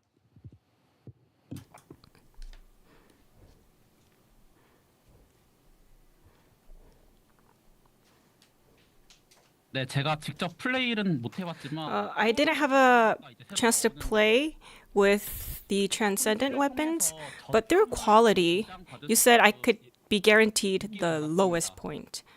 그런데 이제 궁극 정렬 장치처럼 But for the ultimate alignment 보완하는데 옵션은 랜덤 equipment, the options would not be random, but the quality would be readjusted, and then you can get the options that you can get. Would that be more favorable to the players? Would it be completely random, or would we be able to pick the options, the quality options that we want? I think it was transcendent weapons option, if I can recall correctly. 예, 의견 감사합니다. 한번 정리해서. Okay, thank you for your opinion. Let me kind of get this in order. Yeah, so the first one was from Low Budget. So he said he won't talk about transcendent weapons. Currently, he's looking forward to it. And well, the current part of getting 5 copies of weapons is, it is painful, and it would be better if we could simplify this. And Xenofluid was all right, but getting the blueprints was kind of tricky this time. So and another part was regarding Descendant specific weapons. So let's say like Freyna, Fallen Hope, so something like that. Maybe like regarding archetype, if a fusion descendant maybe performs better when using that type of weapon, that would seem a bit interesting. And another opinion from Ray's was the weapon core system. So, like, considering that each weapon has different color slots, that is what makes it a strong weapon or kind of tricky weapon to make it suitable for your descendants. So, an example was Enduring Legacy, as Enduring Legacy compared to other like weapons that have like core, green cores and red cores that are focused, it's kind of difficult to actually make Enduring Legacy suitable for your descendants. And the final one was from Ariane. Yeah, this thing, I think we should hear a bit more about this from the dev team because it's related to quality. Yeah, quality is something that is new to the game that is coming in Season 4. And we only heard a small part of it from our introduction to it. So I think, yeah, we should hear about this from the dev team. Let's hear it from you guys. 네, 이제 또 질문이 여러 가지가 있는데요. Okay, so we have many questions again. 궁극무기의 For 파밍 난이도, ultimate weapons, the difficulty of farming them 코어 재조정 난이도, and their core readjustment difficulties. That was the first issue. Now for this, maybe I could pass the mic to our dev team. Yep. 우선 궁극무기의 그 파밍 난이도는 First of all, the difficulty of farming for transcendent weapons. 진행하고 있습니다. We are going through some changes. Which experience is optimal? We're still finding our way through that. But like you've mentioned, the materials were acquired easily, but the blueprints were kind of tricky to acquire. I do acknowledge that, but which system would be the best? We have to test this multiple times through gameplay. So we are finding our way of what difficulty would be best for our weapons. So we'll make sure we have that in our upcoming updates and patches as well. 그리고 개발팀에서 이제 초월 무기가 나오면 And when the transcendent weapons are released, 필요한 재조정이나 some readjustments or core enhancement for ultimate weapons, the dev team plans to kind of alleviate this so that it's less difficult. Right. When transcendent weapons are released, ultimate weapons might be used less. That's what we predict. So in line with this change, when you need to develop your ultimate weapons, we'll make sure that you have to put in less effort than before. 네, 그리고 계승자와 무기 간의 페어.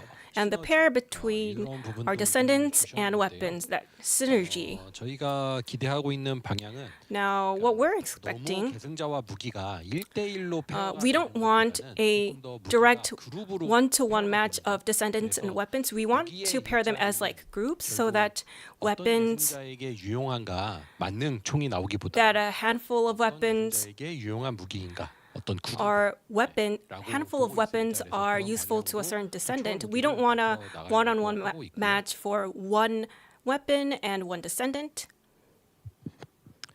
방금 건 예시가 있으면 좀 더 이해하기 좋지 않을까요? I think it would be nice if we had an example for that, maybe. 주실 수 있나요?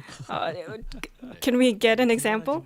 I think this is kind of a difficult question, but 초월 무기 well, for transcendent weapons, how we're gonna maybe you can tell us how we're gonna group these transcendent weapons. 네. 우선 현재 초월 무기 같은 경우에는 Well, first of all, for transcendent weapons, 11 types are going to be released. 그중에는 물론 총기 Among them, 주로 사용하는 계승자들을 위한 총기도 있지만 of course, there are some guns that are for firearm descendants, but for Secret Garden, there are some firearms that are suited for other descendants. 단순히 총기는 사용하지 않고 So this does not mean that certain descendants would just 하고 있는 건 아니고요. carry Secret Garden and not use them at all. 지금 어떻게 보면은 그 떨어진 희망처럼 Like the Fallen Hope, we want descendants to fire them and be able to increase their stats. That's what we're planning. 이렇게 말씀드린 것처럼 예를 들면은 So like we've mentioned, like toxic attribute descendants, there's a separate secret garden, and for electric descendants, there's another weapon that's more suitable for them. So maybe we'll match them in groups, and they can be applied more universally. So transcendent weapons that are going to be released, we are going to group this in a similar way. 네, 그 다음은 그 궁극 무기 중에 Next, among ultimate weapons, 가 분리해서 잘 now the 활용되는 무기 core placement was not favorable. That was one of the issues that came up.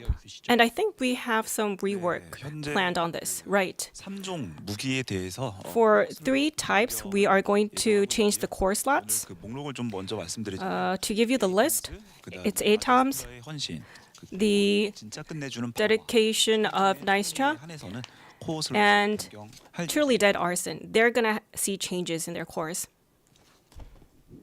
네, 이후에도 초월 무기로 고점이 올라가니까 I think 중간 성장 과정 the transcendent weapons will really raise the bar. So we'll make sure that 슬롯의 변경이 필요한 무기들이 있다면 또 변경해 주시면 좋을 것 같습니다. if weapons have core slots that need to be changed, please take that into account. Yeah, thank you. Let's look forward to updates. 아직 안 끝났습니다. Yeah, sorry. Oh, sorry, I'm not done yet. 네, 마지막 질문인 그 초월 무기에 대한 Okay, the last question was about transcendent weapons, the system regarding the transcendent weapons. 네. 그 초월 무기에서 아까 On transcendent weapons, you mentioned about the minimum quality being guaranteed. If the quality is high, the transcendent weapons' unique capabilities, the total power becomes higher. So when the weapons drop, for instance in Sigma sector, it might range from 0 to 100, the quality. But in onslaught mode, this is just an example, the quality range would be from 300 to 400. But if I continue farming, if players keep farming, their lowest quality increases. So your bare minimum will increase. So for example, if your minimum is 380, if you go to onslaught mode, your drop items will range from 380 to 400. So, and when the spare minimum increases to 400, you don't get a bad roll. The lowest power item you can get is 400. And for sub abilities and unique abilities, there you can loot them, and there are readjustments to these. For transcendent effects, like the Ancestors model, you can choose. And for sub abilities, you can put in more material and lock a certain effect. Yeah. So let's look forward to how they come out in season 4. And yeah, we got Alyssa raising his hand. Let's take it.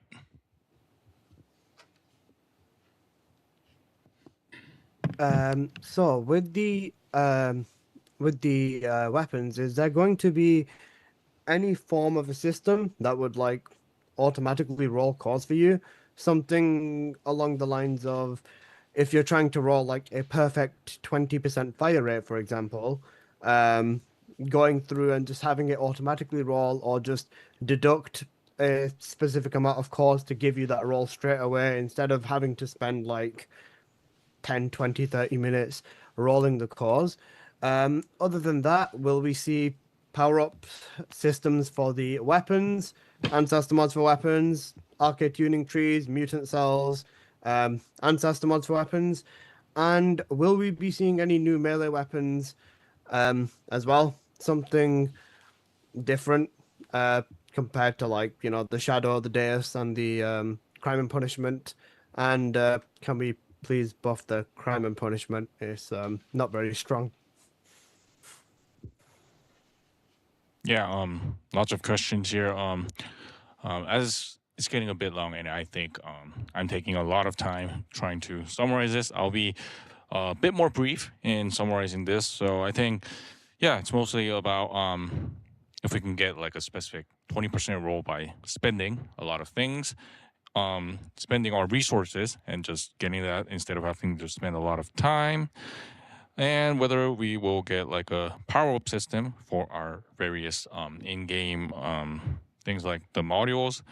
And yeah, I heard the last thing right. So crime and punishment if we were going to get extra buffs.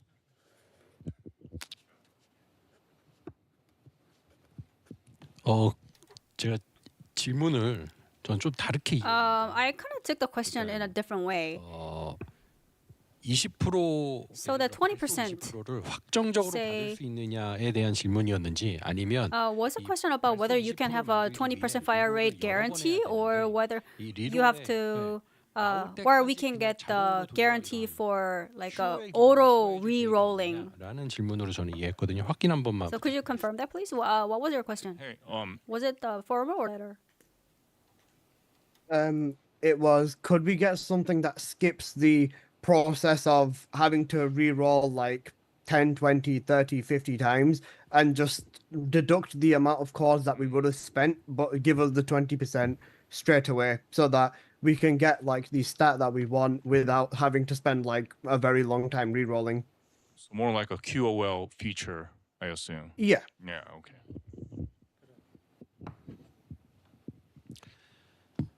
네. 저희가 지금 이제 뭐 리롤 Alright, so when it comes to re-roll for core and other items that requires farming, you have to click repetitively, and the more you click, the more inconvenient it is. 말씀하신 것처럼 원하는 As you mentioned, 옵션이 뜰 때까지 you have to continue farming until you get 대화가 충분하다. the 그게 떴을 때 stats you want. So you I understand that many players are asking for options like auto reroll systems. Actually, the TADF is a 지금 말씀해 주신 grinding and farming game. Where, 반드시 필요하다고. so I believe that this system is a must for our game. For our players to be more engaged and have fun. So we'll take that into further discussion within the internal team. We do understand the needs, and in the long term, for us to really continue with this enjoyable play, we do need such systems. 네, 그 다음 질문이 하나 더 있었는데. Let's go to the next question, please. About the balancing, weapon balancing. 답변을 좀 팀에서 Could you take the 해주시겠습니까? question from the dev team? 네. 최근에 저희도 이제 근접 무기 중에 So recently, 그림자의 사용률만 너무 높은 amongst the 상황이 melee 조금 우려가 weapons, 돼서 the usage of shadow was too high, so we wanted to get away from it, and therefore we did a rebalancing, overall rebalancing. However, there are of course areas for improvements. 특정 And we're well aware of it. 잘 맞는 형태의 무기들은 And weapons that are that have a great synergy with certain descendants only, its DPS is almost at its peak. So it's difficult for us to further increase it. So we approach the balancing in more conservative manner. So based on this rebalanced data, we'll review the usage rate of the weapons and we'll see whether the result is in line with our expectations, and if needed, we're going to continue with another repatch or rebalancing.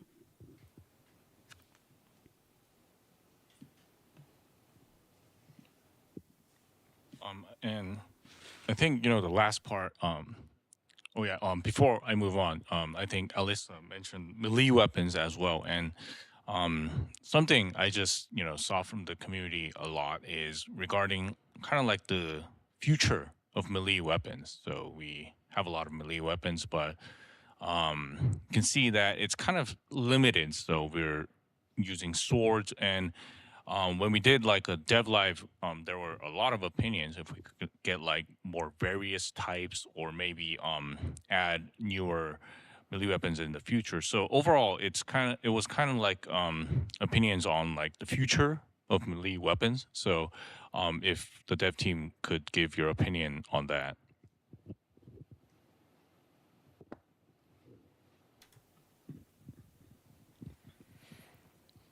네. 근접 무기도 Yes, for melee weapons.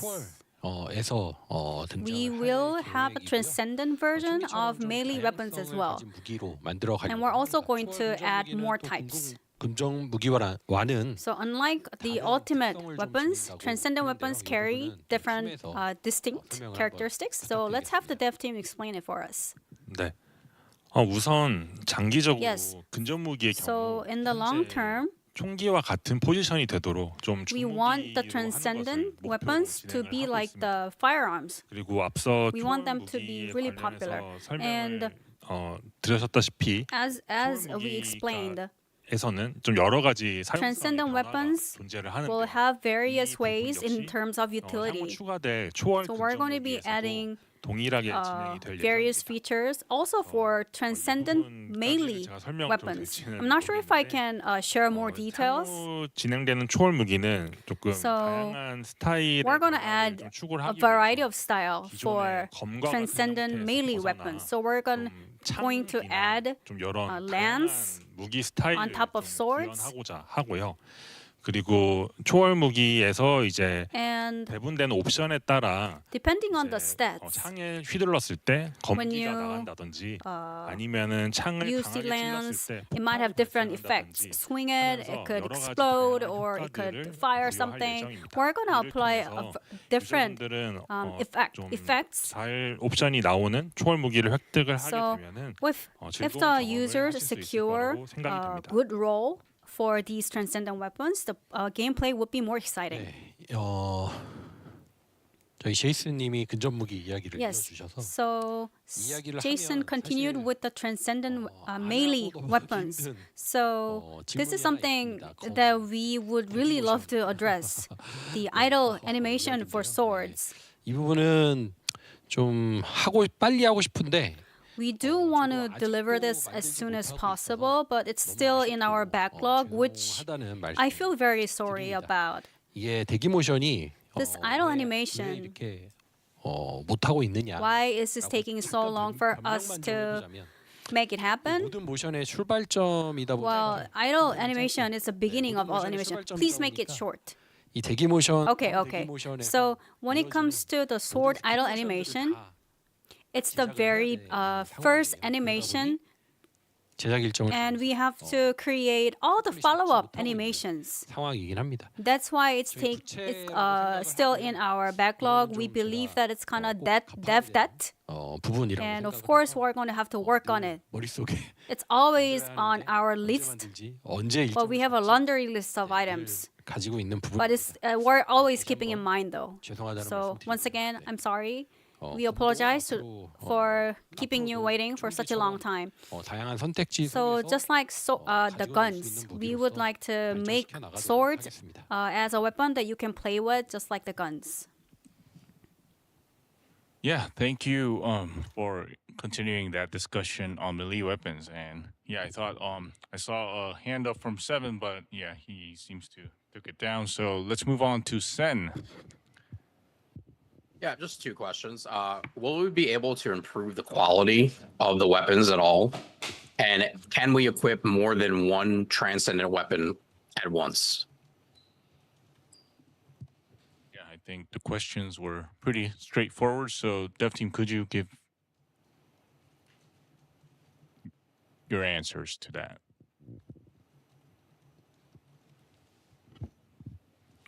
품질은 리롤하는 개념은 When it comes to quality, it's not going to be re-rolled. It's set when you farm them. 할수록 The more you farm, 하한이 계속 보장이 돼서 the higher the quality is going to get, because the lowest quality will always go up. So at the end of the day, you are going to farm good quality 무기에는 한 개 이상의 증강 효과라고 item. 말씀을 And 주셨는데 transcendent weapons, you mentioned about the 고유 능력, 초월 enhancement. 능력을 얘기해 주시기 맞을까요? I'm not sure if it's about its unique ability. Would that be right? The augmentation. The unique ability part? Yeah. Sen, could you clarify on that? Yeah, I was just asking if you can have more than one transcendent weapon at once. So, like, can I have 3 transcendent weapons on at the same time, or is it limited to 1 or 2? Thank you. 네, 3개 다 쓸 수 있습니다. Oh, you can use 3. All 3.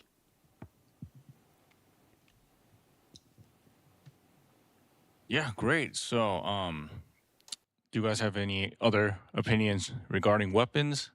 Well, currently I'm not seeing any hands, but if you do have opinions, even after we go to another topic, you can keep that.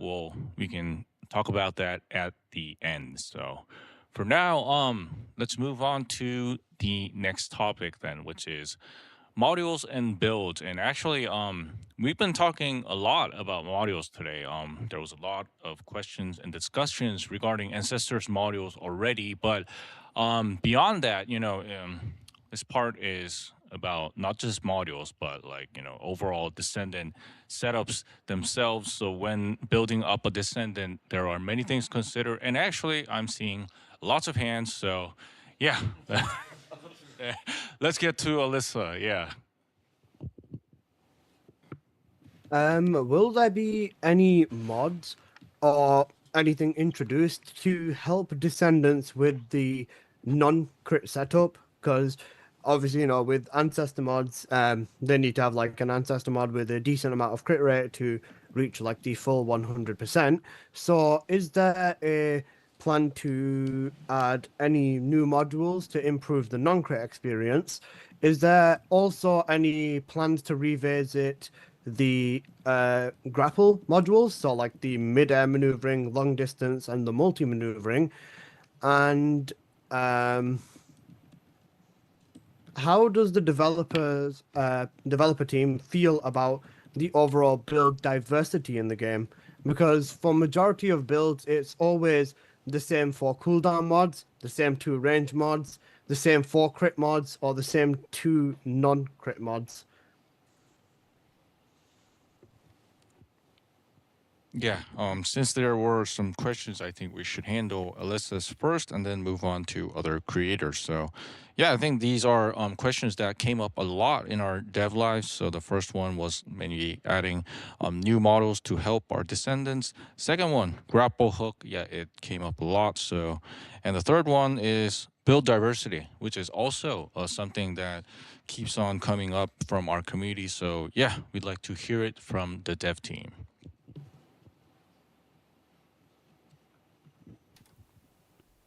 네, 먼저 치명타 뭐 100% Yeah, first of all, about whether we can reach 100% crit 질문 rate. 주셨었죠? 맞죠? That was a question, right? Whether we can reach that? 이 부분은 이제 이런 형태 모듈이 들어가게 되면 또 Well, 제가 if we have this 재사용 대기 시간 감소 모듈 같은 model, 상황이 또 일어날 거라고 then it would lead to the same situation with the cooldown reduction. So you have to use this. 고정되는 이슈로 So it would make this a model as a must. It's going to be fixed. 재사용 대기 시간 감소 So 모듈이 the cooldown reduction model is currently being used as a fixed model, and we're trying to come up with a way to solve this. Could you elaborate on this, please? 네, 뭐 현재 메타가 좀 다소 Yeah, so 회귀되어 있고 current meta is a little monotonous, 하는 과정에서 and when it comes to 모듈들이 뭐 제한적인 maximizing the damage, I understand that our players are 현재 몇몇 opting into a few options only. 있고요. So we are preparing some 제가 updates 대한 to 상한선을 낮추는 solve this issue, and one is to reduce the 이것 외에 뭐 활용률을 cap 낮은 for cooldown reduction. And then for ultimate modules with low usability, we're going to make improvements on them as well. 모든 작업을 한 번에 다 선보일 수 Not all of them will be delivered at once, 1.3.3 but the 1.3.34 patch will be the beginning of such patches. And for detailed descriptions, let's have 부탁드리도록 the 하겠습니다. combat lead designer elaborate on this. 네. 말씀해주신 부분에 대해서 Yes. 저희도 좀 같은 문제 의식을 We 가지고는 do 있습니다. share same point of view, so we're on the same page. 데이터를 좀 지속적으로 확인을 We 하고 are 있지만 현재 following up on this issue with the 1티어에 비해 좀 data. 선택 가치가 낮고 Now the 3-tier model 사용하고 있는 is not 모듈이 used 계속 as much as 비슷해지고 있는 model 상황이라는 점을 tier 1 and 좀 2. 파악을 하고 있고요.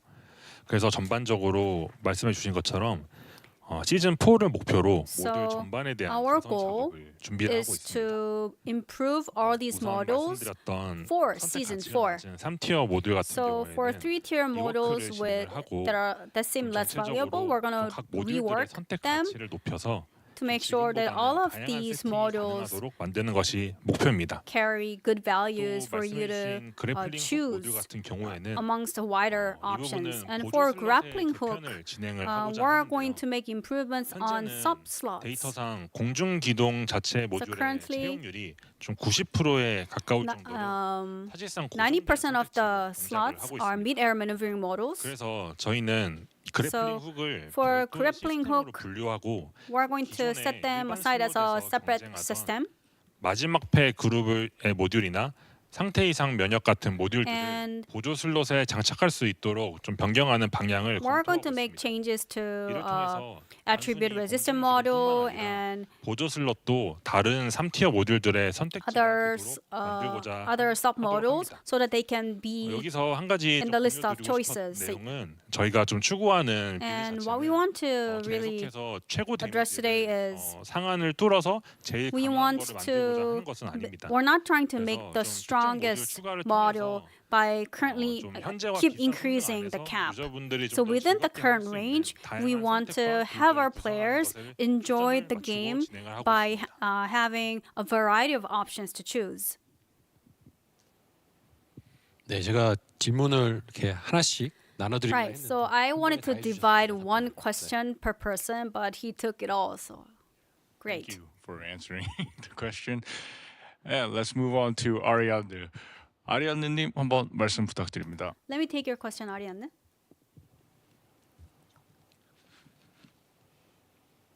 네, 재사용 대기 시간 2개를 So, 고정적으로 쓰는 걸 말씀드리려고 했는데 I was going to mention the cooldown reduction, and you said you were going to solve this, so I look forward to it. 궁금한 거는 파란색 So my question is, for blue and purple tiers, 식감까지 안 돼 있는 것도 있기도 I think its enhancement level is still less than 10, 있는지 and I wonder if you can increase it to beyond 10.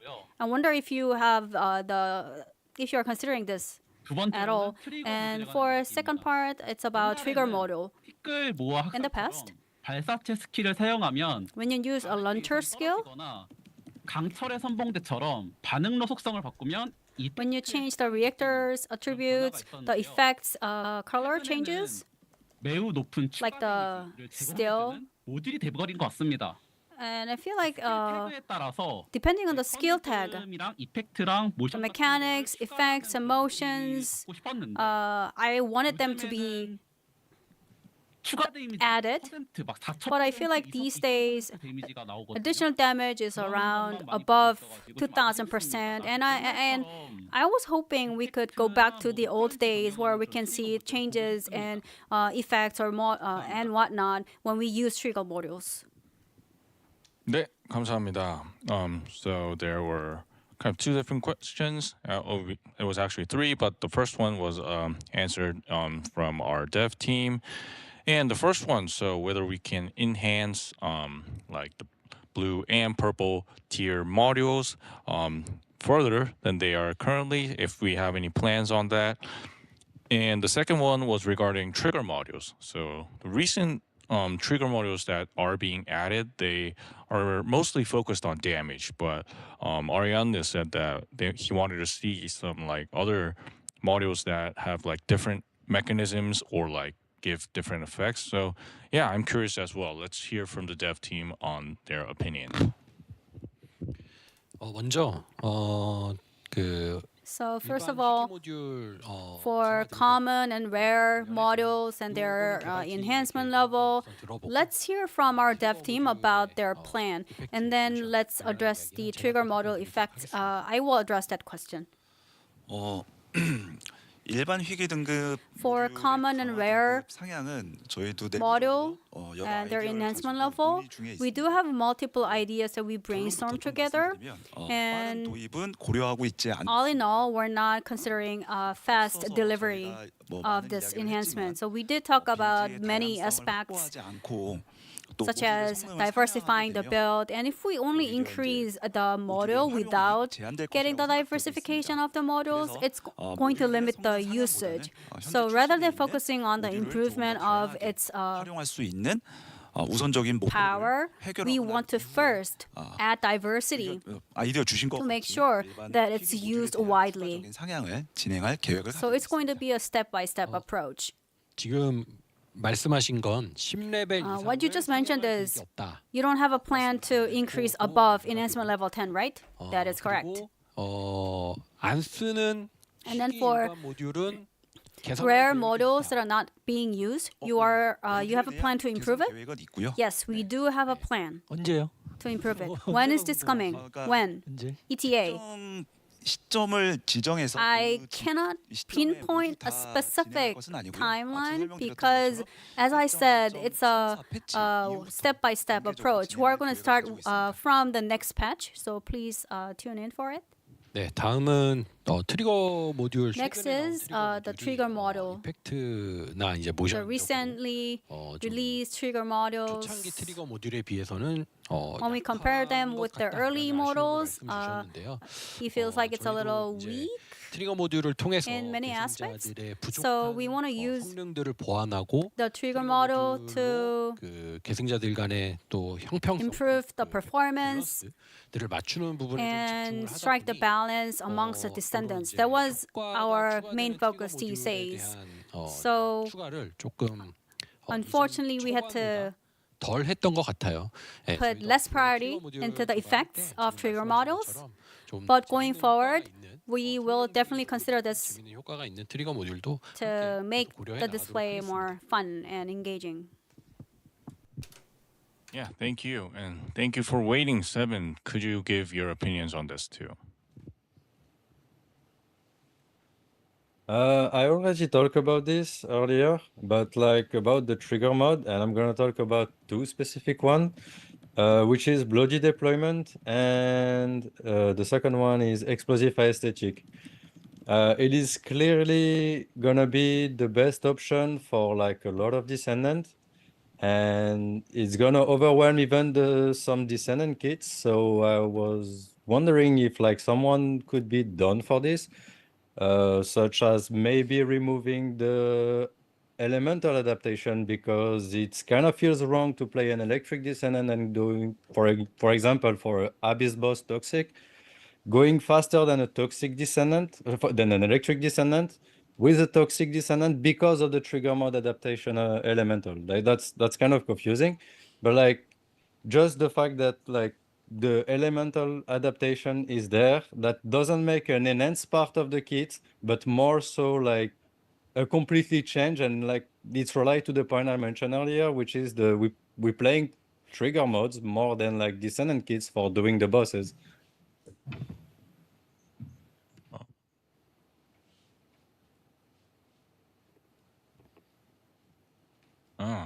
Yeah. Thank you, Seven. And one thing our team noticed was that Seven, it seems like you're watching from late hour. We saw that it was dark and now it is in the morning already. Thank you for tuning in for such a long time. Good morning, man. Thank you. Yeah. And returning to the question, yeah, so Seven gave two interesting points on trigger modules. So this is, yeah, it seems like a difficult question, but I'm gonna rely on you guys to give a great answer to Seven's question. 이게 질문의 요지를 제가 정확하게 이해를 잘 못했습니다. 죄송합니다. 네, 근데 질문이 트리거 모듈로 Sorry, I don't know if I understood the 주신 것 같은데. question correctly. You mean transitioning the attribute through the trigger modules, right? Did I understand your question correctly? Just for clarification. 네, 그 부분에 대해서. Yes, I think that was right. Yes, that's right. 네, 제가 그 내용까지만 이해하고 그 뒤에 그래서를 I think, and then after that, I kind of got lost, so I just want to double check. Yeah, Seven. Could you add to clarify on your question once more? Yeah, sorry about that.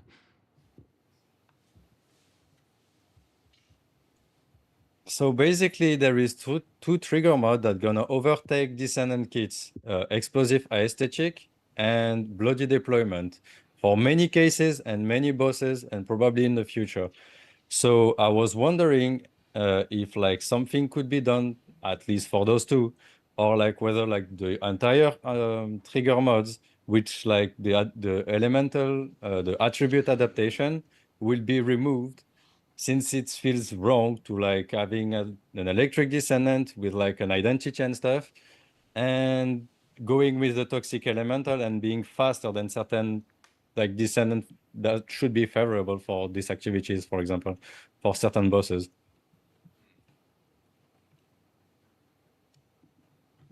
Yeah, thank you, Director. Are you okay with 네, that? 이해했습니다. 네, 이해했습니다.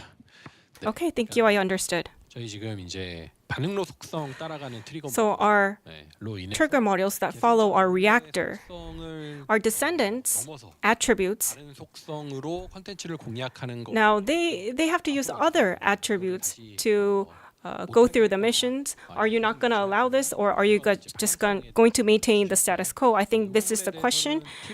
I think our dev team can elaborate on this. 네, 일단 트리거 모듈의 경우에는 For trigger modules, 그렇고 출시를 in- 하면서 계속 시험적인 internally we 진행을 하고 있는 상황입니다. are testing some aspects 그래도 저희가 총기 계승자 같은 because for gun descendants, firearm descendants, 경우서 속성만 변경하기만 하더라도 even when they just change their firearm and change their attributes, they can go through the onslaught modes. But for skill descendants, 성인 요소는 클리어할 수 없는 they can't clear the onslaught mode. So that was one of the issues.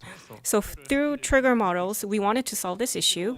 For instance, 피해 전개 the bloody deployment that you mentioned, that module, 쉽게 보았던 모듈이긴 합니다. that was something that we had an eye on. 모드이기도 한데 This was also an experimental mode, but the purpose itself 별도의 was to use melee weapons and having a build with that. 카운터가 명확하고 체력을 And there is a clear counter for that, and the HP is high, so we did apply a higher damage. But personally, 모드들이 I think these modes, 명확한 카운터가 있는 there should be more of them and more clear counters for them in diverse content. So I think ideally we should have more content that could achieve that could provide more diverse play methods for our players. I understand where you're coming from, but I'll make sure that your concerns are addressed in our game development. Yeah, thank you for answering that question, Dev Team. Low budget, let's hear from you as well. Okay, so I guess the guys have already covered the questions. I was mostly going to talk about the diversity of the builds. I think one suggestion I have is maybe with the future Transcendent modules, some of them could come with the maximum range or the maximum cooldown already applied for one or two specific modules. That way it frees up a couple of slots to make the builds more interesting. And besides that, I want a more detailed page within the build page where we can look into the maths and the numbers behind that. This could be like a separate thing only for people who want to see all of that, because at the moment there's still a lot of experimentation that needs to be done. The expected damage is sometimes not accurate. Well, it's not accurate a lot of the time. So yeah, just one or two of those things. And once again, I've already mentioned this, new players and helping them understand the builds via fun interactive tutorials rather than just listening to the Descendant instructor, something like that.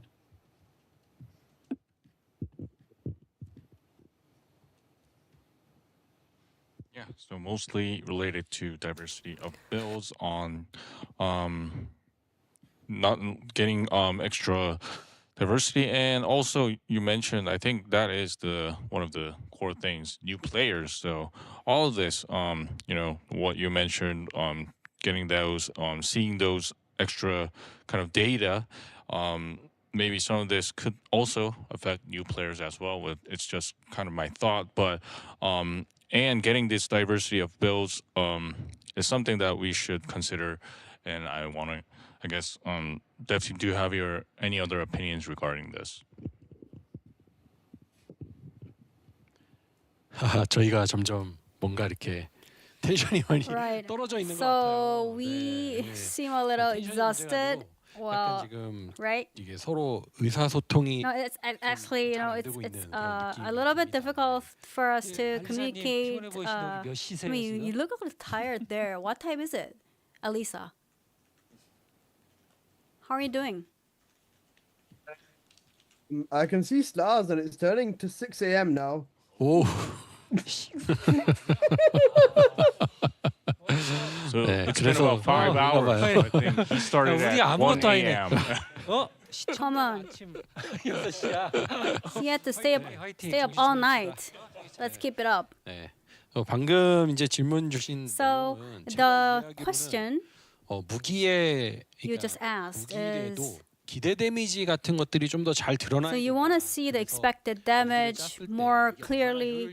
So when you build, 이런 맥락으로 저는 you need to be able to forecast what it's going to result in. Am I understanding this correctly? 네. 네, 맞죠. Yes, 네, yes. 네. Okay, you confirmed. 그 무기의 네. 지금 스킬 같은 경우는 툴팁에서 이제 So 기대 for 데미지를 skills, you can see the expected damage in tooltip. With the newly added Transcendent weapons, 데미지 표현 같은 것들이 we will 빌드를 짜는 데 be. 있어서 중요할 것 같아요. 뭐가 좋은지 판별을 I believe that it's 이런 부분들은 important for our users to see the expected damage. So I'd like to take this comment to our dev team to make sure that these are well displayed.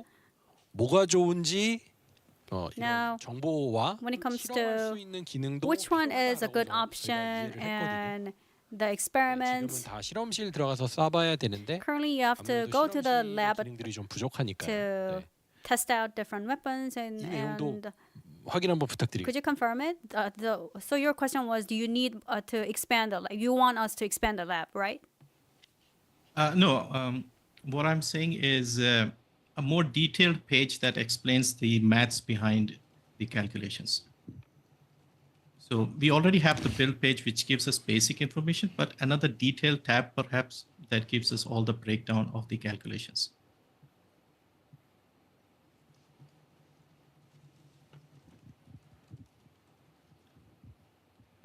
네, 알겠습니다. 네, 요거는 Got it. 저희 무기가 동작하는 방식 So 그리고 무기의 how our 최종 weapons 데미지를 산출하는 방식에 are 대한 used 표현의 and 정밀도를 더 our 높여달라. 그래서 guidelines about the 빌드를 calculation 짜는데 이런 methods, 정보들을 the 활용할 수 있게 mechanics. 해달라는, You would like to see more details to have better understanding. 다양한 Right. 조합에 의해서 나오는 아이템인 만큼 Because this 챙겨서 requires 완성을 할수 있도록 combinations of multiple areas, we will take that comment and make sure it's reflected in our developments. Yeah, thank you. And we can see Sen. And Sen, I'm curious as well. What time is it for you? I'm on the East Coast of America, so it's only 1 a.m. I'm fine though. Great. And I'm not crazy. I'm over here doing things. I'm talking to Twitch chat, so I'm basically just getting the questions from them at this point. Sure, no problem. So what we have is, can we get a free preset slot added for the Descendants and weapons, similar to how they were added for skins? And will the arcade tuning board be expanded, like it was mentioned previously? Thank you. Pretty straightforward questions, so I'll toss it off to the dev team.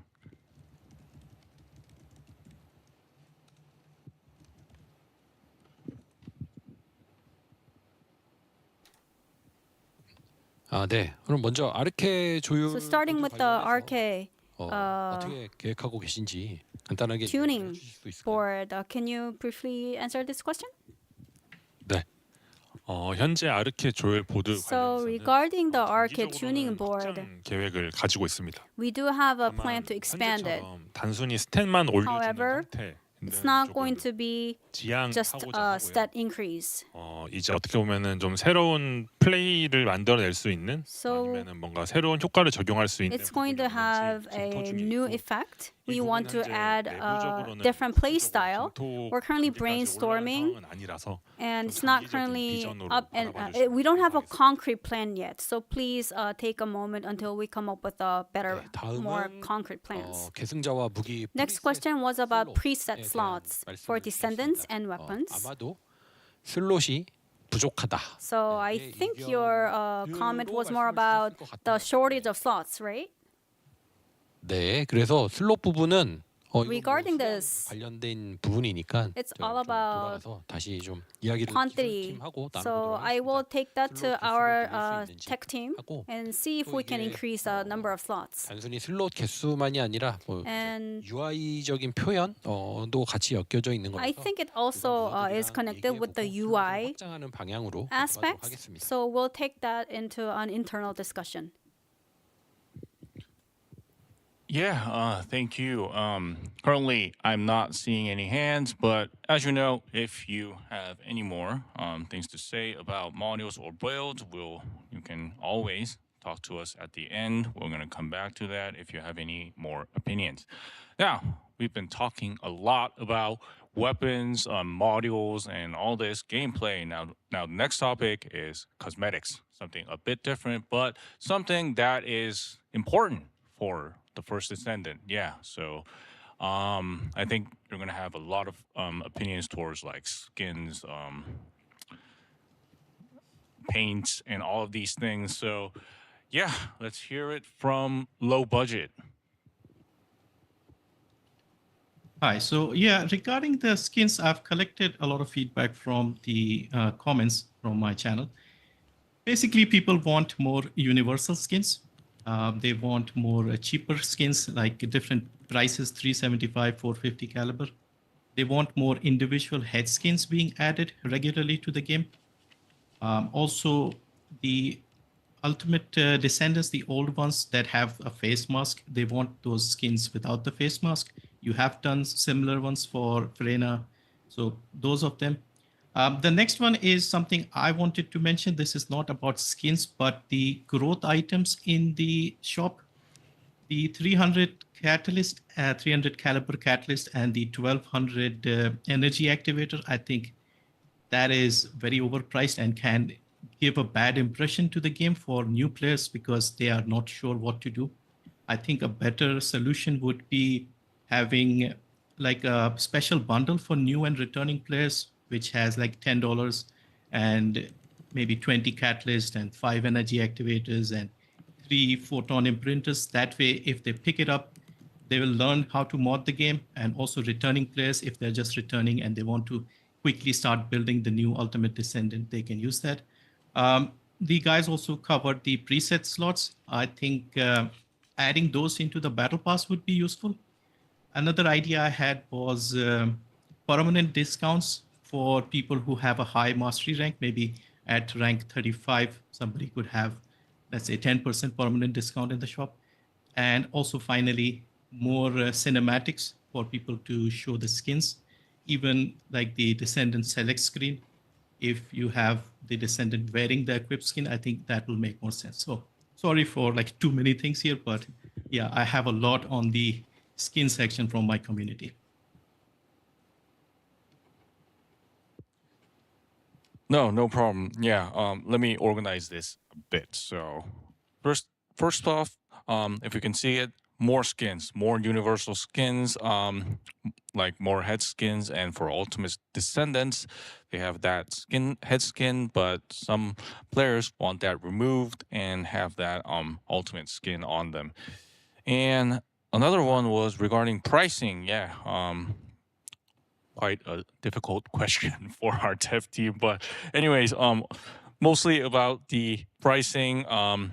If we could get like special bundles for like returning new players, and yeah, you also mentioned like a permanent discount, and I don't know if it's possible. I will have to ask the dev team, but yeah, that was one of the things that was mentioned, and like more cinematics, since if we have so many skins, probably you would want your Descendants wearing that cool skin and showing it off in that cinematic. So yeah, I think this oh yeah, there was also that maybe adding like a preset slot to the battle pass. So a lot of things here. So I'll have to ask our producer holding that mic there. 네. 제가 전체적으로 답변을 드릴게요. So I will give you overall answers. yes or no라고 하는 게 아니라 I wouldn't give a yes or no to each and one of the questions, but we have some thoughts about skins. So I will share the overall ideas that we have, and also I think there are two big chunks in your questions, RBG. So first one is about skin. The second one is about the paid items. 님들이 답을 주세요. So about the second part, please take the question. I'm only going to address skin. 비싸다. 네, 제일 민감한 질문부터 So 볼까요? the cost, you said it's expensive. 퍼디의 주 Skin is our main source of income. 굉장히 많습니다. So it's very tricky for us to set the right price. 할인율을 높인다라도 So it's our revenue stream, and rather than giving that discount, we want to increase the satisfaction of our users. Today we're going to be super honest, so I'm telling you. 고민을 하고 있는 거고요. We do take this as an important matter. 것들을 할 거냐 생각해봤을 때 얘 주신 것처럼 뭐 프레이나의 스킨, So Freyna's skin. 아시는 분들은 아신 뒤틀린 숭배의 그 꼬리 부분, 네 이런 것들에 So the tail of Freyna's skin, there were many mixed comments. Some people like this, some others not. We're trying to 더 구체적으로 얘기하면은 resolve this issue. 가능한. For example, you can toggle on or off some parts of Freyna's skin. 지금 얘기를 하고 있습니다. These are kind of ideas that we are currently discussing. 네, 통역을 위해 잠깐 끊었고요. 이거는 제가 좀 초안을 봤는데 So I looked at the 저의 기대에는 미치지 못해서 draft 좀 해서 달라고 했어요. and I didn't really like it, so I asked them to redo it. It happened yesterday. 좀 이런 스킨은 이 만족도 부분이 되게 When it comes to 중요한 부분이라 skin, 이걸 계속 올리려고 meeting the expectation of our users is the utmost priority, and we are definitely looking into it in various perspectives. 공용 스킨, And the common skin, 늘려달라고 하신 you 걸로 wanted 했는데 us to expand the number of common 꾸준히 skins. 제작을 하고 있고 We are 아시는 것처럼 releasing and developing as we speak, and it's also integrated into the battle pass so that many more users can use it. The skin for battle pass, we are improving its design to make sure that everybody likes it.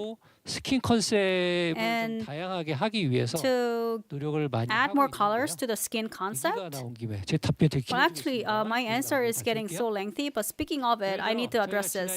So, over the past 1 year, 아까 다 보셨을 거예요. you know which one was popular.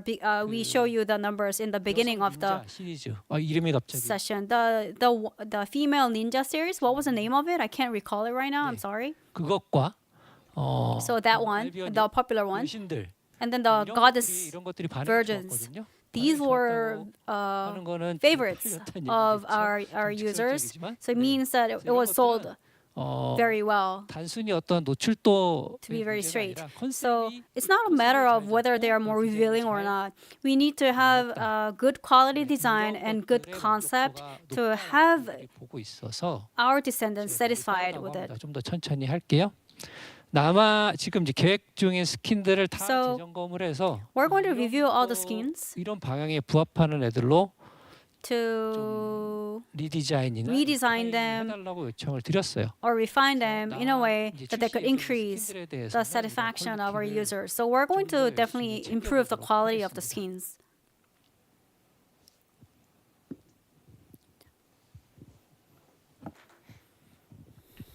네, 그리고 그 촉매 그리고 Moving on to catalyst and energy 신규 activator. 분들이 번들을 좀 더 The 할인된 new 가격으로 users, 사용할 수 있는 부분은 giving them a 좀 discount 하고 있고요. 그래서 price. 또 새로운 번들로 We do have that in mind. 할인율로 We'd like to offer 품들을 준비하고 있습니다. 그래서 better price to our new users or returnees.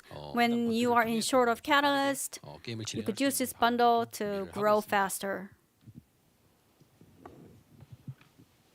Yeah, let's look forward to the changes that will come to the skins.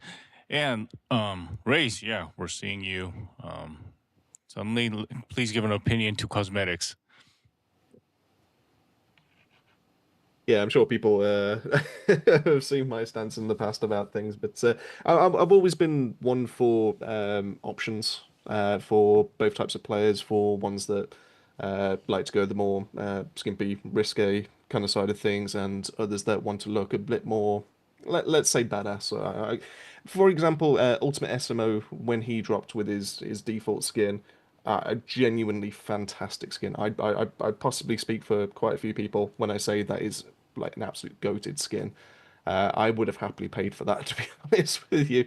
But I would love to see more armor cosmetics going forward. You know, with the amount of firepower that kind of comes our way, especially in these later battles and everything like that.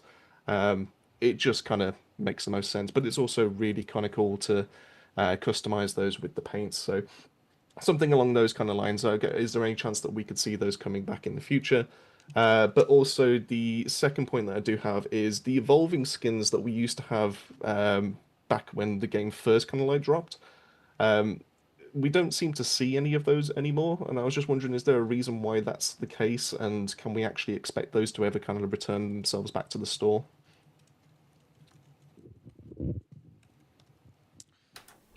Yeah, thank you, Reese.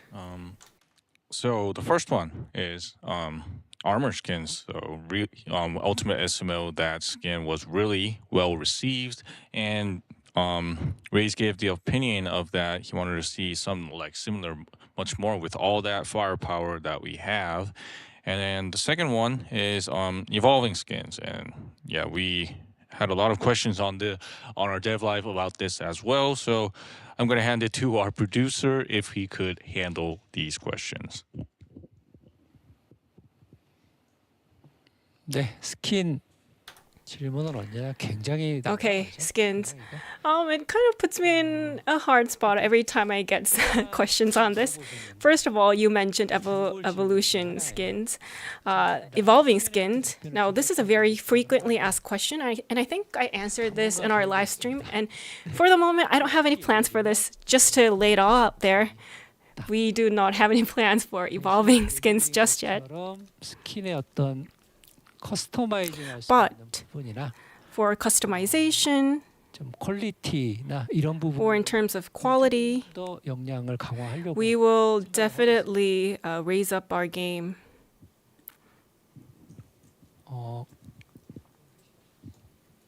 네, 그 진화 스킨은 For we don't have evolving skins, but 스킨의 파츠를 for the parts, skin parts, you can turn them on and off and then combine them in many ways. That's what's coming up. It's kind of similar to evolving skins. 진화 스킨이랑은 엄밀히는 다르지만 Well, strictly speaking, it's different, but still, you can take off your mask or get rid of your horn or take off your jacket. 선택할 수 있는 So you can customize these parts, and on attachments, 위치가 the place and like the direction of the attachments, I think we might tweak where the attachments go. They might be they might be rotated.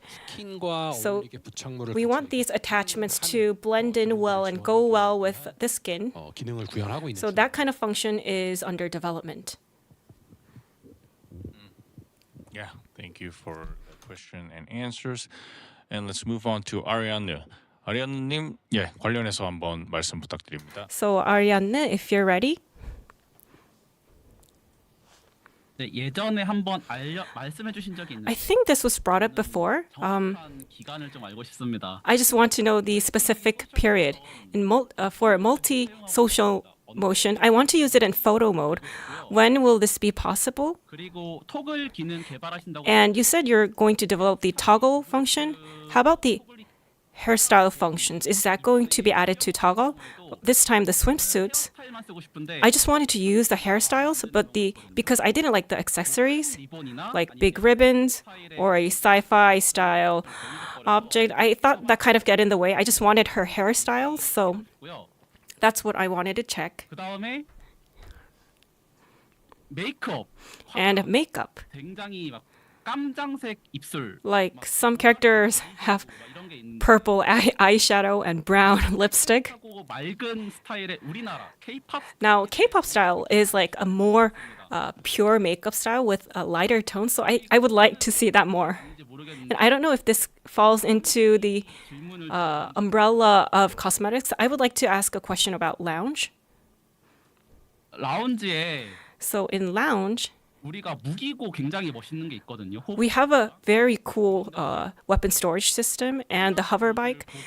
So would there be a lounge where we could save our ancestor mods? Thank you.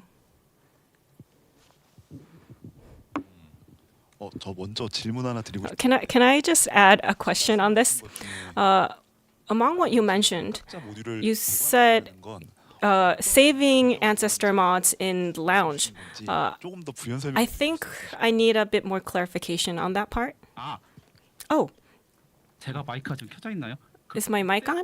Oh, like if you look in sci-fi movies, like you have this huge CPU computer room and a lot of memory chips just stacked. 내가 얻은 빨간색 Like, let's say I have a red tier module, and I would like to see that visually in a lounge because it's very satisfying visually.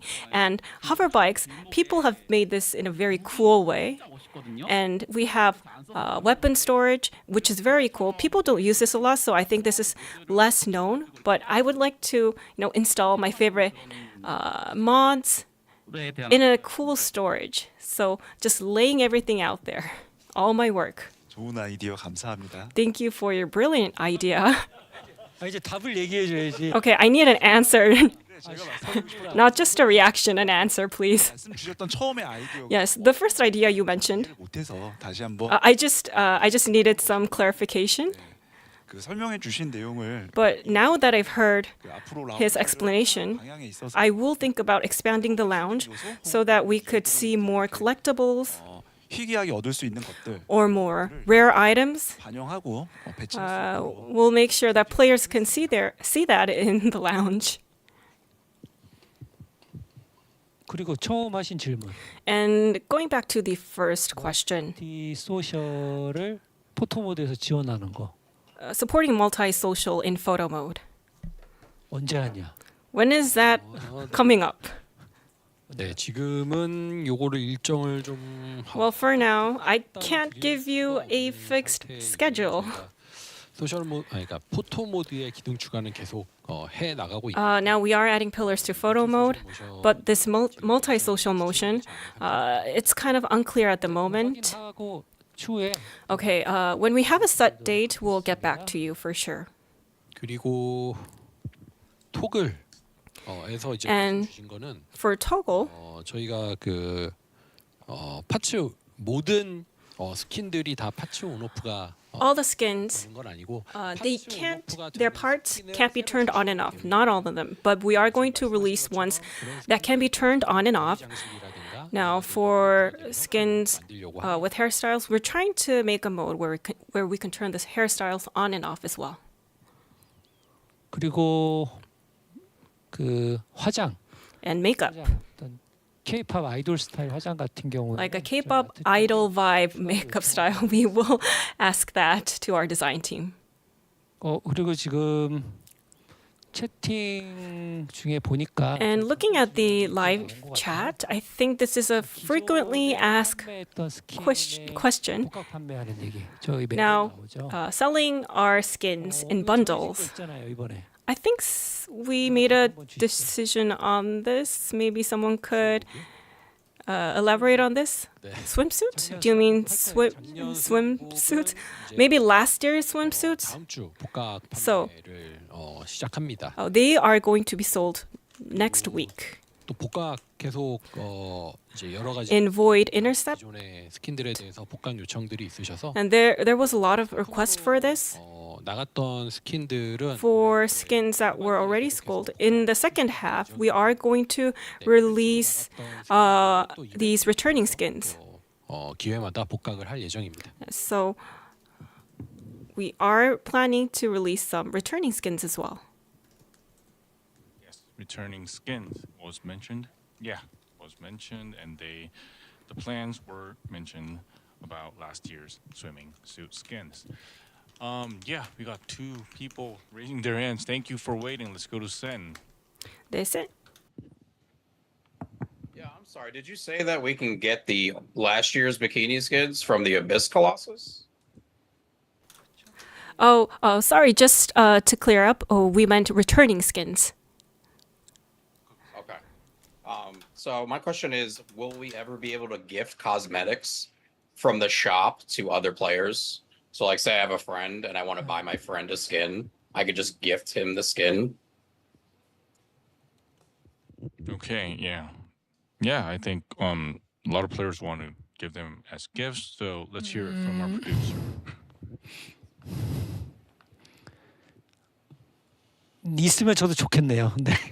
I mean, I wish we had that feature, but at the moment it's hard to give you a set answer. 지당하신 제안이라고 생각합니다. I think I do understand it's a good point, but right now we're not very set on that. Yeah, so no set schedule, but let's look forward to the dev team to make that function. Yeah, giving them as gifts, that is really, it's actually much more important than said. And we also have Alyssa raising his hand. Let's hear it from you. Do you have any plans to add any more skins that are farmable through gameplay? Is there any improvements or changes planned for the paints or dyeing system? Or has the team considered adding more unique themes like cyberpunk themes for the outfits? And sorry, last question. Have you considered adding skins with more clothing on?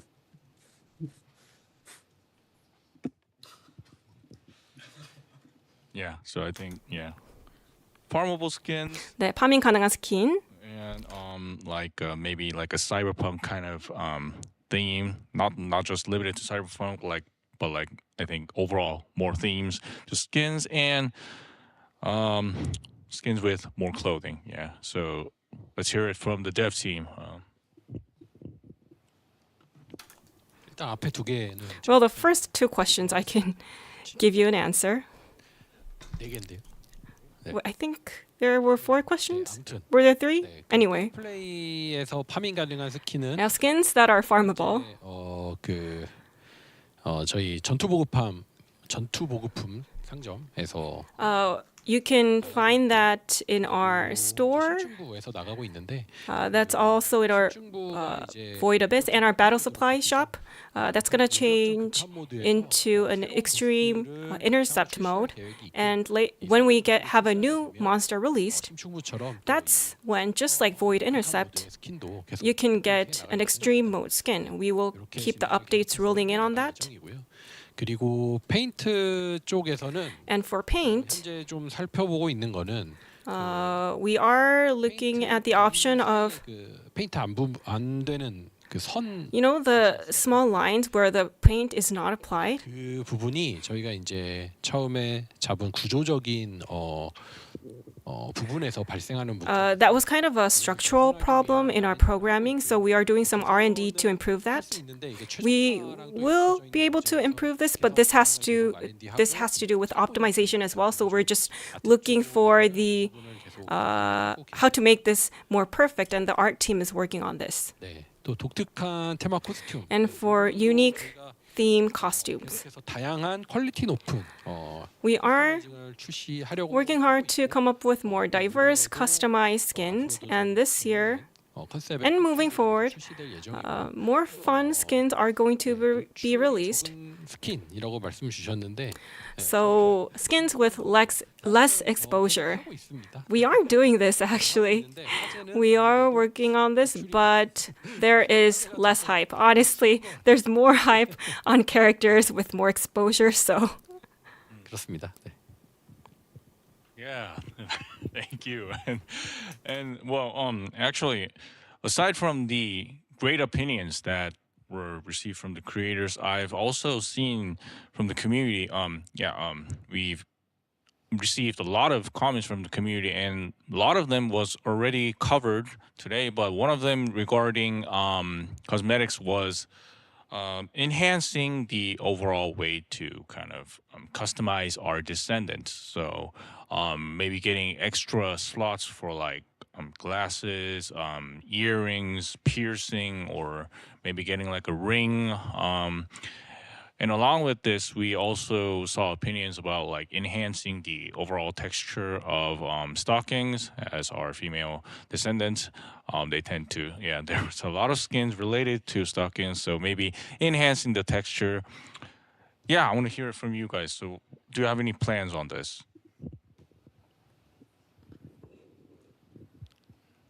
네, 이것도 솔직하게 얘기를 드릴게요. Okay, I am going to put everything out on the table. 소품, 안경이나 뭐 These 피어싱 items like piercings, glasses. 를 추가하면 좋은데 It would be nice to have additional slots for them, 집중하는 건 but 보다는 이제 our focus is more on 토글 기능, skin toggle features, 터치화가 가능한 스킨의 제작이나 skins that are customizable, or improving the shades, 체형과 같은 문제들 이런 거 or body shape. That's what we're 네. focusing on more at the moment. 스타킹 이게 좀 And for stockings, this might be a tricky topic to go over, but since it's brought up, 아트 팀하고 확인을 해본 결과 I checked with the art team recently. They improved their shaders, so the texture has improved. Its texture has been improved in terms of quality, and we got a lot of positive feedback. So through this shader improvement, we'll be able to express more better shades. So please look forward to that. Yeah, thank you. Let's really look forward to that. So currently, I'm not seeing any more hands for cosmetics. So yeah, let's move on to the next topic. But remember, yeah, if you think you need. 넘어가시기 전에. Oh yeah, we got. Oh, before we move on, it's not about cosmetics precisely, but 질문 주셨던 내용. on question on the paid items for returning users or beginning users. Maybe a package that was brought up, I think. 속하는 것 중에 하나가 이제 촉매. One of those items is catalyst. That's one of our most important items. 게임 내에서도 촉매. And within the game, in order to obtain the catalyst, you need to put a lot of time and effort. But for returning descendants, in order to go after the latest meta, they need to put in a lot of time for catalyst farming. So it's hard for them to catch up with meta, and it's hard for them to progress quickly. So in order to resolve this problem, 촉매의 연구 개수를 늘리는 방향과 we are looking to increase the number of researchers for catalyst and reducing the time for research. 어떤 방향을 만약에 도입해야 된다라면 so if there is a better way forward, which one would you prefer? It would also be nice to hear our creators' thoughts as well, if you have any on this, have any ideas on this. Yeah, and we can see a hand got up from Ariane. Yeah, 아리아누님이 딱 손을 들어주셨는데, 예, 먼저 한번 말씀 부탁드립니다.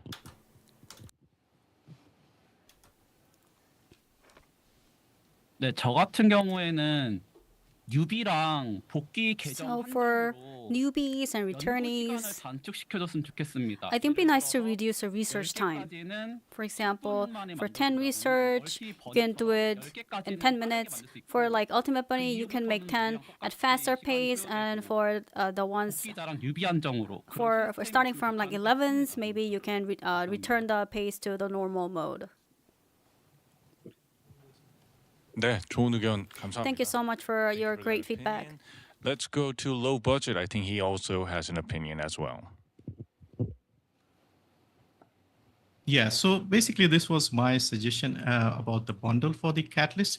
To directly answer, I think a bit of both is what is needed. The ability to maybe queue up the Catalyst would be helpful. And also, like I said, the new people are unfamiliar with how to farm them or how to get the items, so that bundle will also come in handy. So a combination of both the things, I think, will be beneficial for the health of the game. Yeah, thank you. Great opinions on this. And for players watching, yeah, I think you have everyone probably has their personal opinions regarding this. Please send them to us. Leave comments. We'll be sure to look at them, and then we can make future plans on making these extra, kind of things. Yeah, so let's move on to the last topic. But of course, as I said, we still have room for if we want to talk about the things that we did before. If you have something that comes up, we'll take that in the last part.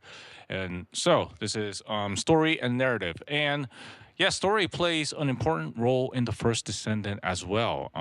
In season 4, we finally face against Karel. Yeah, and I imagine there'll be plenty of opinions on the story so far, and also season 4, like curious questions on season 4 as well. So yeah, let's hear it from Sen.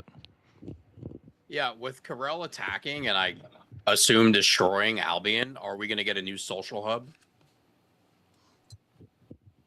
Great question.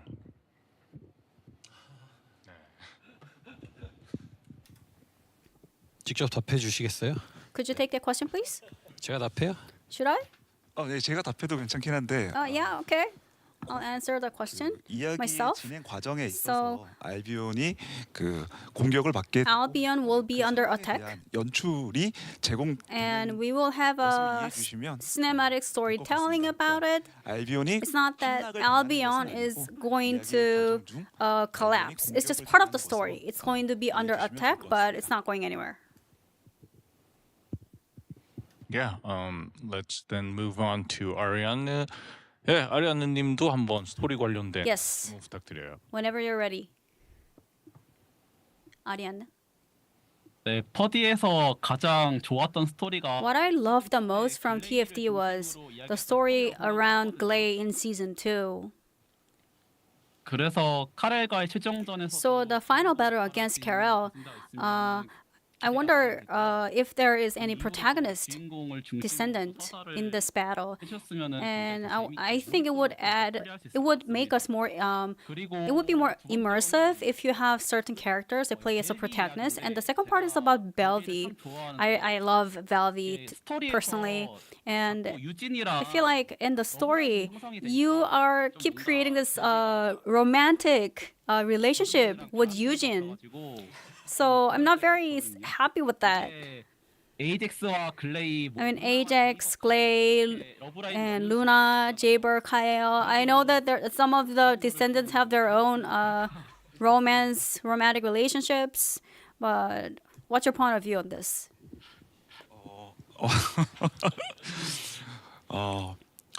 우선 그 Well, 퍼스트 디센던트 안에서의 러브 so within FDS, 다 the 아시겠지만 romantic lines. 엔조가 유일한 상황이고요. Well, Enzo is the only one with the romantic relationship or romantic line. 에게는 그런 To other descendants, they don't have the so-called romantic line yet. We didn't. 필요하진 않았습니다.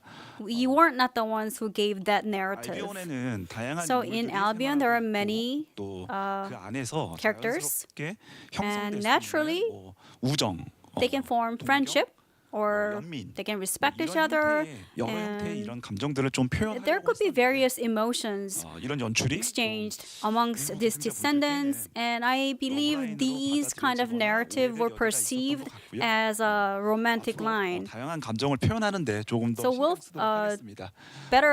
we'll try to better express these different emotions. 관계를 러브 라인으로만 So not everything is about romantic relationship. 하시지 안아주셨으면 좋겠습니다. I think that's a misunderstanding. 거죠? 더 이상 러브라인은 So there's not going to be romantic lines anymore? No. Okay, that's official. There is no romantic relationships. It's official. Yeah, let's hear another opinion from Low Budget. 공식이 So regarding the stories, I think the stories have improved a lot, and I love the Daya quest line. The Eugene story was also very good. So more of that, please, because I think that was, some of the best content we've had recently. And you already mentioned that VSI is getting a backstory. I'm really curious about Ajax and his backstory and all his travels in the void, things like that. And also more lore. We've already touched about this. More people in Albion, maybe more NPCs who give some more lore, minor quests, mini missions, mini games within Albion that can fill the stories, things like that. Yeah, great opinion. Yeah, the lore itself is really important. You know, when playing the game, you want to really focus on that Descendant, and knowing the story is an important factor when playing the first Descendant. So, yeah, let's hear from the dev team on that opinion. Let's hear your thoughts. 네. 결국에는 퍼디의 Yes. 세계관에 더 So 몰입할 수 at the end of the day, 있는 지원들을 it's about adding more features to 이해를 했고요. make our players 퍼디의 메인 engage better. 스토리의 연출은 So the 점점 발전하고 있다고 봅니다. storytelling, I believe, is improving and has improved a lot compared to season 1. And I can assure you that season 4 would be much better than what we have shown you so far. But one thing that we can do to improve is to the expression settings, the settings that we have to fully deliver the lore that we have. 몰입감 있는 게임이 될 수 있도록 노력하도록 하겠습니다. So we'll do our best to make our game more immersive. Thank you so much for your meaningful opinions. Yeah, thank you. Let's go to Alyssa. Please give an opinion on this. With the story obviously going through Axion and stuff like that, will we end up seeing any new Colossus in the story? Or is there going to be any further expansion upon Descendant specific stories, for example, Lepic or Valby and stuff like that?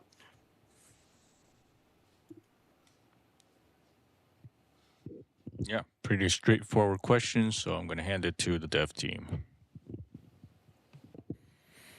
네, 신규 거신은 저희가 또 New Colossus. 추가를 해 나갈 예정입니다. We are going to be adding new 지금 극한 new 그리고 Colossi going forward for the extreme mode and the wall crusher. We're going to be, I mean, you mentioned about Colossus replacing them. So we're going to be keeping the light on for existing content, as I mentioned before. So we're going to add new Colossus as part of such KTLO efforts. And moving on to the backstories, we are preparing Viesa's story, and there are some early descendants whose stories have not been revealed yet. But we do have a plan to share all those backstories, so please look forward to it. Yeah, I'm not seeing any hands, but from the community, I also saw a comment relating to our cinematic cutscenes. So, yeah, it's really good to see these cutscenes. But sometimes, when you're like doing a quest, you just see the descendants just standing there, and it sometimes doesn't really feel like they're alive, kind of thing. So, would it be possible, to kind of enhance this so that players can have an immersive experience in the first Descendant?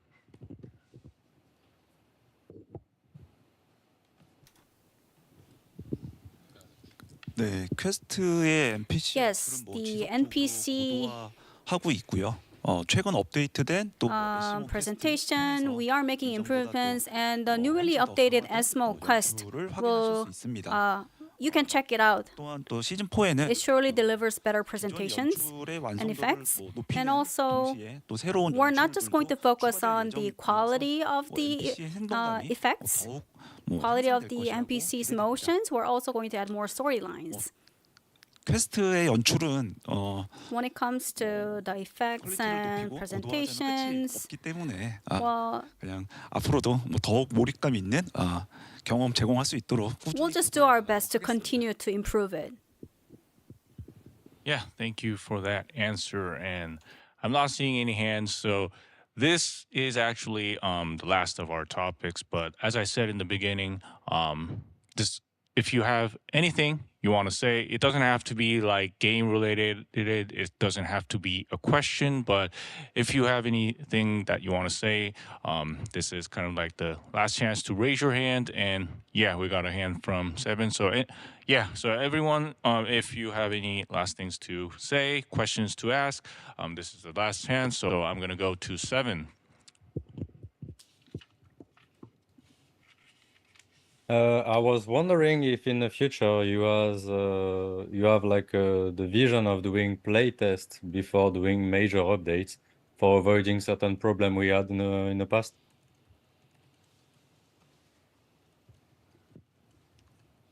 Yeah, I'm gonna give it to the dev team. 네, 현재 플레이 테스트는 Yes, FGT를 진행을 하고 있고요. we do have the FGT. 계속해서 We're running playtests. 테스트를 통해서 Through these tests, 안정화를 계획을 we 가지고 있습니다. are continuing to stabilize our 그리고 updates and works. 네, 그리고 이 Yes, 질문을 and 주신 I 데에는 believe 이제 that 주로 there's a 안정성에 reason 대해서 behind this 서비스를 question 기대하시기 때문이라고 because you 생각을 are expecting 합니다. a stable 저희도 이 service. 부분에 대해서 So 개선을 regarding this, 계획하고 있고 we 지금 do have improvement plans. Actually, we're working on it. It's a work in progress. 마감을 더 앞으로 당기는 작업들을 So 계속하고 있습니다. we are 저희가 개발을 완료하고 putting our 플레이 deadlines 시간을 더 확보해서 좀 더 빌드 안정성을 확보하는 earlier than we usually do to make sure that we have enough time to do Q&A, 많은 quality test. 계승자분들과 테스트를 진행할 수 있을 And 거라고 생각을 we would also like to run more tests with our descendants 저희가 안타깝게도 going forward. But unfortunately, so far, 작업을 하는 we had to continuously work right before the update, which led to 불안정한 some 모습들을 많이 보여드렸다고 생각을 합니다. issues, 계속 이래서는 안 된다고 unfortunately. 생각을 해서 And we do understand that this is not something, and we have a strong commitment to prevent this from going forward. So with better QA 할 수 있는 환경과 방안들을 environments, we'll try to make more stable service and also test more with our users. Yeah, thank you, Seven. I mean, your room is getting much more lighter, and really, thank you for sticking us for such a long time. Thank you. and let's hear it from Low Budget. Okay, no more questions. Just wanted to thank everyone, the community manager, director, producer, the dev team, especially the interpreter. Sorry for speaking too quickly. And yeah, congratulations again on the 2nd anniversary. Good luck with the future of the game. You guys have done an amazing job with the last 2 years, improving the game constantly. Every week we get updates. And yeah, I wish all the best for the future of TFT and hope it stays around for a very long time. Thank you so much. Thank you. Yeah, thank you for those words, Low Budget. Let's hope that we can get some more updates and more fun things to do in the first Descendant. And let's hear it from Alyssa. Yeah, again, thank you guys for everything you've done. Not just on behalf of myself, from everyone else in the community, my other fellow content creators who are here. Thank you for everything you've done. Before I run away, though, just 1 or 2 questions. Are there any plans to increase the amount of Vulgus biodata chips that we can hold in our inventory from 10 up to being higher? And are there any plans to increase the maximum friend list capacity from higher than 100 as well? And I forgot to say thank you, Jason. I'm a big fan. I love you, man. I'm a big fan of you. Thank you.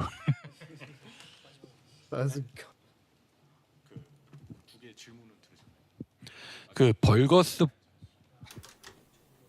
네, 벌거스 바이오 데이터 칩 말씀하실 때 Yes, on the Vulgus bio data chip, I think my reception was kind of bad. I just want to listen to that question once more. So, increase the total amount of Vulgus biochips. Is that right? Yeah. 그러니까 전반적인 그 수량을 Yes, yes, increasing the number of the 수량. Vulgus bio 예. data chips that you can hold. 네.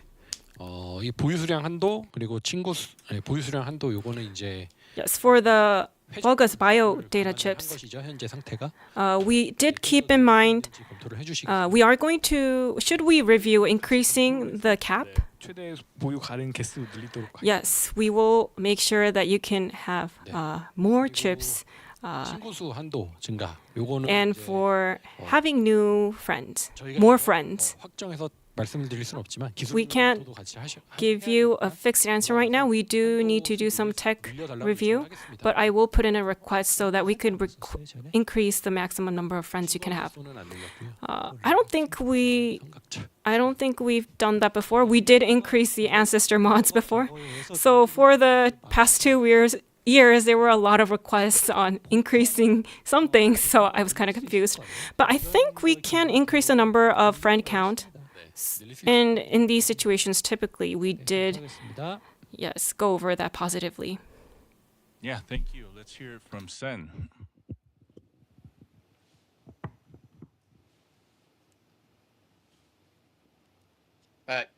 First of all, thank you guys for the invite for me and all the creators. You guys did a great job. Season 4 looks fantastic.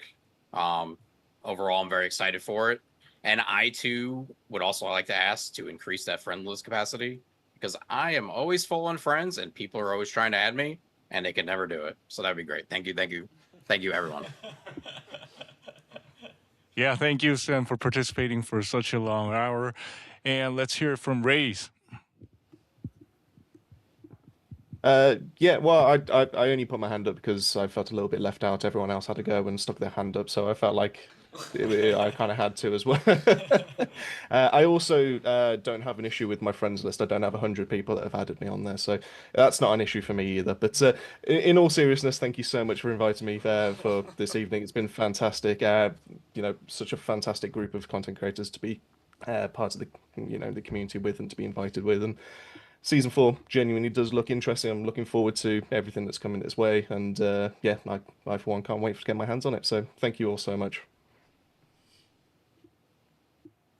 Yeah, thank you. I mean, Season 4, let's look forward to that. Thank you for participating, Race. And we have our last 아리아느. 아리아느님도 정말 오랜 시간 동안 참여해 주셔서 너무 감사드립니다. 말씀 한번 부탁드립니다. And last but not least, we have Ariane. 네, 오늘 정말 긴 시간 동안 Well, first of all, thank you for doing this open talk for a very long time. A lot of my questions were resolved. You still may have some questions left, but I do believe that you will give us answers in the next dev live stream. So thank you for giving us such a good time. Thank you for the invitation. 감사드리죠. 어렵게 오셨는데. Oh no, thank you. 감사합니다. Thank you, Ariane. And this isn't the end. As we said in the beginning, everything that we talked about today, we will do our best to organize this as soon as possible and share with the community. Great. So it's been about 6 hours. We've had some breaks, but that was quite a talk we had there. I mean, thank you, everyone, our creators, dev team, and everyone watching. If you're still watching, really thank you again for participating today.